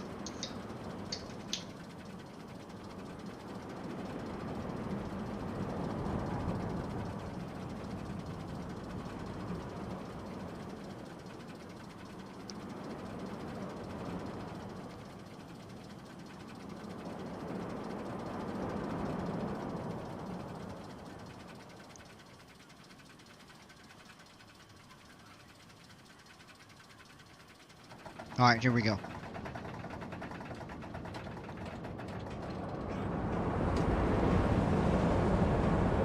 I bet you this is really forceful from the back.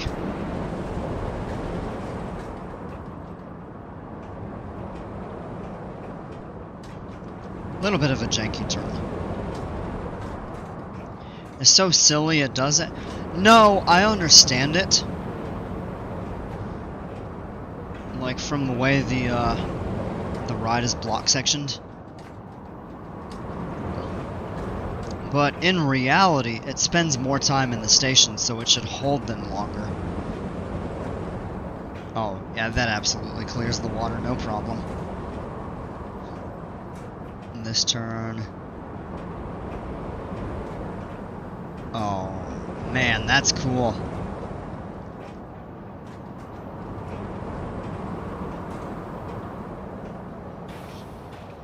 I'm happy with that.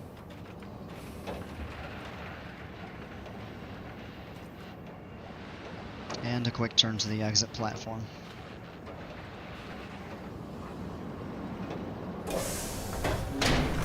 Nice. 6.35, it really lowered. What?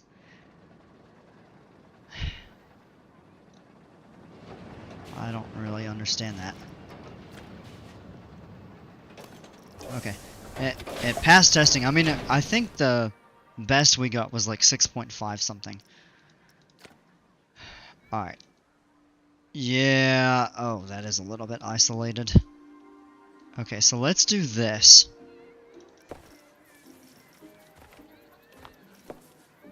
Ah! Alright, let's do...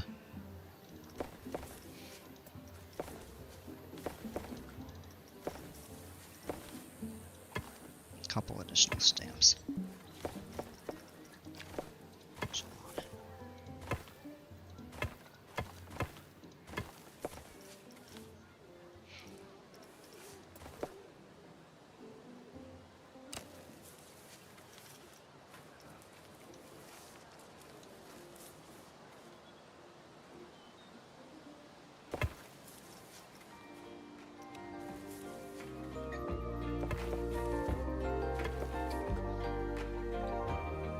Alright, that's something.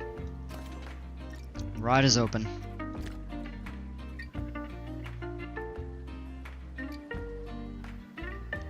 Alright.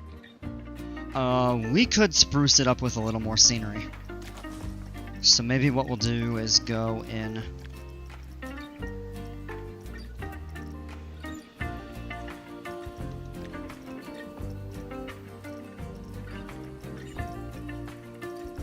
I'm thinking maybe some more ruins?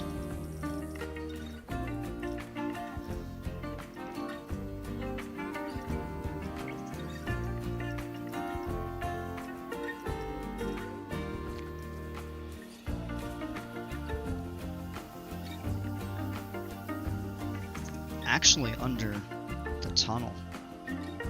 Could be really cool.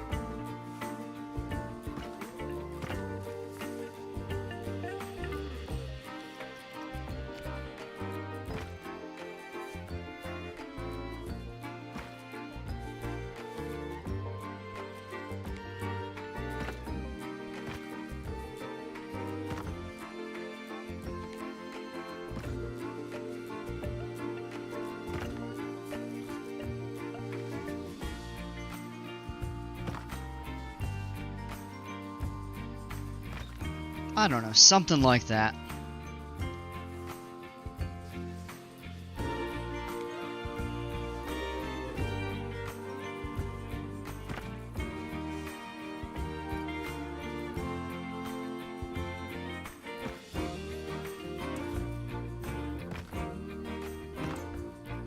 Really boost this with the theming.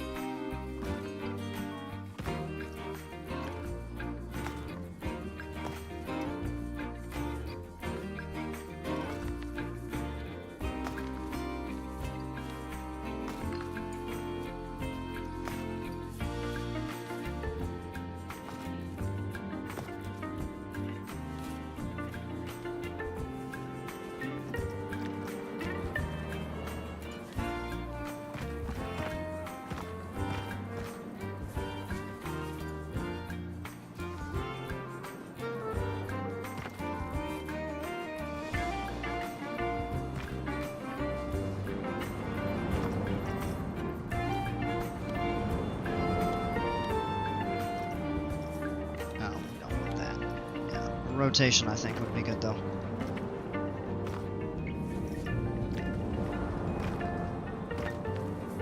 Stuff like this. Maybe if we had a couple columns standing of some sort.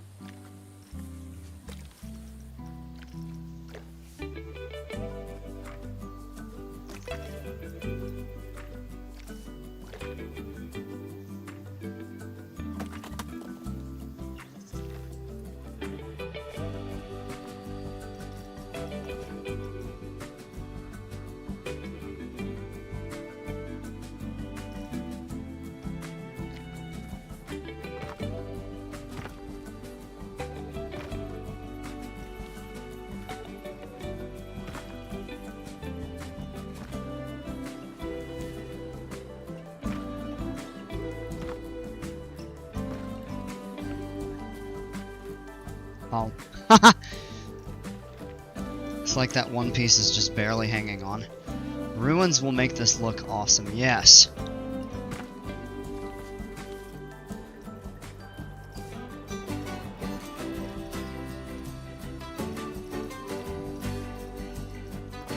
I would love to make a coaster station. Now, the question is...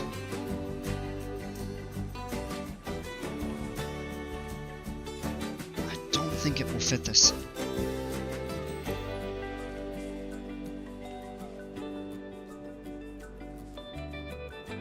No, I think it's just barely too small.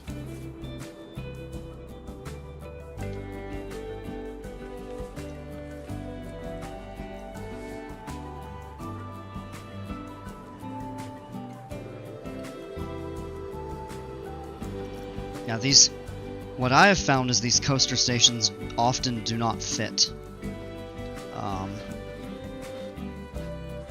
the way they really need to.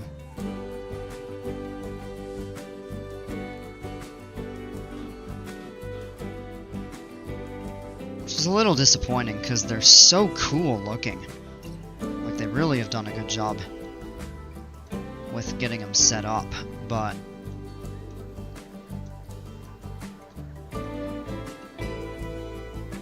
yeah, watch when the people get on the ride and then the trains just tilt.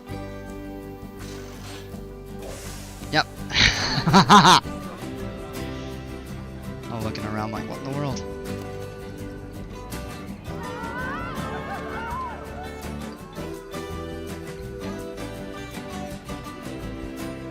And maybe one thing we do here is raise the terrain.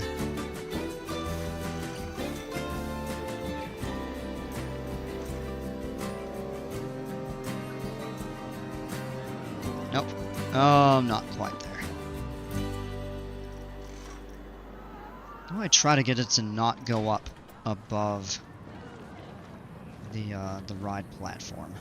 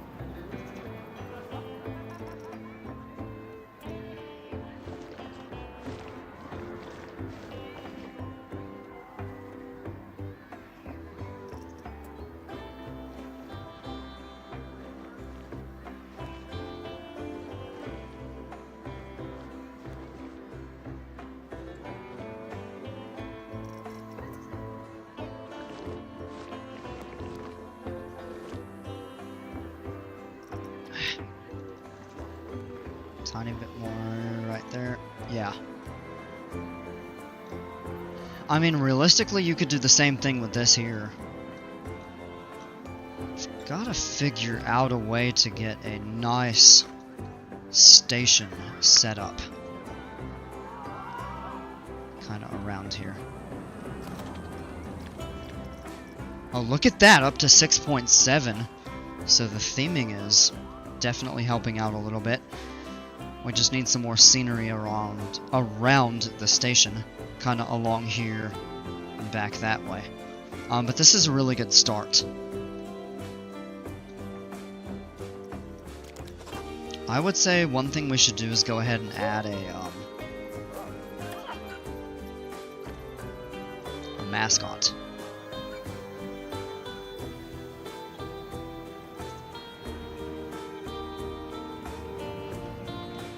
Really good flying coaster.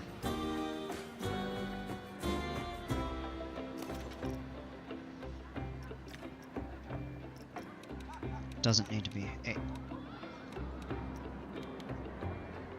No, we could go with that. Now it's only 6.1. Why?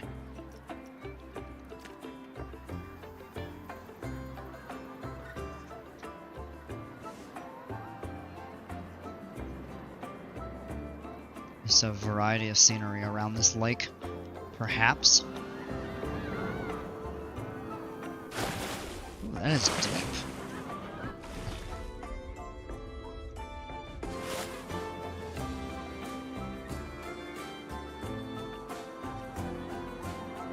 I actually think this is pretty neat.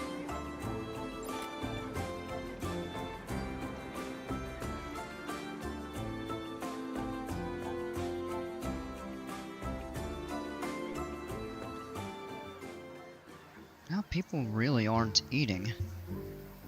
I do like that music at the restaurant, though. This will gather a lot of interest over time. One thing that I thought about that we could add, and I mentioned it earlier, we could do a Vekoma giant inverted boomerang.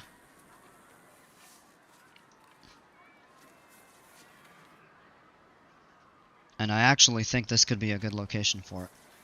It's not quite your centerpiece of the park entrance, because I was hoping this would be it, but we built it a little bit further away. But I think what we could do is set one up like over here, I suppose.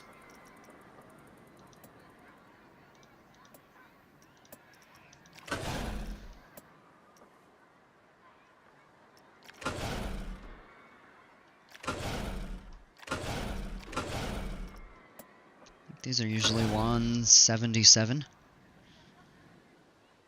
That's at 180. Oh, nope. Alright, hold on. That should be up here. If we cap it off, what is the height? 166.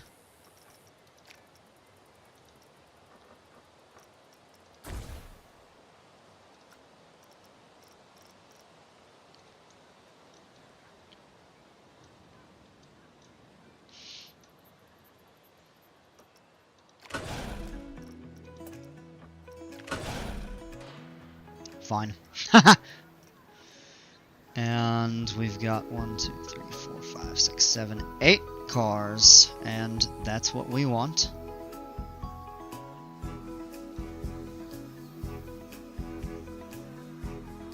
We can switch the station a little later if we need to. Typically these have Cobra rolls. Now, what's the difference between the steep Cobra roll and the regular one? Alright, that's a shallow Cobra roll.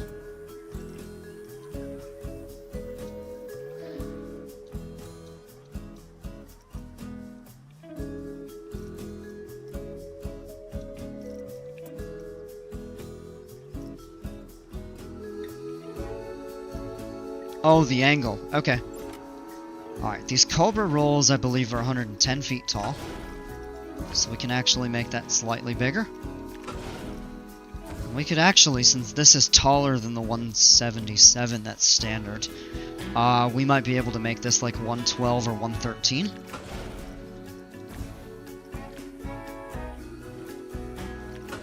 We'll go 114. Next is going to be a vertical loop.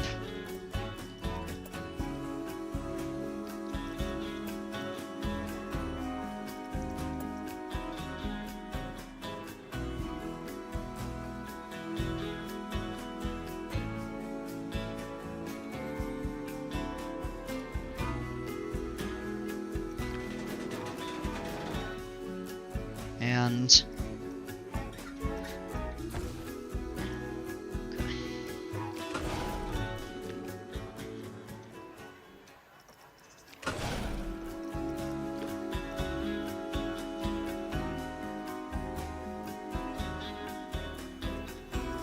this might actually need a straightaway piece.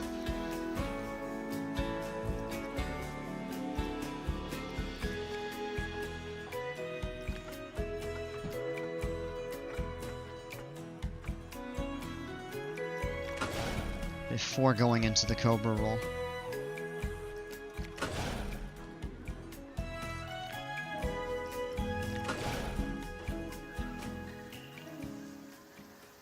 Oh, come on, trees in the way. Ah.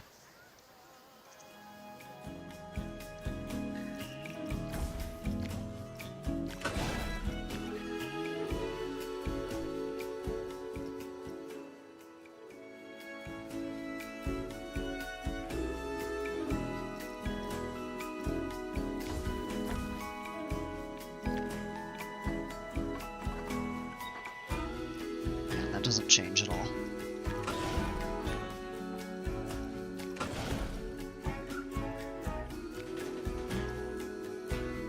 vertical loop should be like 104.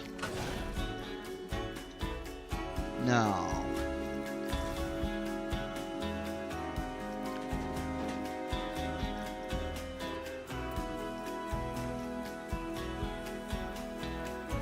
Do we go with that type?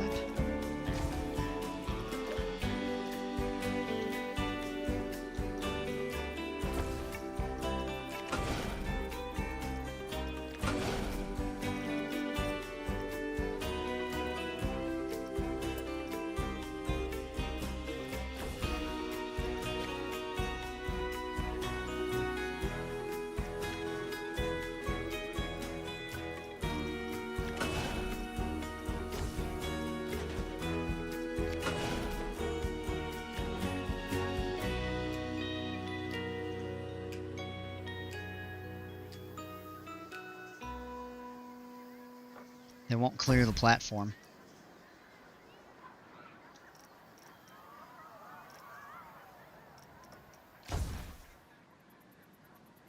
Hey, Rhett, welcome back.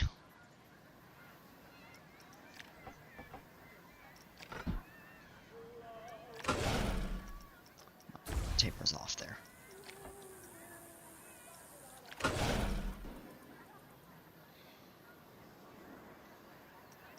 This is... Yeah, I don't think that train... No, that won't clear over the station.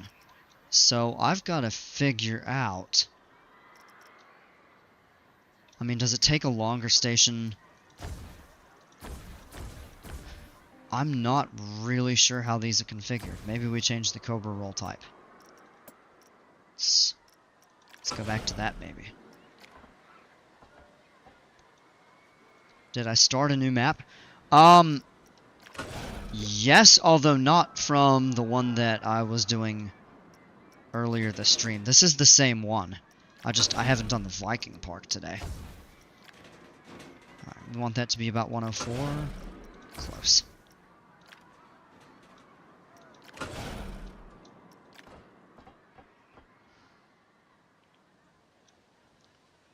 Now these inverted boomerangs generally cross over each other.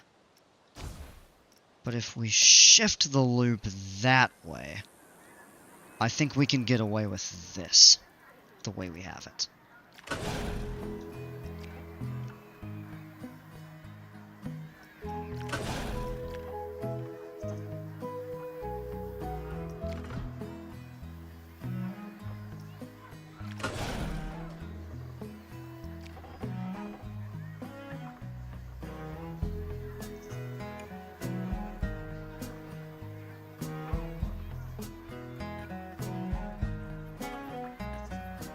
Be placed on track in front of the station that is also not banked or sloped. So does that have to be 0?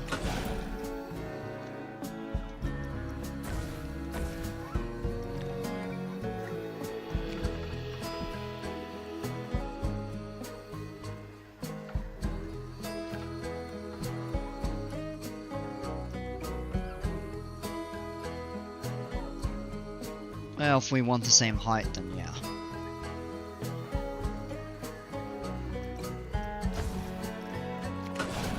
Go with that.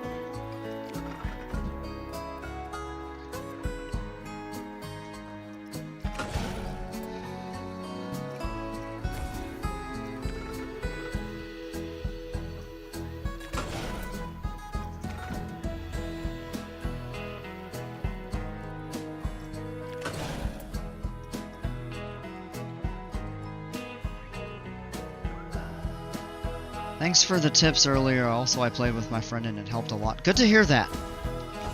Yeah. Just absolutely take your time and experiment. That's kind of the best way to figure out what works and what doesn't. But it's such a fun game.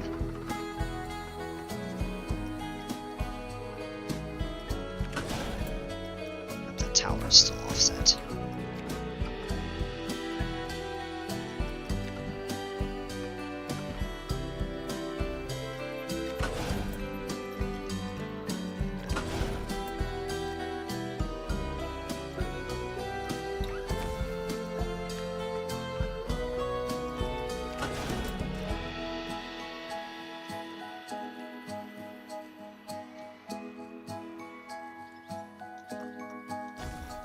Nah, not happy with that.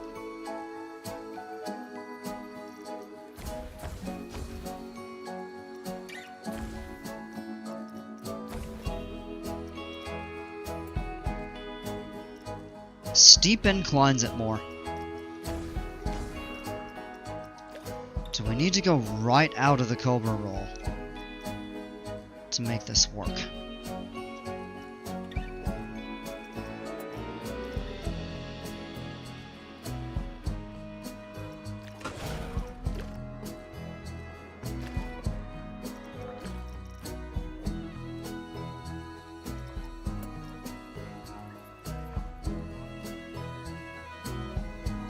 Yeah. Alright, we may need to go in and kind of experiment a little bit with that boomerang.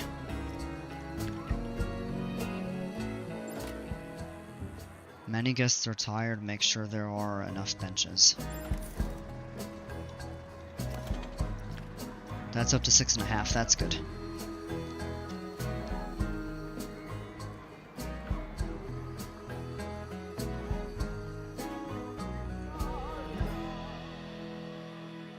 There's a bunch of benches around here. Maybe we should put some around the outside.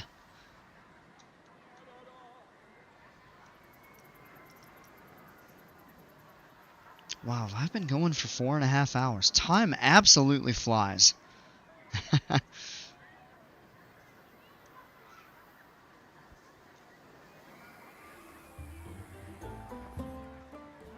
Do I stream every day? Not every day. Most, but not all. But I should mention too that you'll see a gap of like 4.5 months where I did nothing, and that's because I was actually without a computer.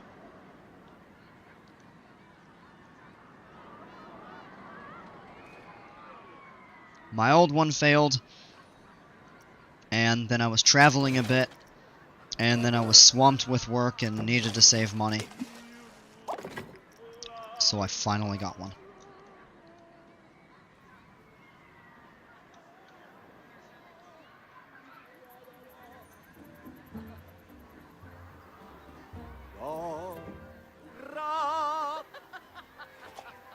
He's singing. Oh, somebody just threw him a rose? Or was that like a trick he pulled? He saluted him. Try placing more bins and janitors? Yeah, okay. We'll do that here.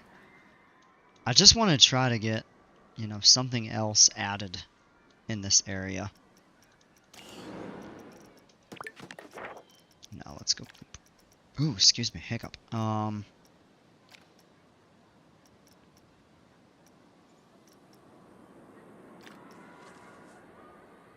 Obviously teacups. Was just wondering, I have to go to bed, I will sub. Hey, I appreciate that. Thanks a bunch, man. Hope you have a great evening. And good night. Alright, we'll go with... These actually look really nice.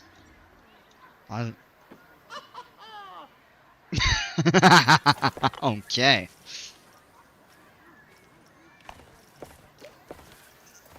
Alright, stone shell is what they use right here.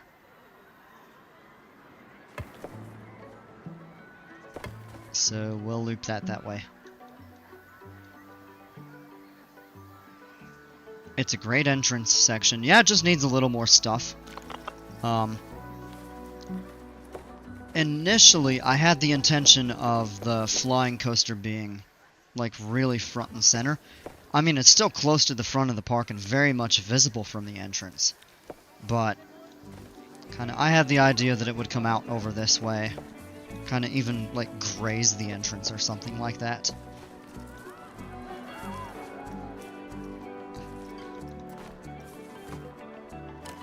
No worries, though.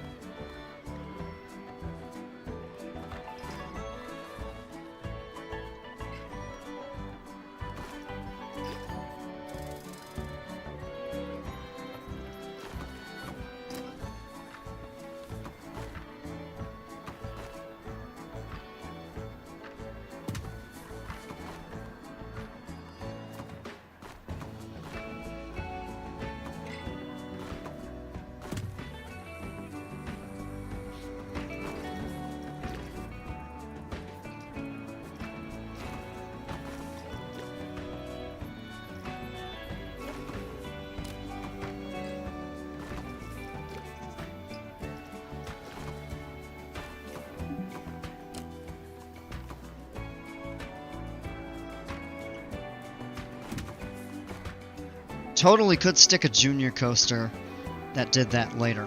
That is not a bad idea.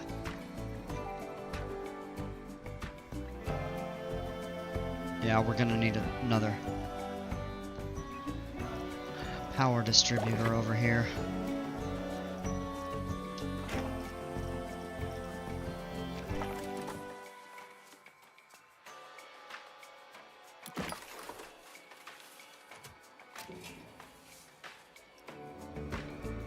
Alright, we're covered.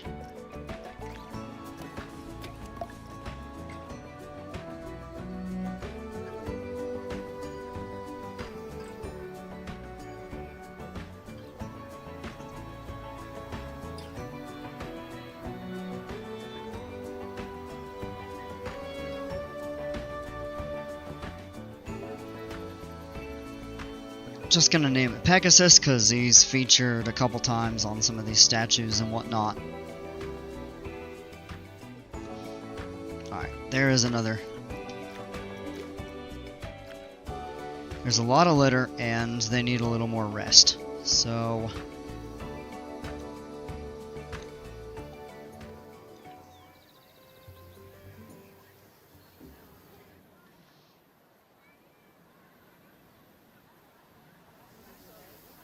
that's something. I thought that boomerang would be a nice kind of entry piece.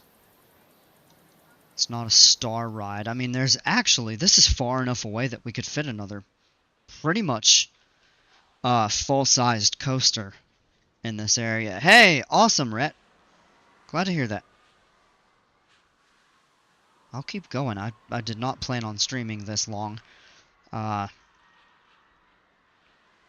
I don't have to work tomorrow. I'm actually really enjoying this. Like, this mythology theme is really fun.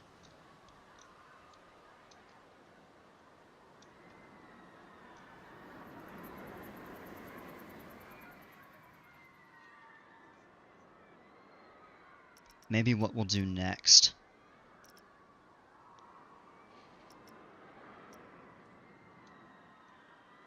Another flat ride. We've got 2 flat rides, 1 coaster. Let's go to custom.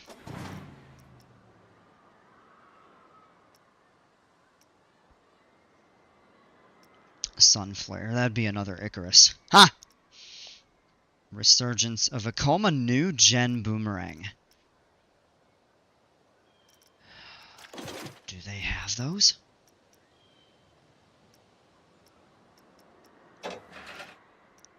We got Schwarzkopf. Gerstlauer.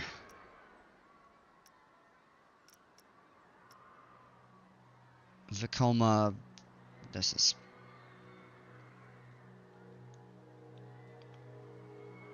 I don't know what these traditional Vekoma returns. Because they have the Vekoma return MK2s.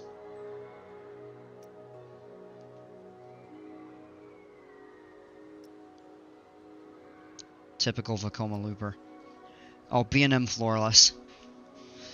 My mind immediately jumps to Medusa, because that's a real-world Florless B&M. 2 of them, actually. But I don't know. I think I've got something better in mind for Medusa.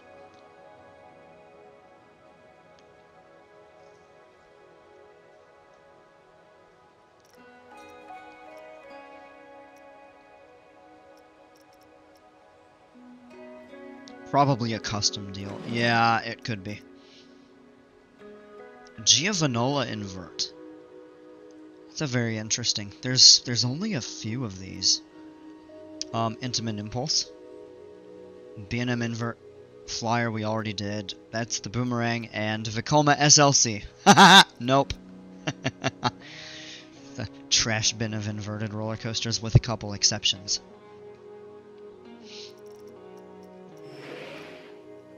A launched coaster could actually be really fun. I'm kind of curious. If we do mythology, does anything come up for coasters? No. Even though there are a couple in the scenarios. that are themed in certain ways. I guess they're not saved as blueprints. Or maybe they're just not associated with the theme pack, even though they may have scenery that matches. Ooh, an Aero Hypercoaster. Eh.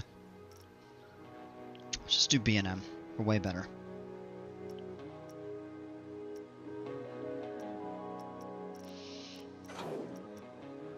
Dive. That could be fun. Wing. Never built a wing coaster.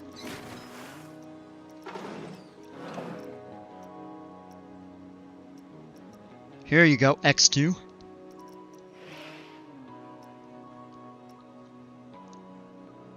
Mock Rides launch. Oh, yeah.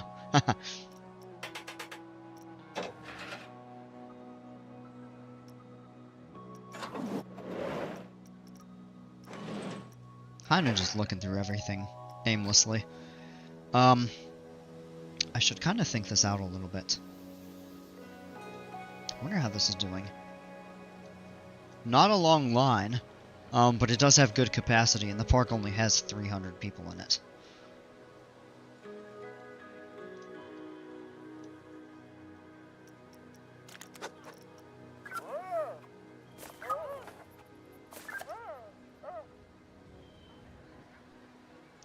Definitely spend some time building souvenir shops.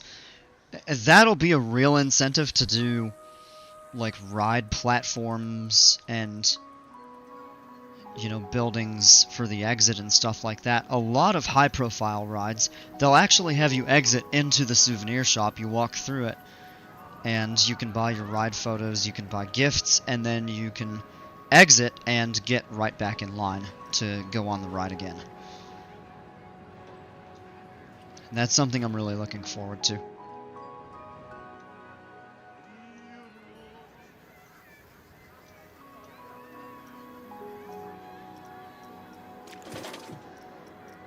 Let me go back through this and just kind of see what might be some good options.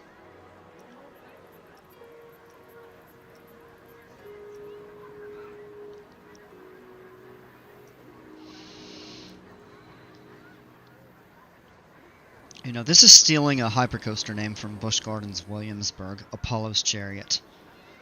But that Viking coaster that I built, the Intamin launch coaster, never got any attention. And I have a feeling if we went back and rebuilt that this would do phenomenal in this park early on. I really think it would.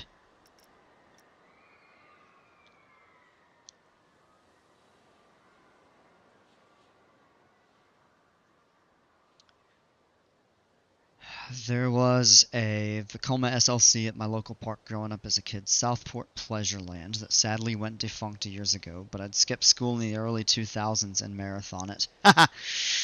You were only 12. Yeah, I've never been on a Vekoma SLC, and with the exception of 2 off the top of my head, I'm not really sure I'd want to ride them.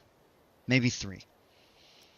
The Great Nor'easter is a really good one.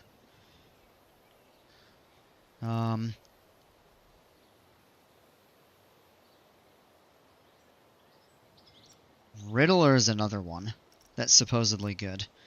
And there's one at a park in southern Georgia. I can't remember the name off the top of my head, but I've heard it's decent as well.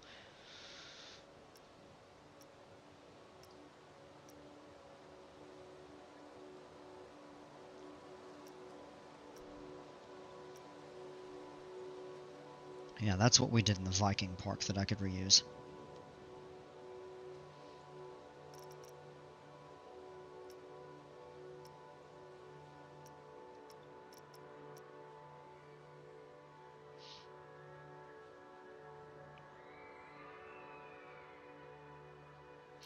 Oh, for something underworld themed, you could have a coaster dive underground, and that actually reminds me of Oblivion. The first B&M dive. Because you go deep underground and then you just kind of rise up and then back up above ground and basically back into the station. I mean, it's a prototype, so I guess revolutionary for when it first came out.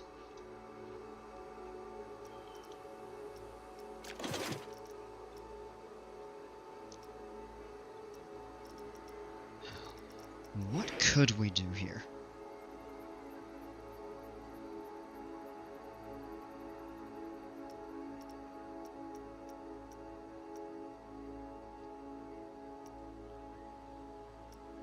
Really? Somebody already vandalized a,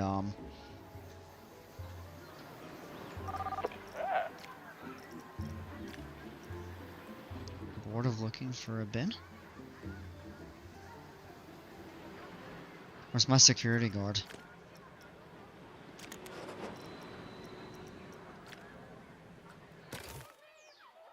It's a one-trick pony, but that drop is so intense. Yeah.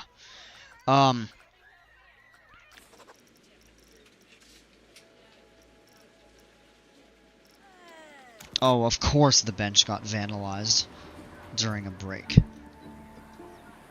Now he's fixing it up. The only dive coaster I've been on is Shikra at Busch Gardens, and it has one inversion. It has 2 drops, which is really cool. And then there's Griffin at Busch Gardens Williamsburg is said to be really good, even in comparison to Shikra. I mean, all it has is a second inversion, but apparently the drops are even that much better.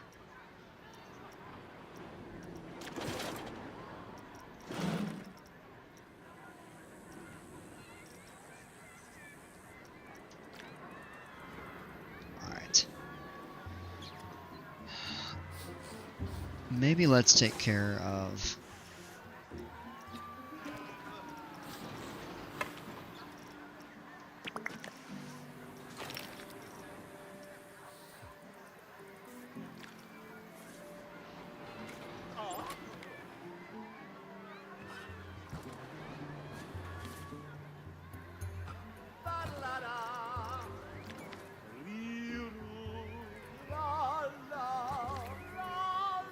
give people some places. Oh, he's walking through walls. Why are they sitting that way? Does it need to be rotated further? Yeah, I don't know.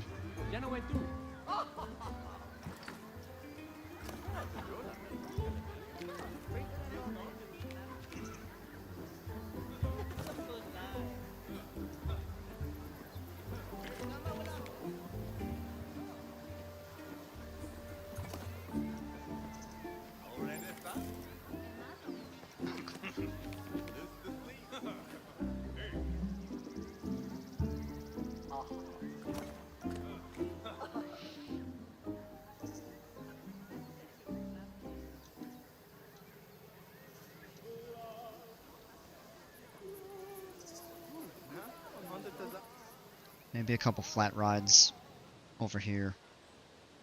Or at least maybe one more in this area, and then just some scenery or something. This actually is a bit further than I had initially intended for it to be. So...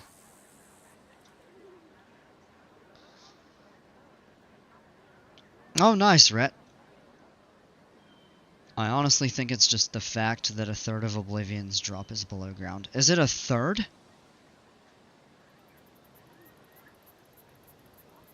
I thought it was 2/3. Feels more like an intense drop tower that a coaster in the mist spray hits you as you fall into the tunnel.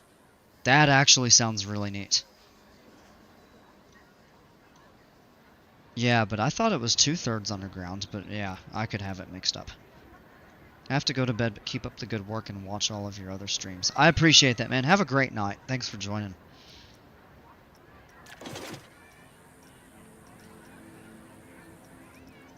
I really don't know what else to build right now.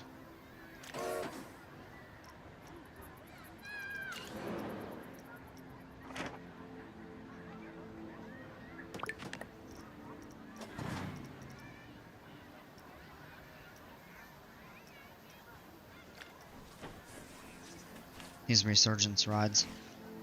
Kind of the launch towers. Yeah.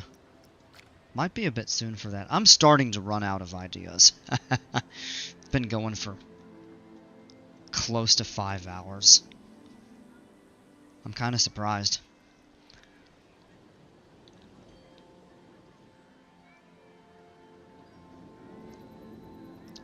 Again? Or is this just a repeat?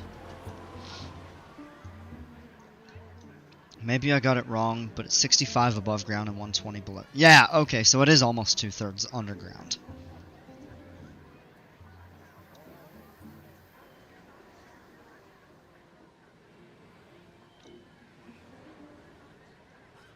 All good, though.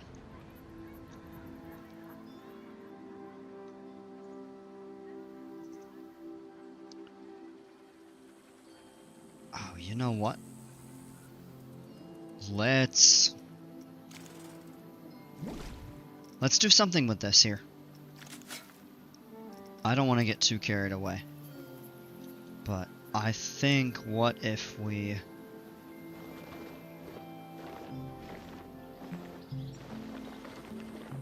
lower...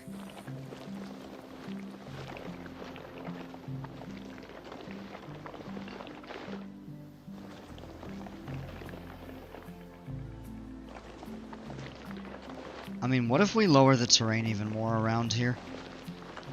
Park's looking really good up to now anyway. I appreciate it. I'm trying.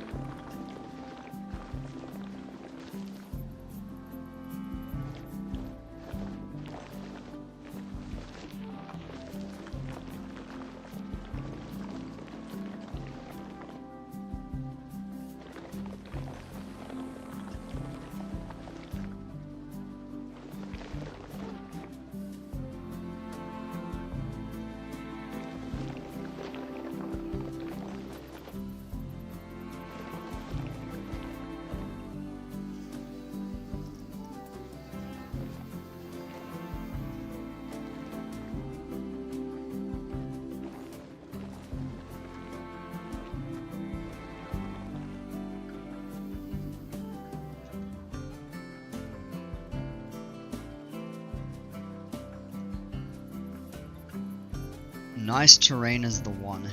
Yep.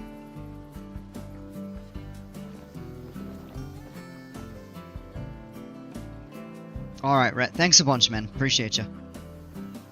Yeah, have a great rest of the night. And then... you can just pull that upward.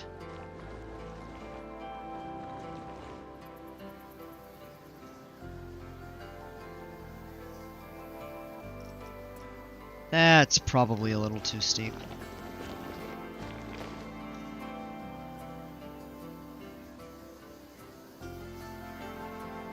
Oops.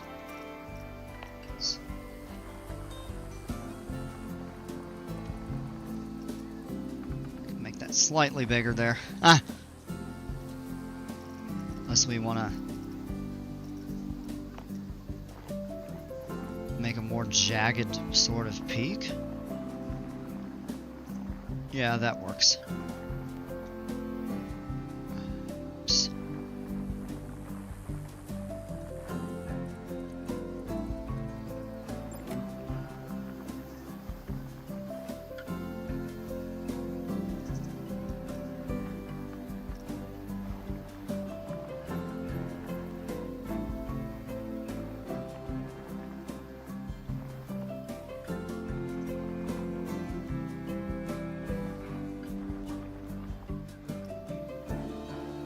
So what I'd thought was possibly kind of raising this just a little bit and redoing the water.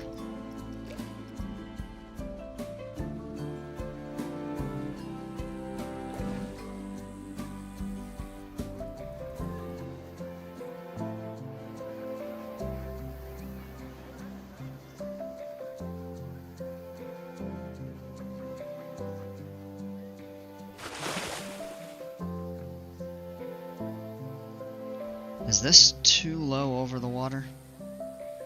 I think it should be okay. I don't remember if this was where it was before, or if it was the next notch down. But now it's like you have little islands out here, and what we could actually do is clear that back out and just make a couple larger islands. In fact, yeah, let's do that.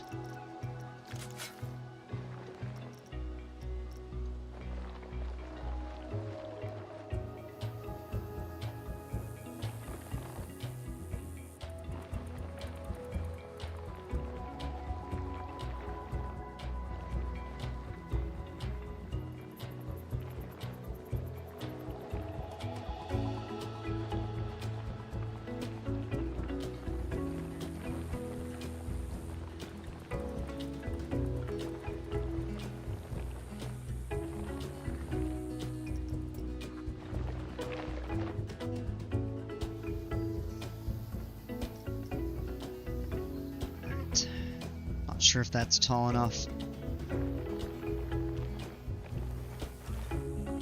Probably okay there.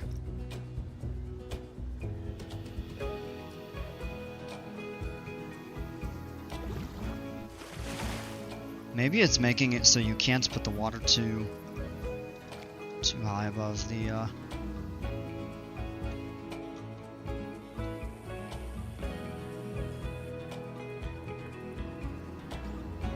There's almost nobody over here though.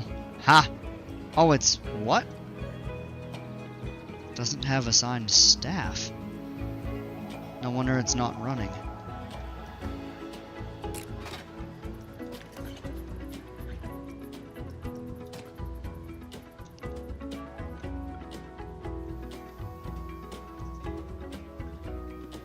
Oh, nope, that actually isn't tall enough, so let's redo it. Easy fix though.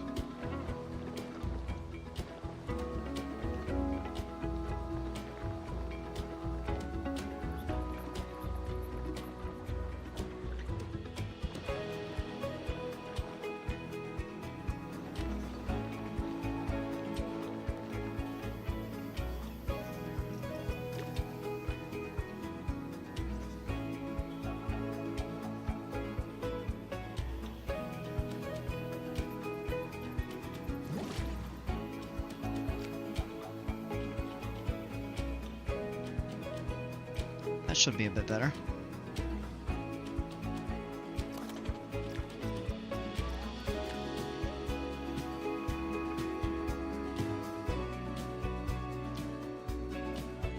Now it just feels like you're flying over a larger body of water with some islands, like over the Aegean Sea or something like that.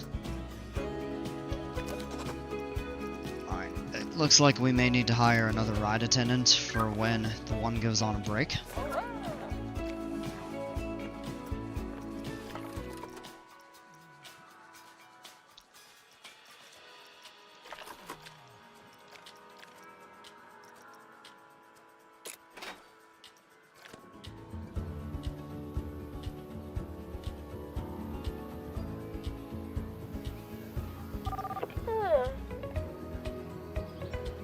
Sunburnt?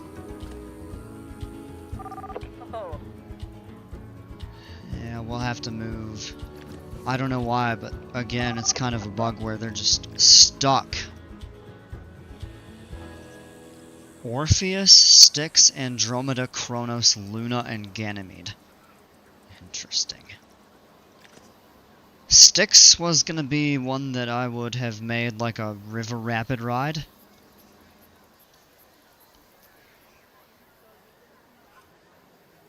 Andromeda, that's a really good fit. That would be something good, like, sky-themed.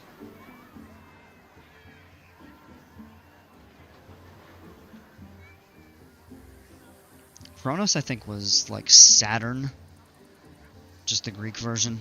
Because, I mean, a lot of the Roman and Greek gods and goddesses were very much the same and just have different names.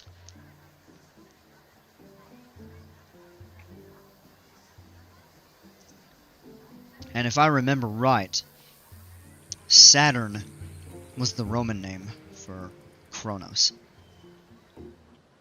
Luna, obviously the moon. Ganymede, I recognize the name. I don't remember what Ganymede was in mythology. Orpheus is the one that I don't recognize.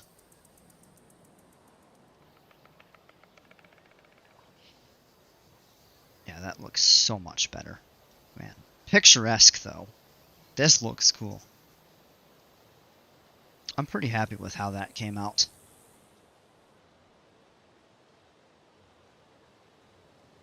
I think we can do more with the ruins at some point.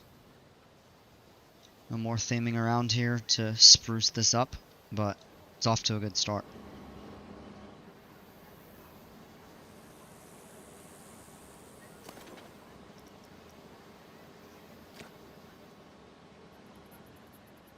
There's that great looking Japanese CCI woody Jupiter. Oh yeah!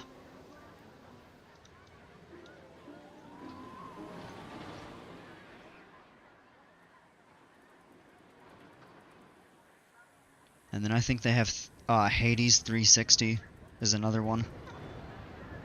Flying coaster looks great up to now. Yeah, it's only going to get better when we just add more scenery.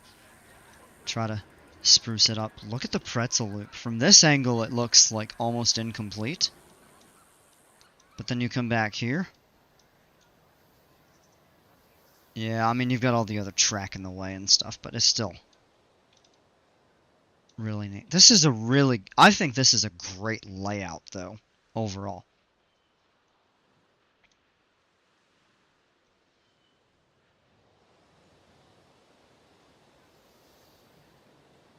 Yeah, wow. I'm actually pretty proud of that, if I may say so.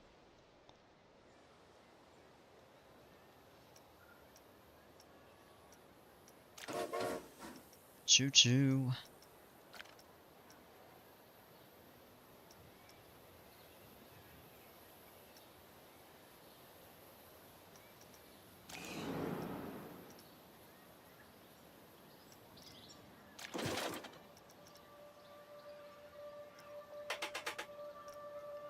Tell you what if we just go with a typical arrow looper? Old classic.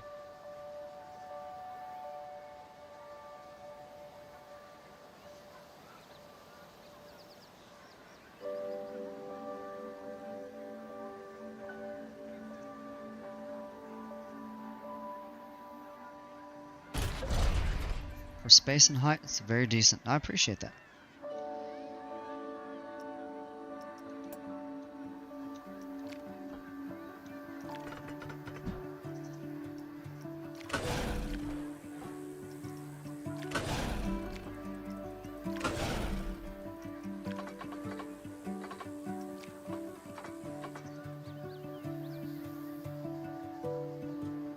Can't go wrong with an arrow looper. No. Yeah, you can, I think, in some cases, but for what we're looking for right now, I think it'll be fine.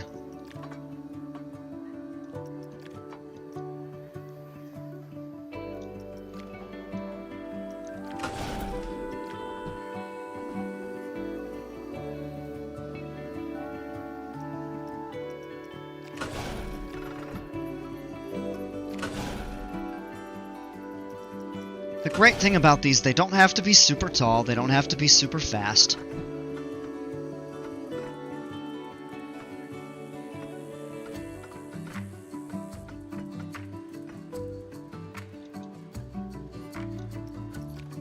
That's good old-fashioned fun coasters. 101 feet. Should be totally fine.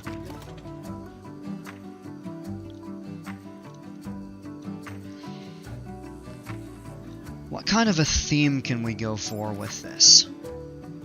And this is like right next to the entrance. So this could be kind of a showcase.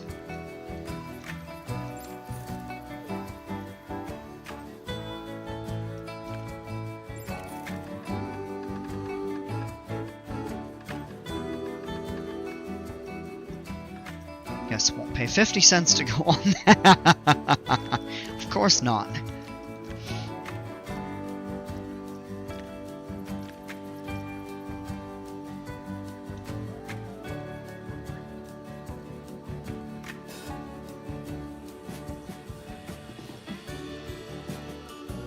Now, when I think of a arrow looper, the first one that comes to my mind is Carolina Cyclone at Carowinds.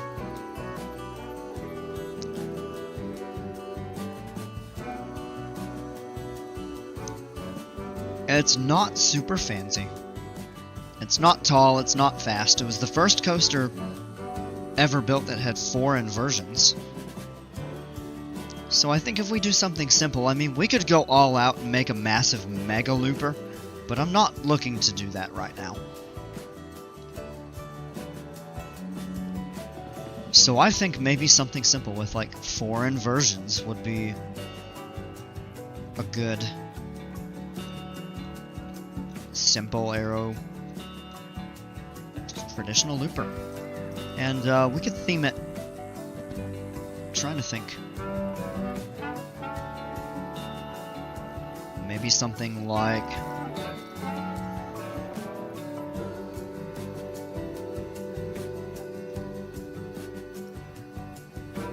for lack of creativity, because it's getting late and I am getting a little tired,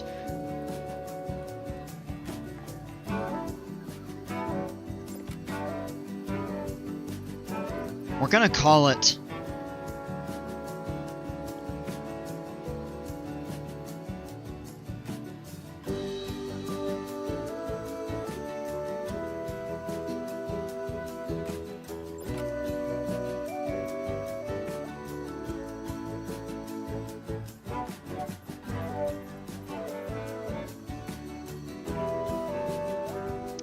something Cyclone. I'm just trying to think of a good name. Good kind of location name for it. I mean, Greek or Mediterranean. Maybe the Aegean Cyclone with a lake?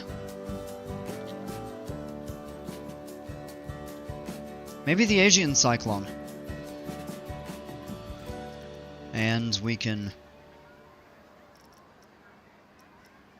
kind of spruce it up with some different colors. Alright, I'm gonna adjust the light just so it's a little easier to see the colors to what we set them.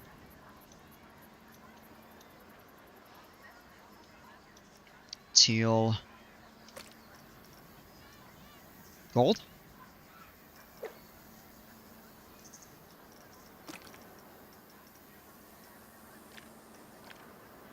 Or like a light gray, and maybe make that gold.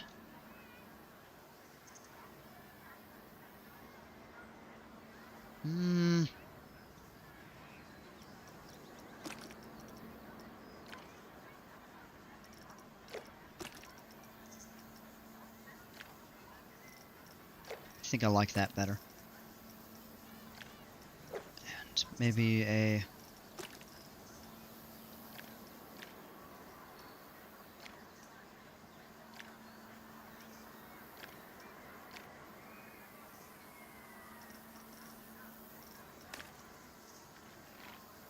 would like to make that slightly darker. Yeah, maybe something like that. I guess those are decent enough colors.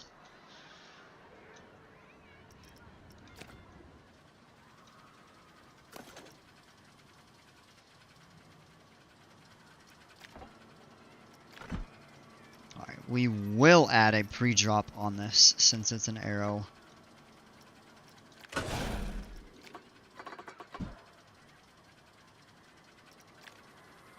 Make that slightly bigger.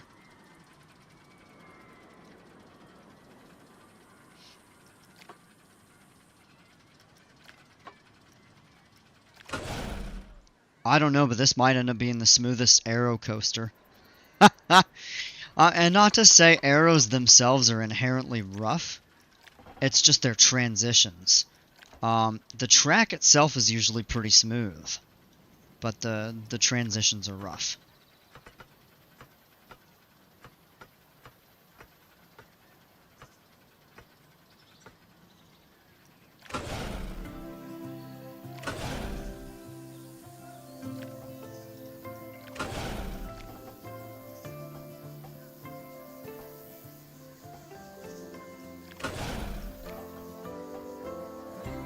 maybe that can be just another...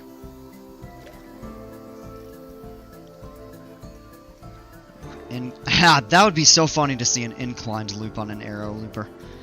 Not happening. We could do a traditional vertical loop.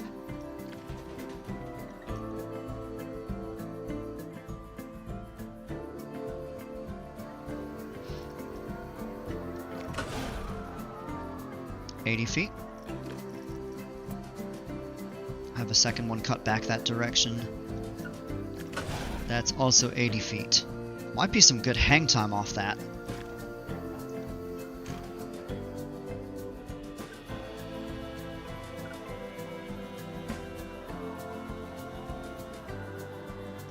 Kinda have it cut back this way. I'm thinking just 2 loops and 2 corkscrews, perhaps.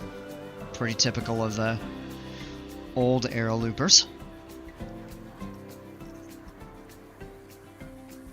The other thing would be, do we need to shorten this loop? I think it'll make it through both totally fine.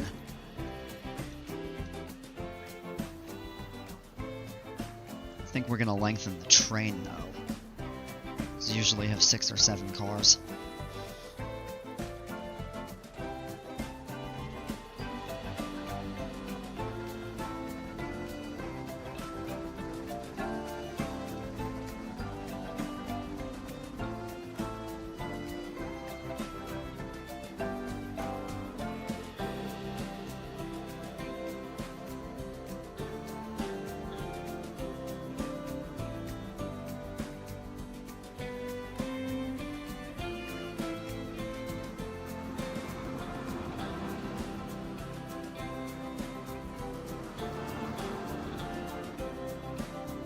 Nope, that's perfect. We get that hang time a little bit in that second loop. So maybe what we'll do...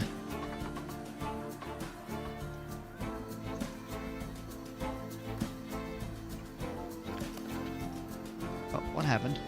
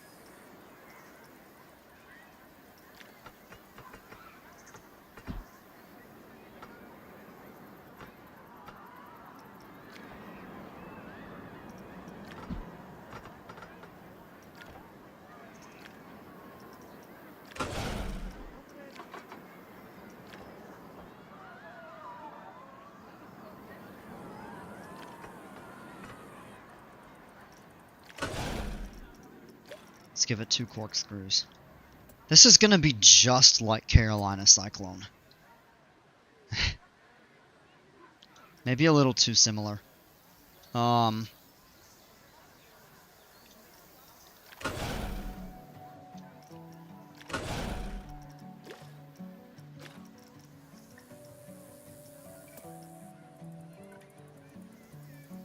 is that gonna make it through that second loop? Or, well, through the first loop. If we can just position that slightly differently, it might.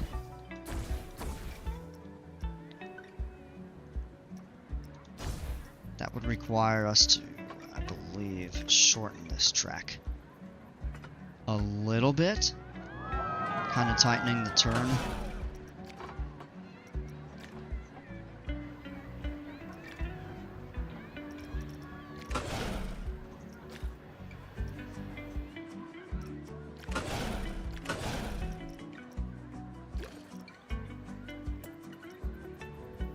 Oh, there we go.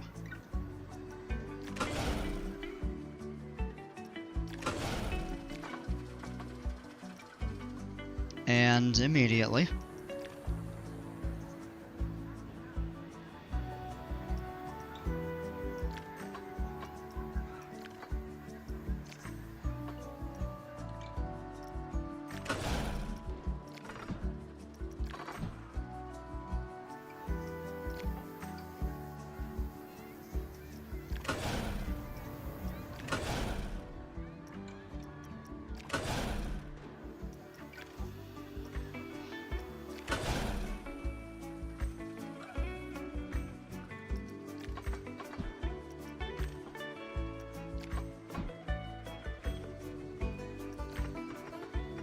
Tighten the helix a little bit.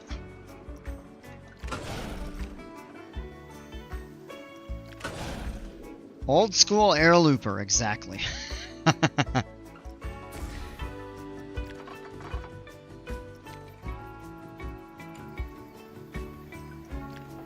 Can't have it do with that yet.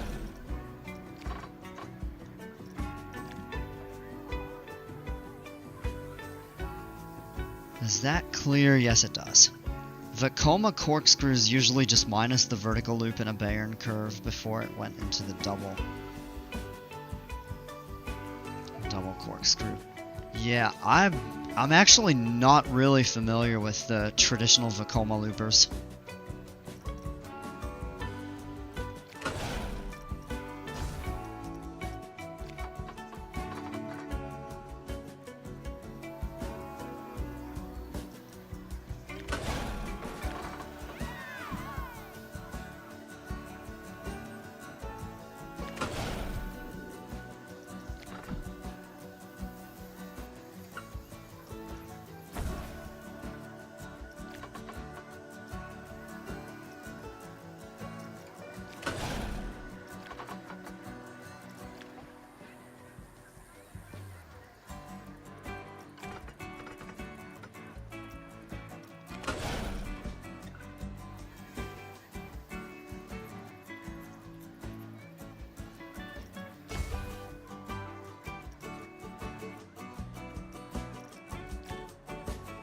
Alright, let's work backwards. Block brakes.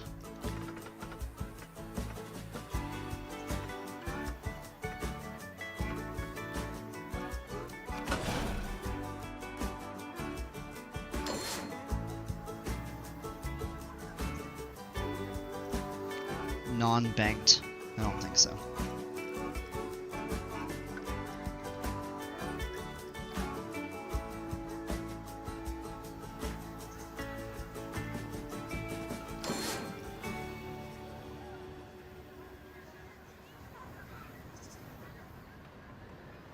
They can have trim.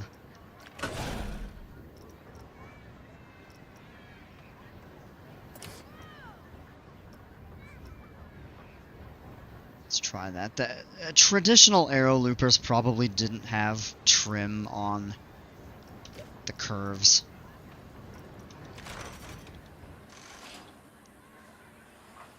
We wanted to make the station a little bit longer. I forgot about that. Okay.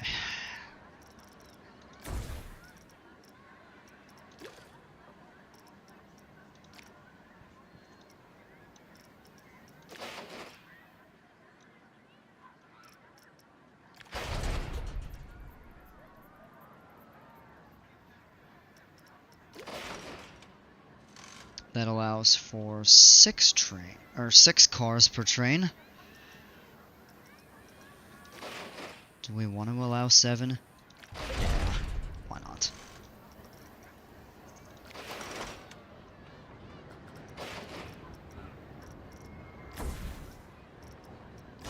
Alright. This will give us an opportunity to reprofile a little bit. Let's edit back here. Add a strip of block brakes. Yeah, but trims could be added now. Yeah! Oh yeah, definitely. And then I think what we'll do is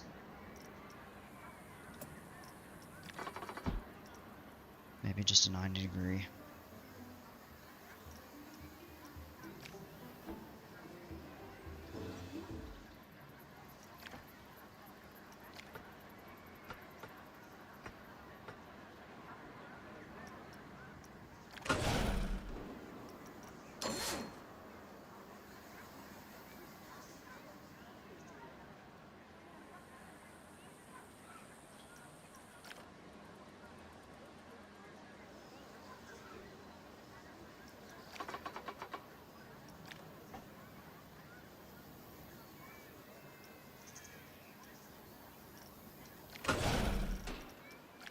It's gonna be tough doing that.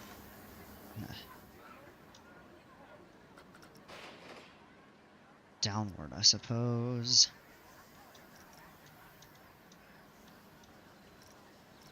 Unless we wanna continue, which we could do. Actually, that could be fun. Increase it upwards some more. Tighten the helix even more this way.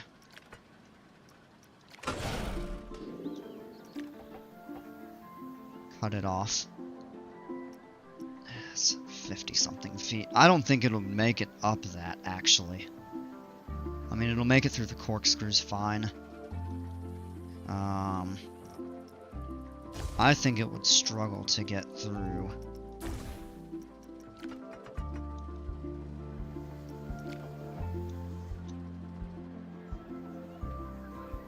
Low clearance, but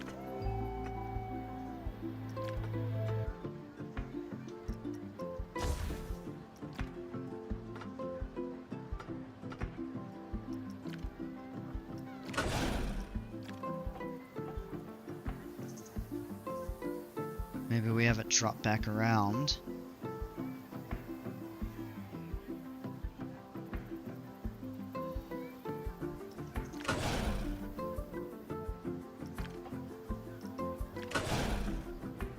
Suddenly that becomes a little bit tougher.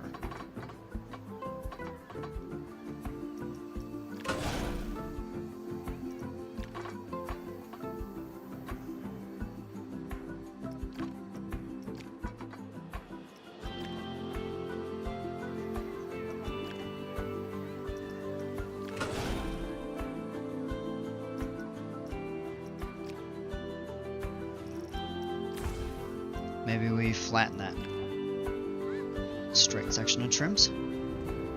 It's coming from 15 to, I believe this is 21 feet, so it's not horrible. It's just shorten it a little bit there.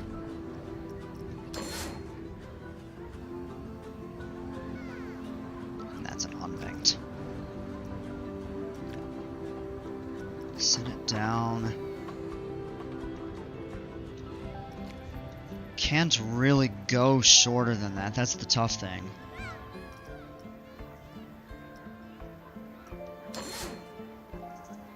Yeah, I think it would have to be auto-completed. Could add trims right there. Not really sure how much I like that, but yeah, let's just test the ride, actually.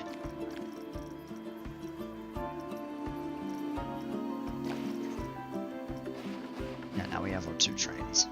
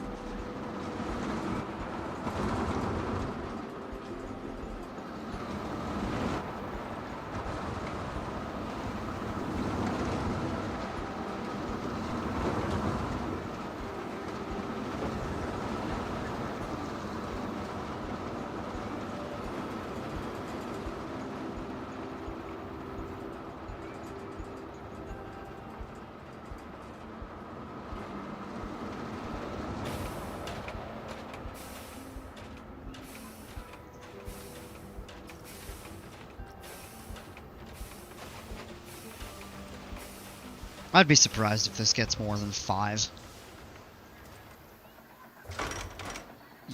Yeah, no, that's pretty weak.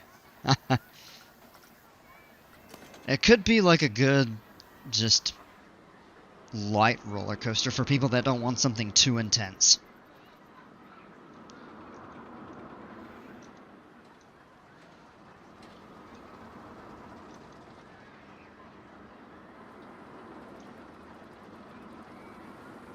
Pretty realistic, yeah. I was gonna say, that actually does seem relatively close to what you would expect in, you know, an arrow looper to do. Okay. Now we can go ahead and add... Oh, now it's untested again. Okay.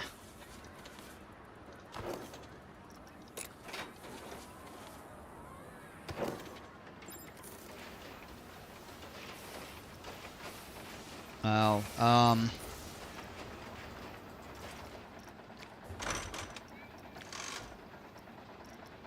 let's go ahead and change the colors of the cars. Just, I think typical blue and white. Go with blue. Oops, excuse me. Ooh, that's a little bright.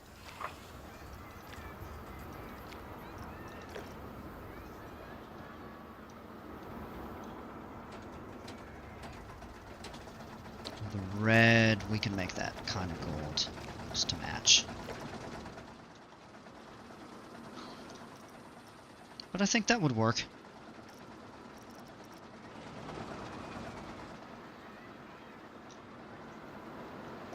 Now that I think about it, let's actually change the color of this. Match the rest. The teal looks out of place.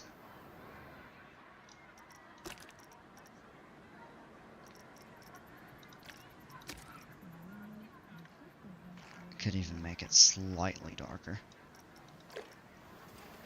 We'll go with that. It's the scale pretty much that makes Arrow Loopers extreme. Viper, Vortex, Loch Ness, yeah. Oh, Loch Ness is such a good ride, though. I haven't been on Viper. I never did get to go on Vortex.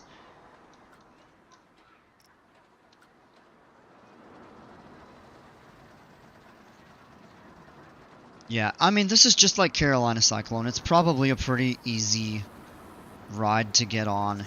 It's a good entry, as long as it isn't rough. It's a good entry, I think, to looping roller coasters.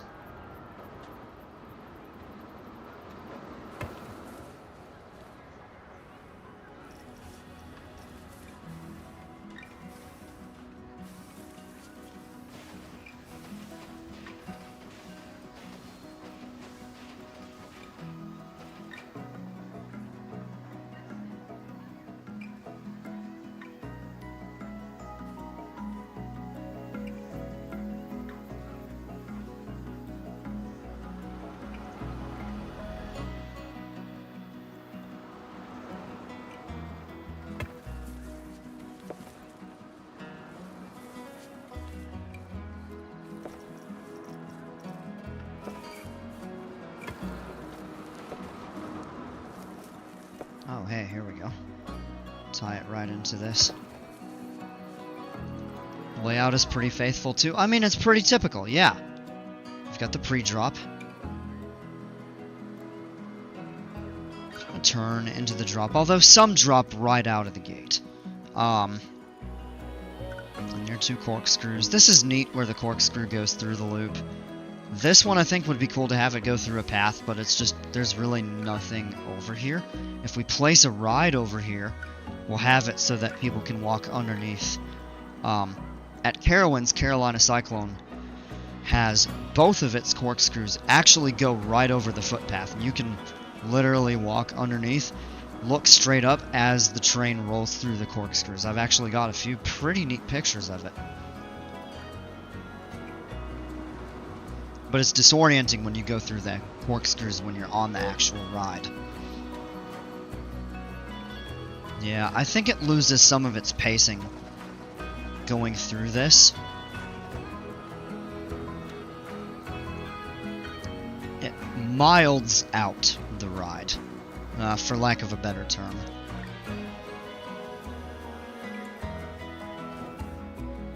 Ah.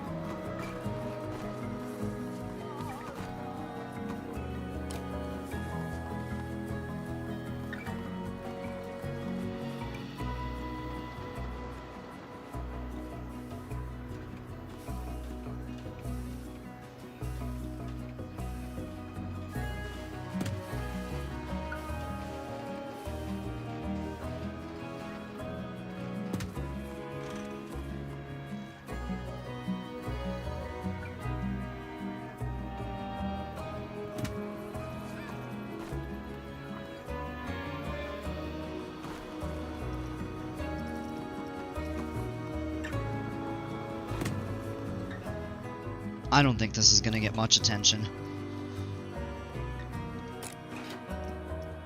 But we'll see. I could be wrong. Oh, it's just out of the range. Alright, well, what do we do here? We set that right under the station.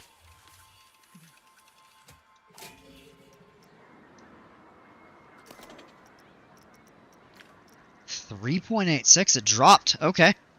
Wow. Well, some theming. So what are we going to do here?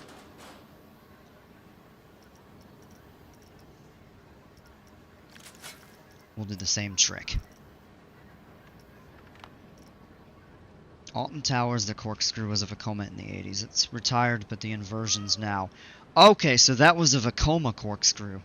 Is the one that you were telling me the corkscrews were kind of over the... Oh, didn't want to do that. Flatten the foundation. Do that over here.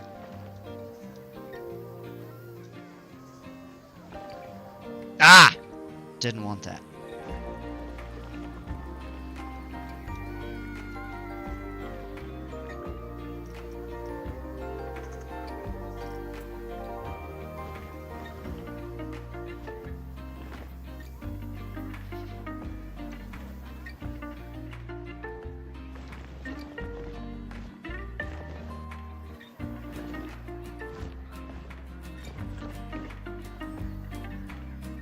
Just another lake.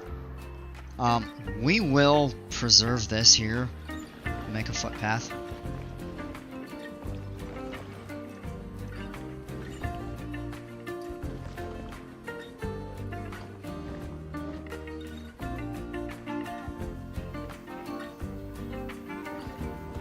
We'll lower that.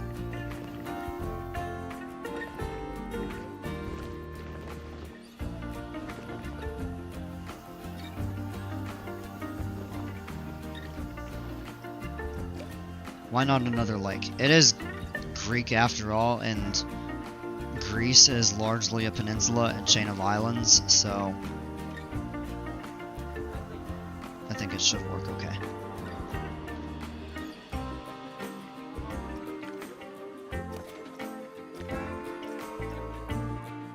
Well, that doesn't really help.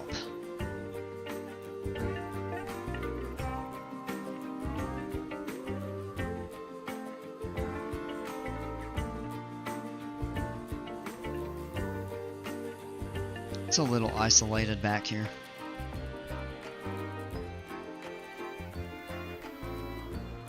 Maybe maybe a flat ride.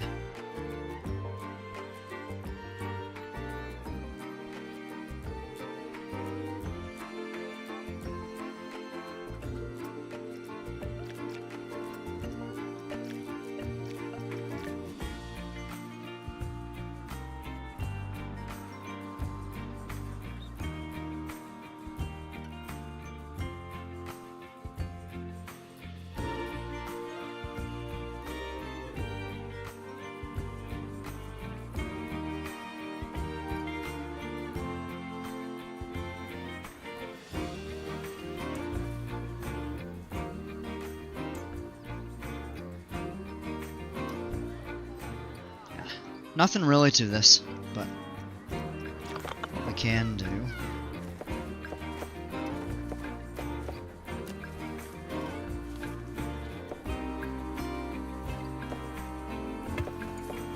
Let's just expand that out that way. Square that off.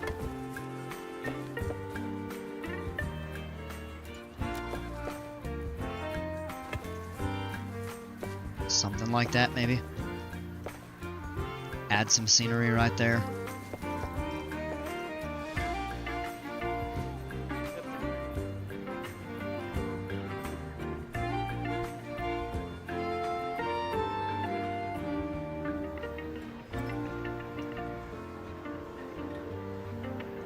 Guest experience is good. So we're on the right track.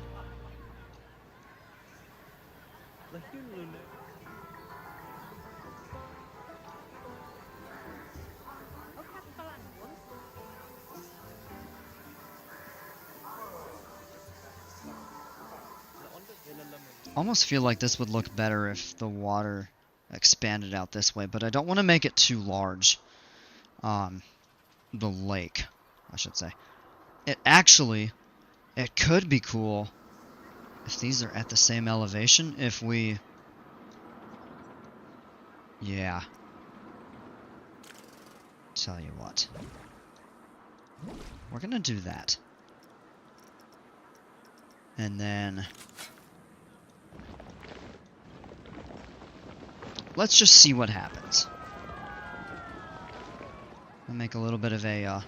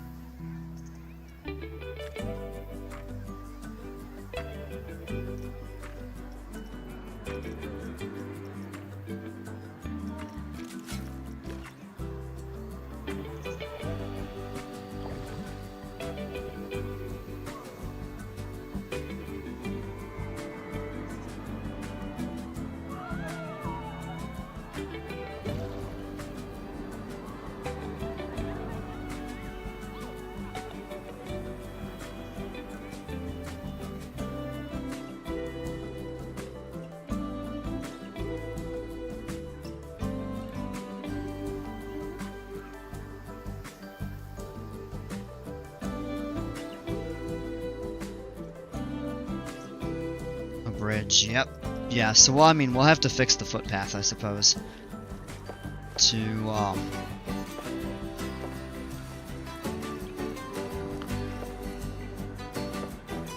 just to give it railings.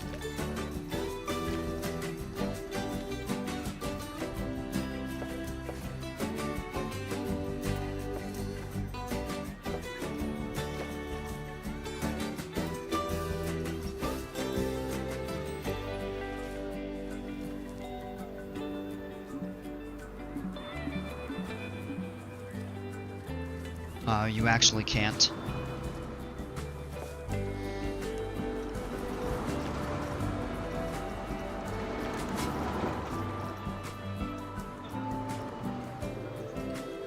Path extras.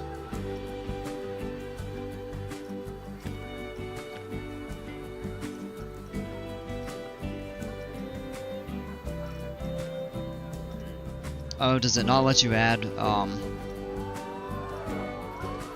railings after the fact?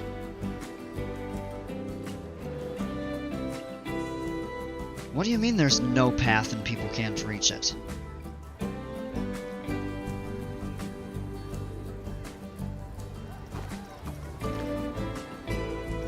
Doesn't make any sense.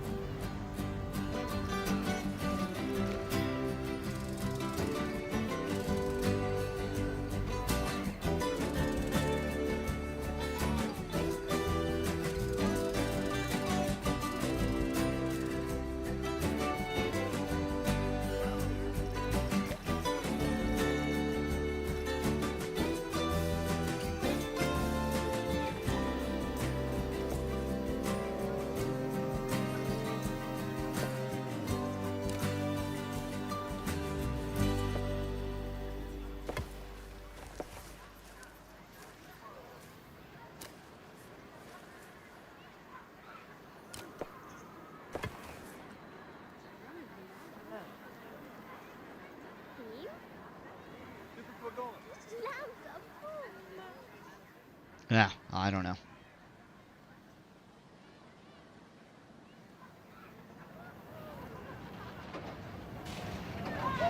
Well, that's got a pretty good crowd of people on it, so... What is the scenery rating? 10%. 6.7 on the excitement, so that's actually gone up, so that's good. That would be nice if we could get it up above 7. More scenery. Maybe some effects or something like that would. Ooh, excuse me. Then you've got the old, oh man, hiccup again. The old arrow looper. Right across the way. It looks pretty cool from those double corkscrews, though.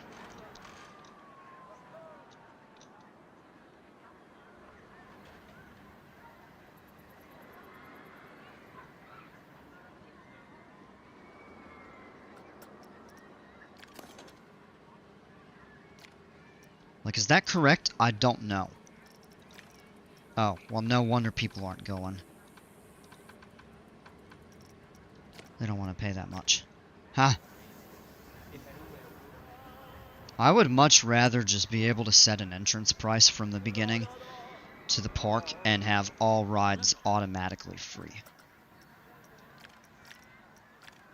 That's just my personal preference.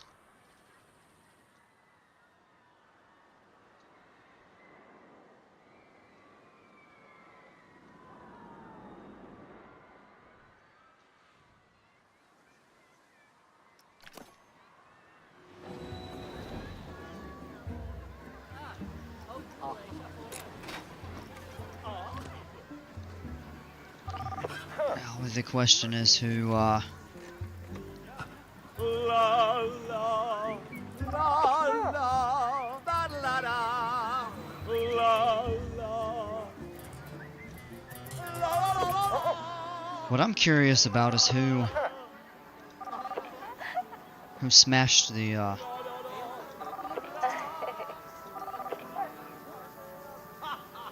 who smashed the picnic bench.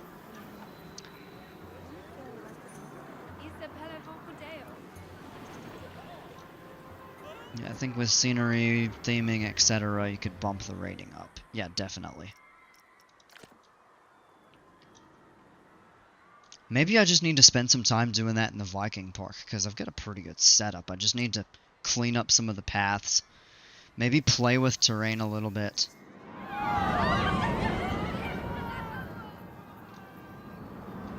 Ah! As soon as you get stuck behind a tree, the camera like snaps and locks up. It's tough to move around.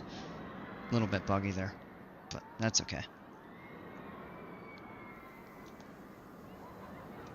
Yeah, we'll have to add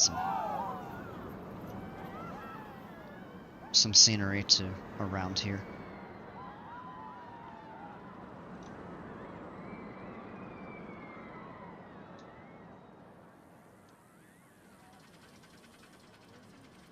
Yeah, though that is frustrating because it's just sitting there at the top of the lift hill full of people.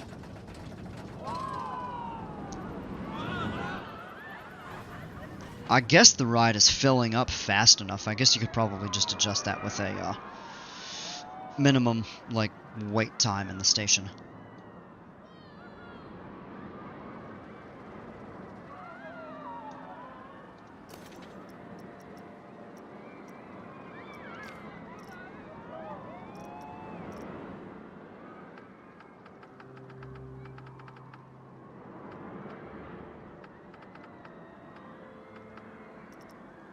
Maybe like a 30-second wait. Or interval, I should say, between launches.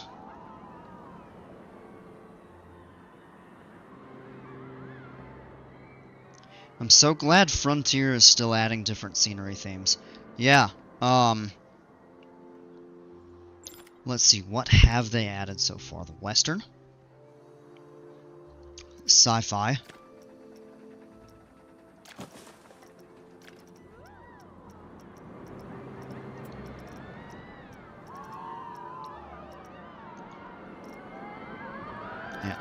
Is it only those two, the Western and Sci-Fi?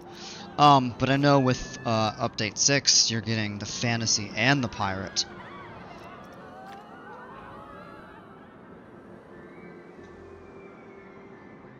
So that'll be really nice.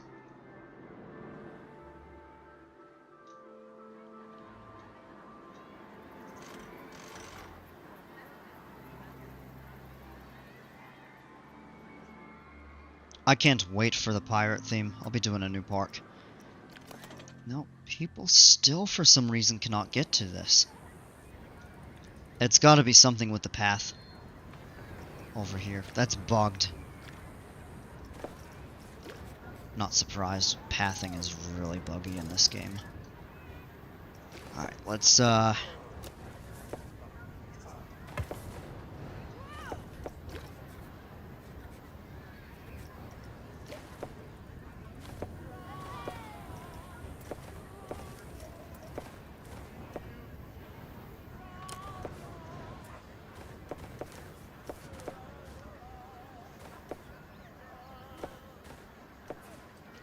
Pirate is one I'm looking forward to. Oh, absolutely, me too.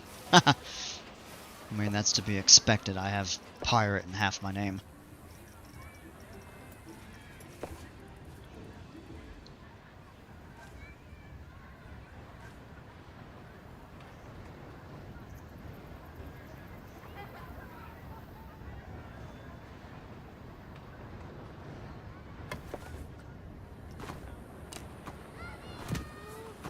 I'm to the point where I would actually consider adding,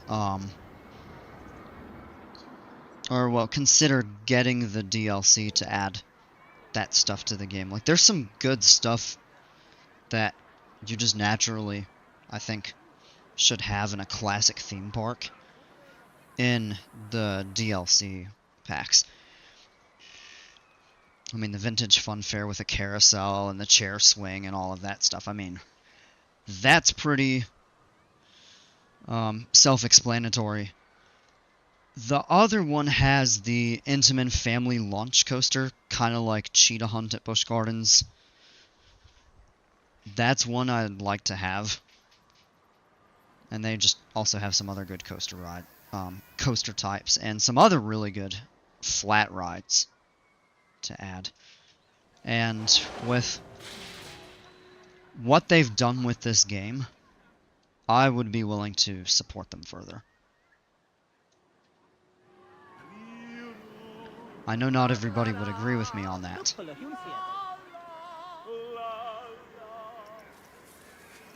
Maybe... I'm just wondering if it would be worth making some sort of a connection.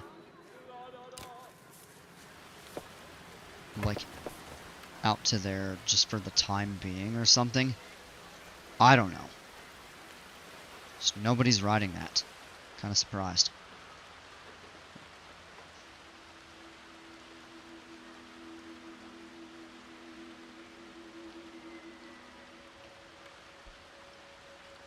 I'm starting to get a little tired, and yeah, we've been going for close to 6 hours. The DLC one I have has the Mach Extreme Spinner. Oh, yeah. That's a good point.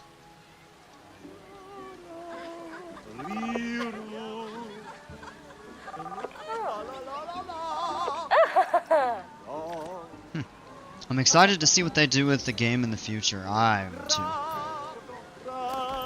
Did these never open up? Whoops.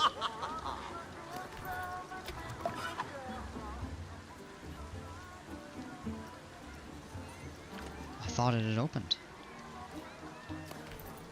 That never opened too? That went all that time and they didn't open. Wow. No wonder. Sheesh.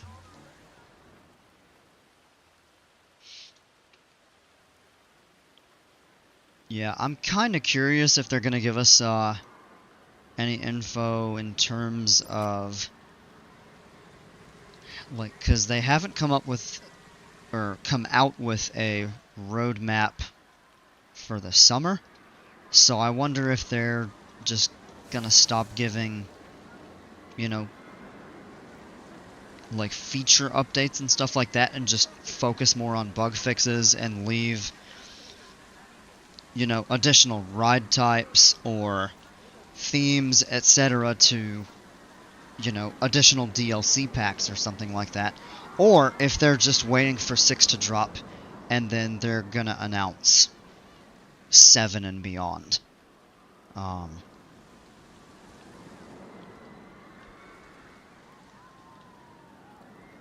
I would imagine they're gonna do a lot of stuff. They've covered, I think with Update 6 they will have covered the majority of things that the original Planet Coaster covered, just from what I've read. And then they could certainly go beyond that with additional features, themes, ride types, coaster types, etc.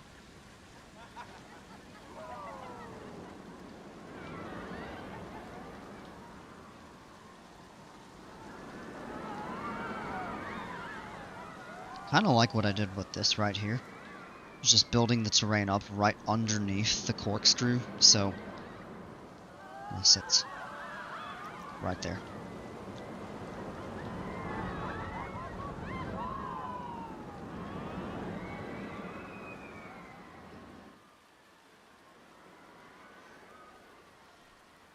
I was gonna do some water slides, but spent so much time just getting the park started.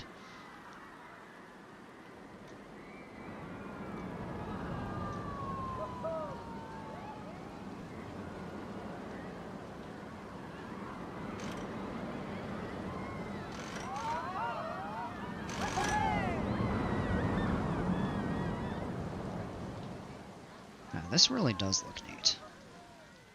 Proud of how that came out.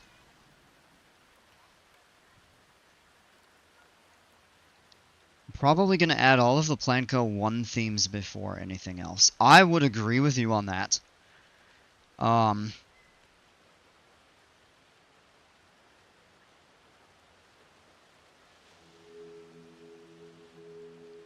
don't think there are too many more left to add.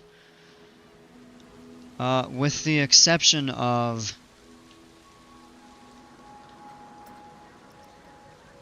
I'm probably missing a couple, but from what I remember, they had a lot that were DLC.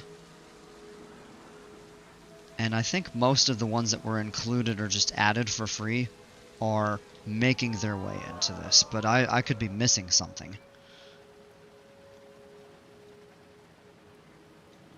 Oh, see, now they're stuck sitting on the brakes. I think that's going to actually hurt the ride. It did. So I think we need to turn the... Yep, here. I think we need to turn that down to maybe like 15 seconds or 10 seconds.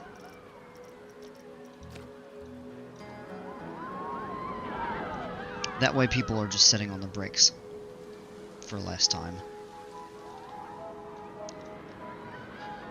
You know, I'm actually kind of curious just to just to get back on this, and I think this will be really about it as I kind of wrap up the stream. But I'm going to go back to the ride camera. Do we want to go back row?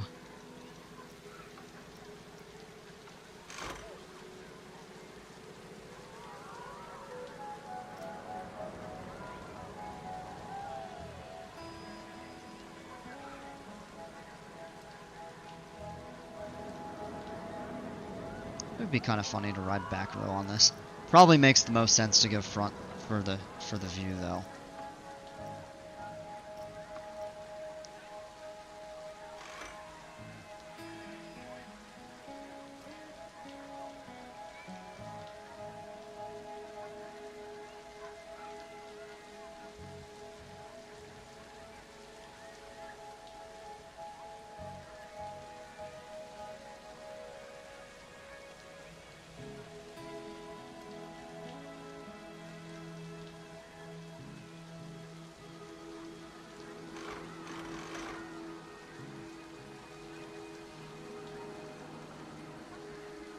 Curious to see how this looks with, you know, all the additions of the water and just the islands and stuff. Yeah, here we go.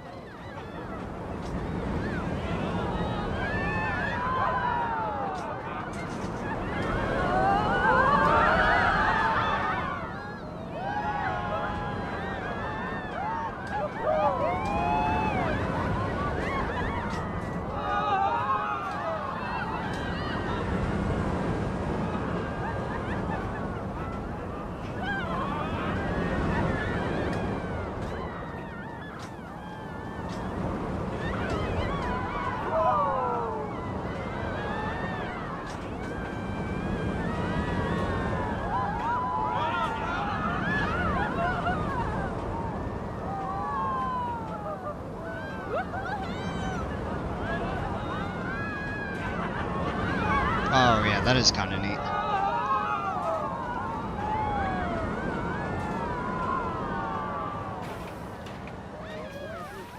Yeah, okay. I'm almost thinking the water could actually be expanded, because I mean, all of this is over land. And this is over land, although that's not really that big of a deal. And over here, you're kind of right along the edge, and there's just nothing out here. Over time, that land will be developed. But I have a feeling we would get...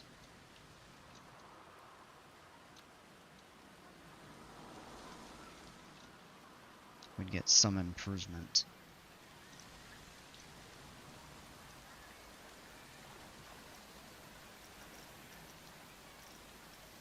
It's a good ride, though.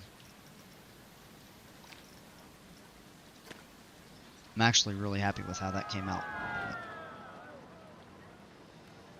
It is getting super late. I'm tired. Probably gonna get ready for bed. So I'm gonna cut the stream. I did not plan on streaming for 6 hours. But I've had a good time doing it. Really appreciate you all hanging out. Yeah, I'm off tomorrow. I've got a few things I need to do, but I imagine I'll have plenty of time tomorrow to stream. Yeah, perfect time that you say that in the chat. Yeah, I am planning on it. I don't know exactly when, but I definitely am planning on it. So we might continue this, we might do more in the Viking Park. I may do a little bit of both. I don't know. But I look forward to streaming tomorrow, that's my plan. Hope to catch you all there. Thanks for hanging out tonight. I'm going to go ahead and watch the rain falling into the lake, as the coaster will eventually make its way right over here. Look at the water. It's getting rougher. That's actually really neat. Yeah, they've really done a great job with making this game look good. But yep, yeah, thank you all again. Appreciate you all hanging out. Catch you next time. As always, take care. Stay safe. We'll see ya.